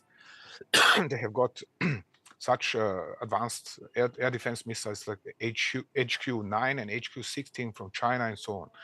So how it was clear that something is happening. When you see that things are blowing up, and there are several videos showing this HQ-9 system in Lahore, in Walton, in suburb of Lahore, it's hit. You see the Harop coming down from the skies and hitting something, and there is an oily explosion.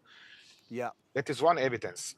Then there is another video showing something similar from some other, I think it is from Gujarat, showing a similar scene. You see that something is happening. And then you see the Pakistani missiles and UAVs coming in huge waves and shot down by dozens. Okay, some have gone through the Indian air defenses. There is no dispute about this. There is no wonder weapon solving all the problems and defeating everything coming its way. So also not the Indian air defense system. Yeah. But Pakistani air defense system was taken by surprise and badly damaged. So much is clear. Otherwise, it would be impossible for Indian Air Force to strike air bases as heavily as it has hit them, at least on the 9th of May, if not earlier. You could see, we are talking here not about complete destruction of entire bases. To destroy a single air bases are very heavily fortified. They are very big facilities. They're stretching for 2 or 3 kilometers. You do not destroy this with 2 or 3 hits. You need 50, 60, 90, 100 hits on such a base to completely demolish it. But when you see single missiles coming in and striking, for example, a selected major hangar, maintenance hangar, or control tower, or underground facilities, then it's clear that the air defense is not working. And that was the case with the Pakistani air defenses. So what is then the logical conclusion is Indians have attacked. You know that earlier Indians have attacked this air defense system. Day later, it's not working. That means that this air defense system is not destroyed, but not neutralized, but suppressed enough for the Indian Air Force to strike its targets, and that at will by the morning of 10th of May. And then it is not surprised to hear that at 9 o'clock in the morning, the Director General of Military Operations from Islamabad called New Delhi on the hotline and said, okay, let's sound it a ceasefire. So this is, serious logical conclusions on the basis of available evidence. It is a process which is taking several hours a day to sift through all of this, through all the reporting, social media, mainstream media, contacts. What do they say? What have they heard? What kind of videos are they publishing, and so on? But eventually, you're doing this carefully enough, at least a big picture is coming into being. And the big picture is, by 10th of May, the Indian Air Force was definitely in position to strike whatever targets in Pakistan it wanted to strike. Whether it is or not, we don't know. We are going to find out. But it was striking precisely. It was hitting, the major base of Pakistani AWACS. It was hitting one of the F-16, or actually two of F-16 bases, one of G-10 bases, JF-17 bases, and so on and so on. So that means it could hit what it wanted. And rather than the politicians or air marshals or whoever else are explaining, no, we didn't know there is a nuclear weapon storage facility over there, excuse me, that is irrelevant. Because if I know that there was a nuclear weapon storage facility, then I expect Honorable Air Marshal to know it as well. And therefore, and I dubbed that he is so irresponsible, like shooting missiles in all the possible directions. And then all of us, sudden and by pure accidents, two of them hit exactly the entrance into this underground facility. What an accident. This would be, you know, like lottery. And Indian armed forces are not commanded by people who are gambling. They're commanded by people who are overcautious, who are indoctrinated to be overcautious, who are experts in being solidly conservative in their approach to how they're conducting military operations. So therefore, sorry, by all respect for Air Marshal and his statements, he knew what was there and he targeted precisely, or at least his airmen targeted very precisely. Yeah. No, I agree with you about the wordplay and the things that are left unsaid in these conversations. Let's, I think, acknowledge that we still are in either a full fog of war situation or a semi-fog of war. This is still playing out.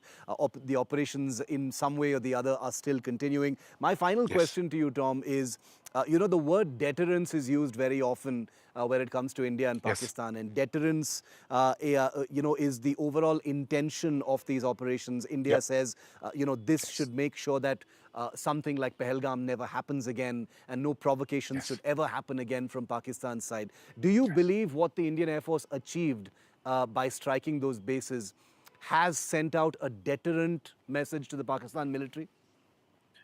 Well, I'm not in the boots of Pakistani generals, and even less so in the sandals of their political masters. But the point is this: their deterrence didn't work. They were threatening to, you know, strike wherever and whatever in India they want to strike, in the case India hits back up on them. And they have ordered this terror attack of in April on account of being sure that India isn't going to dare challenging them. What happened? India not only dared striking terror targets, but in retaliation for Pakistani retaliation, dared hitting their air defense systems and neutralizing better part of that air defense system. Moreover, when they attempted to retaliate again, their own retaliation was ineffective. Their own missile and UAV strikes were ineffective. I do not say they were 100% ineffective. On the contrary, they're probably 10 or 15% effective, but the mass of them was ineffective. With this, the Pakistani deterrence collapsed like a house of cards. There was none of it left. And when then the Indian Air Force, probably on 9th of May, managed to push the Pakistani Air Force away from the international border, it means it has gained itself, or enabled itself to operate closer to the border, to launch even more airstrikes into Pakistan, and started hitting, which resulted in this operation to hit Pakistani air bases. Then there was absolutely nothing left of Pakistani deterrence, to a degree where these overcautious Indian generals, whether they admit it or not, have found themselves in a situation to start ordering strikes on not only one, but at least two known nuclear weapon storage facilities. So again, nobody gambles with such facilities. Nobody is playing with this. This is no accident. This is no, we didn't know. Fact is, you don't touch such facilities except you're absolutely sure the enemy cannot hit back. The enemy cannot pull out his nukes out of that underground facility, put them on some aircraft or on a missile and shoot them in direction of India. Nobody is so crazy as to do that, and especially not Indian generals. So therefore, they were in a possession of total superiority in grand picture. You know, perhaps tactically in different sectors they haven't had superiority or absolute certainty that they are going to be successful and suffer no losses, and Pakistan cannot hit them. But the matter of fact is, in grand total, they have concluded Pakistan cannot hit back on India. And that's why this decision to strike such facilities, and eventually, promptly after that, at 9 o'clock in the morning, I said, Director General of Military Operations in Pakistan is on the phone, calling New Delhi. Well, how about we make a ceasefire because it's not working? This is also an act. Pakistan is not doing such things. I mean, talk with Pakistanis, whoever, talk with their retired military personnel, talk with their active military personnel, talk with average Pakistanis. Nobody there has anything that they do not know the word capitulation. They don't, so much so they wouldn't, until today, they wouldn't admit what happened in 1971, for example, or in 1999 in Kargil. That is true. There is absolutely, they do not have the concept of military defeat. They only know Pakistani Air Force is the best on the world and it's going to defeat India with ease and so on and so on. And now all of a sudden, well, we have seen something different. Well, if that is the, the template that Pakistan has always lived on, well, boy, have things changed in the last few days. And Tom, I thank you for sharing your wisdom, your observations, your commentary with us. It is valuable, and the reason why it means a lot to us to get a voice like yours is because it's independent. And in a time of a fog of war, I think there are lots of partisan voices. Like you said, there are PR efforts, etc. But for someone who has criticized India in the past to now offer something that seems like a validation, which is rare, that's the reason why it is something that we will hold on to and respect, and I'm sure all Indians will as well. Tom Cooper, always a pleasure. Thank you so much for speaking to us on NDTV. Thank you very much for inviting me, and really big pleasure to be with you today. आपने पाकिस्तानी फौज को भी बता दिया है, पाकिस्तान में ऐसा कोई ठिकाना नहीं है जहां बैठकर आतंकवादी चैन की सांस ले सके। हम घर में घुसकर मारेंगे और बचने का एक मौका तक नहीं देंगे। और हमारे ड्रोन्स, हमारी मिसाइलें, उनके बारे में तो सोचकर पाकिस्तान को कई दिन तक नींद नहीं आएगी।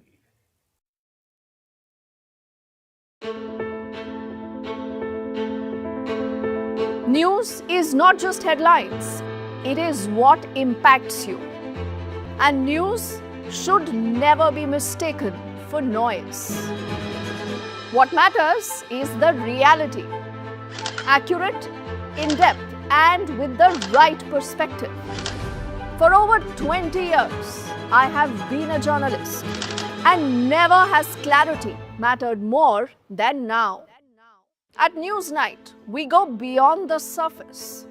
We dissect the details, challenge the narratives, and bring you the unparalleled clarity you deserve in a world clouded by misinformation. We are bold, we are direct. Newsnight, for the news in your interest. Only on NDTV 24/7. In today's interconnected world, India's voice is more crucial than ever. When India speaks, the world listens. At NDTV World, we are that voice, bringing you intelligent and insightful news from India and beyond. From geopolitics and diplomacy to economic shifts, migrations, tech disruptions, and the stories of our diaspora. We cover the news that shapes our global future. NDTV World, your new home for global news, is here.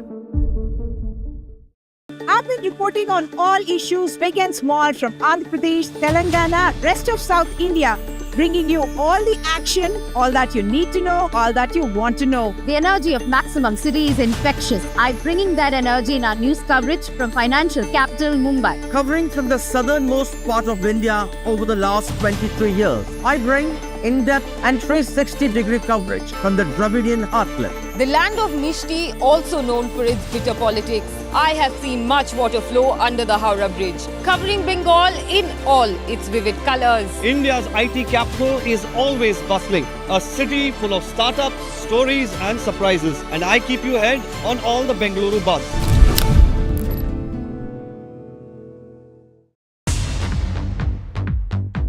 More news that matters. Big exclusive.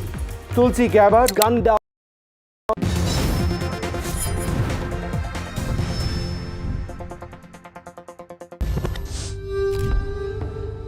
Bharat में निर्दोष लोगों का खून बहाने का एक ही अंजाम होगा,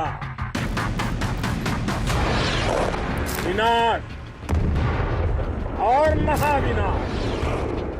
पार्लियामेंट सेशन चलेगा, उसमें बहस होगी, तो आपकी सोच क्या है, पाकिस्तान में एक्चुअल में क्या हुआ, आपने क्या किया, और मैसेज अच्छा जाएगा देश के लिए। भारत माता की जय।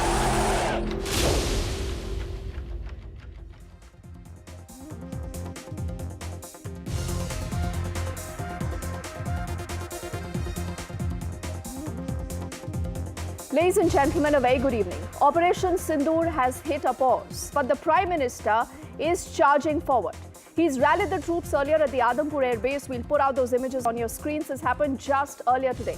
He's celebrating the historic strikes in Pakistan, much like the country. Going a step further, the Prime Minister has also warned Pakistan of annihilation. Annihilation, he's also used the Hindi word, he says Mahavinash. If it doesn't mend its ways, that is the warning to Pakistan. The BJP has been out on the streets, they're igniting the streets with the Tiranga Yatra. We'll see if we can put out also those images. They are flaunting this triumph. And what is the opposition doing? The opposition is firing back. The opposition is questioning the ceasefire's timing.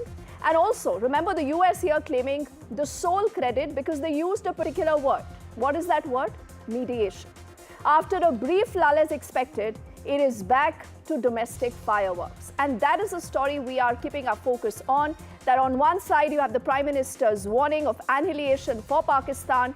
And on the other side, you have a ceasefire versus this domestic crossfire. Without wasting time, I quickly want to introduce our panel of guests. As I will say good evening to Advocate Arshpreet Khadial, who's representing the Congress. If we can also have them on our screens. Charu Pragya is going to be representing the BJP. Sajjan Kumar, I see him there, is a political analyst, and also Major General R.C. Padhi, who's a defense expert, is with us. And we are just waiting for both our political experts to join us in just a moment. And as that happens, let's also put out our straight questions. These are questions we'll try to find an answer to during the course of the entire show. The first big question, as you have seen the entire conversation revolving around, what about the US? Is the US, ladies and gentlemen, right now overstating its role? Why the silence? The government directly hasn't addressed what the US has said, and that is why that question. This brings us to our second question. Is it a fragile ceasefire? But how long will it sustain? Can you trust Pakistan? These are again obvious questions. This brings us to our third question now that is up on your screens. Is the centre guilty of avoiding opposition's questions? The opposition says this is a government not putting out the facts. Is that true? We'll ask the BJP and the Congress also in just a moment, for which you also have the fourth straight question. Is the Congress right in asking those questions? Or is this plain, simple politics? Who's playing politics? Who's muddying the water? This brings us to our fifth and the final straight question. You have the BJP's Tiranga Yatra versus the Congress's Jai Hind Yatra. So ladies and gentlemen, think of this. Competitive nationalism. Both the parties doing this when the country has achieved this feat. Is this the right time? Right time for competitive nationalism? That's got to be the question that's got to be asked. And because I do still see only Sajjan and Major General R.C. Padhi with us and not our political representatives, I see Charu there, but we'll also wait for our Congress spokesperson to join us in just a moment. But Charu, tell me, is it the BJP running away from the questions that the opposition today is asking, or the Congress is guilty of playing politics, Charu? Deepthi, good evening. And let me begin by saying Jai Hind Ki Sena. You know, opposition is allowed to ask questions, but since the day Pahalgam terror attack happened, our opposition has actually not taken the side of India. They have been speaking in the same tone and tenor that Pakistan uses. So much so that their statements up till now have been circulated in Pakistani media, have been quoted in Pakistani parliament. Do you remember that incident of a toy fighter jet, the Rafale with the Nimbu Mirchi that happened? Atrocious, terrible. That is the way our opposition has been behaving. And what did you want us to do? Send an RSVP to Pakistan before any of this happened? Or start debriefing everyone before the mission is over? So, like previously, we would have compromised the mission. So, I very firmly say this. There is one war which is being fought at the borders, which our military is fighting for us, and they're doing such a valiant job. At the same time, there is another war that all of us as Indians need to fight, and that is the information warfare. And we are all a part of that, Deepthi. We cannot run away from it. Did you see how united the Pakistanis seem, even when they make their tall claims that they have bombed a port in Bangalore? Little do they note that there is no sea in Bangalore to have a port. But the point here is, they speak unitedly in one voice for their country. What is wrong with my country, people? I do You're not saying understand. there is something wrong with the opposition in the country. I will let the opposition. Let me finish. Yes, Charu, give me a moment, because, you know, Arshpreet has just joined us. He's representing the Congress on the show. And my plan was to go to Arshpreet first, because that should have been the first question, Arshpreet. You're raising a lot of questions. You know, why so many questions and why now? You're looking at the Prime Minister saying that this is the final warning going into Pakistan. If Pakistan does not mend its ways, it will have to face total annihilation. Arshpreet, is this the right time for politics? No one. Kindly allow me a minute uninterrupted. Yes. First and foremost, we salute our armed forces. They have given a befitting reply to Pakistan. Number two, we have, ever since Pahalgam attack, we have always asked for a united house, a united response. Therefore, the all-party meeting was proposed by us. Special parliament session was proposed by us. Mr. Modi skipped it, went for Bihar campaign rally. Nevertheless, we have again proposed a special parliament session so that the country could be included through their members of parliament, and one befitting response be prepared. Because, you know, at the end of the day, the Bharatiya Janata Party needs to tell us a few things. Number one, USA has appeared as a big brother who's mediating between India and Pakistan. Before us, US President on X announces a ceasefire. Then we announce a ceasefire. Then ceasefire violations are done by Pakistan. Now, the fact of the matter is that is what the president of US said before Mr. Modi spoke. He said that if India and Pakistan wants to do trade with us, they will have to have a ceasefire, otherwise there will be no trade with us. Is this what the stand is?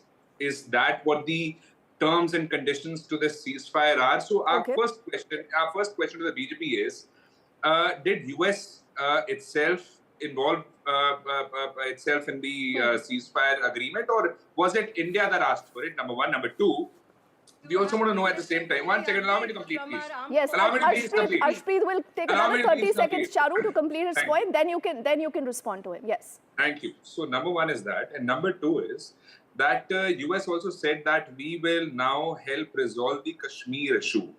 So have we opened the gates to Kashmir issue as well to the US? Number three is that people were recalling Indira Gandhi because of the things we did in 1971 when we had Pakistan surrender. We all remember how Indira Gandhi secured an IMF loan which was of more than $5 billion despite US opposition. And in 1965, how our army went at the doorstep of Lahore and made Pakistan surrender, and a message was conveyed. India cannot be messed with, Indians cannot be messed with. Today, the country is asking, when our army was doing a wonderful job, the fitting reply was given to Pakistan. Why this ceasefire? Why did we not bring Pakistan to its knees for having used drones, for having used missiles, for having killed 26 brothers of ours? You've raised a lot of questions. You've raed a lot of questions. Yeah. It's only fair I get Charu to respond. Charu. Very quickly, when I was speaking, when Arshpreet came in, I was talking about the information warfare. This information warfare is very important, Deepti, because this is a completely separate front No, on which Charu, all I want you Indians... to respond to these pointed questions that have been raised by the Congress, please. Yes, because I have two more guests who haven't spoken yet.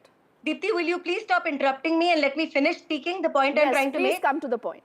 In this information warfare, we see the opposition of our country firing for the enemy nation. In this information warfare, what we see today is that everybody who's remembering Indira ji today, and she's our former Prime Minister, my respects to her today. But did you not remember her after 26/11? Where were you? Where were you after 26/11? What did you do? Did you even remember Indira Gandhi once? Did you say that this terrible incident has happened in our country? Terrorists have stuck deep within our financial capital and we are going to avenge this? You couldn't even open your mouth. You wrote letters after that. You wrote letters after that, Arshpreet. And please, today, if you're going to sit here and question everything while the operation is still on, you're not on India's side. If you must be a troll, and I said this, Deepti, and I've been saying this on X again and again. If the people of India have blessed you with a voice that is being heard, use it for your country at least today. If you must be a troll, go and troll the Pakistanis. No, Charu, there's no point. There's no no point becoming personal with anyone. See, this is about the country. Everyone stands with the country, the government of the day. And But what are you doing when your country needs you? Another 30 seconds, Charu. I want to ask you one pointed question. Are you saying that whatever the opposition is asking, whether it is about the role of Donald Trump, whether it is about them speaking about, mediation, he used the word mediate. He also, US has also used the word neutral place, broad issues. And this hyphenation again and again of India and Pakistan, are we okay with this? Is the government, is the BJP okay with this? Absolutely not. And let me remind all our viewers, but especially Arshpreet, that when our DGMO spoke to the Pakistani chief, it was done at 3:15 p.m., which was said extremely clearly in the press briefing that was done by our armed forces. If you had just bothered to listen, it's unfortunate that you pick up a tweet and look at the time of that tweet. You will not do that, but you prefer to believe every other narrative except the one which is being given to you by your own armed forces. My point here is, and very clearly I'm asking this, when Modi ji does not mention any foreign interference, why are you going on and on about it? It's so not is the like US lying, Charu? Is the Trump. US lying? Should we call out the US? So absolutely, and we are doing that. Do you know today, absolutely today, the WTO has been sent a letter which has increased duties on steel and on aluminium. We are talking the language that the US understands. Fair enough. Arshpreet, just 10 seconds. The US is lying. The government has made it clear, they say, then why is the opposition continuing to run with that narrative? Stand with the country, no? Arshpreet. Explicit in the language we use. My only question to the BJP is, please hear the question and please try to respond it specifically. Did we involve the US for the mediation, or did USA involve itself? No, US is not involved is what Charu is saying, no, Arshpreet? So did the US not announce ceasefire before us? Did Donald Trump not say that if you want to do trade, then you'll have to do a ceasefire? If you do not want to do trade, there will be no, if you not do a ceasefire, there will be no trade. Is that not a fact? Number two, people want to know what the stand about it. Okay, one by one. Charu and Arshpreet, let's do one thing. Both of you pull back. I've given you the initial few minutes to, bring out this political crossfire, but the story is far bigger. And this is unfortunate because we are looking at such war of words, gentlemen, Sajjan Kumar and General R.C. Pari. When we look at what's been happening, General Saab, why don't you tell me whether, an entire offensive like India has mounted, the entire Modi doctrine that is now out in the open, that we do not succumb to any nuclear blackmail, talks and terror do not go hand in hand, we've ensured we strike deep into Pakistan's heart. Should this all not just be about India? What is this US, angle that the opposition and a lot of other people, especially in the Western media, want to parrot right now? Well, one thing I would like to tell you, in the 4 days of war, the Indian military has demonstrated its firepower, and we used only maybe less than 5% of our capability. If we have got that capability of in 4 days, and if we are given more time, we can definitely cross the entire terrorist infrastructure in Pakistan. So that message is already gone. Now, when we are at war, so there are two things which is very important: the military power and the will of the nation. And will of the nation is always represented by the political party which is in power. But behind the political party in power, I think this time the entire nation was standing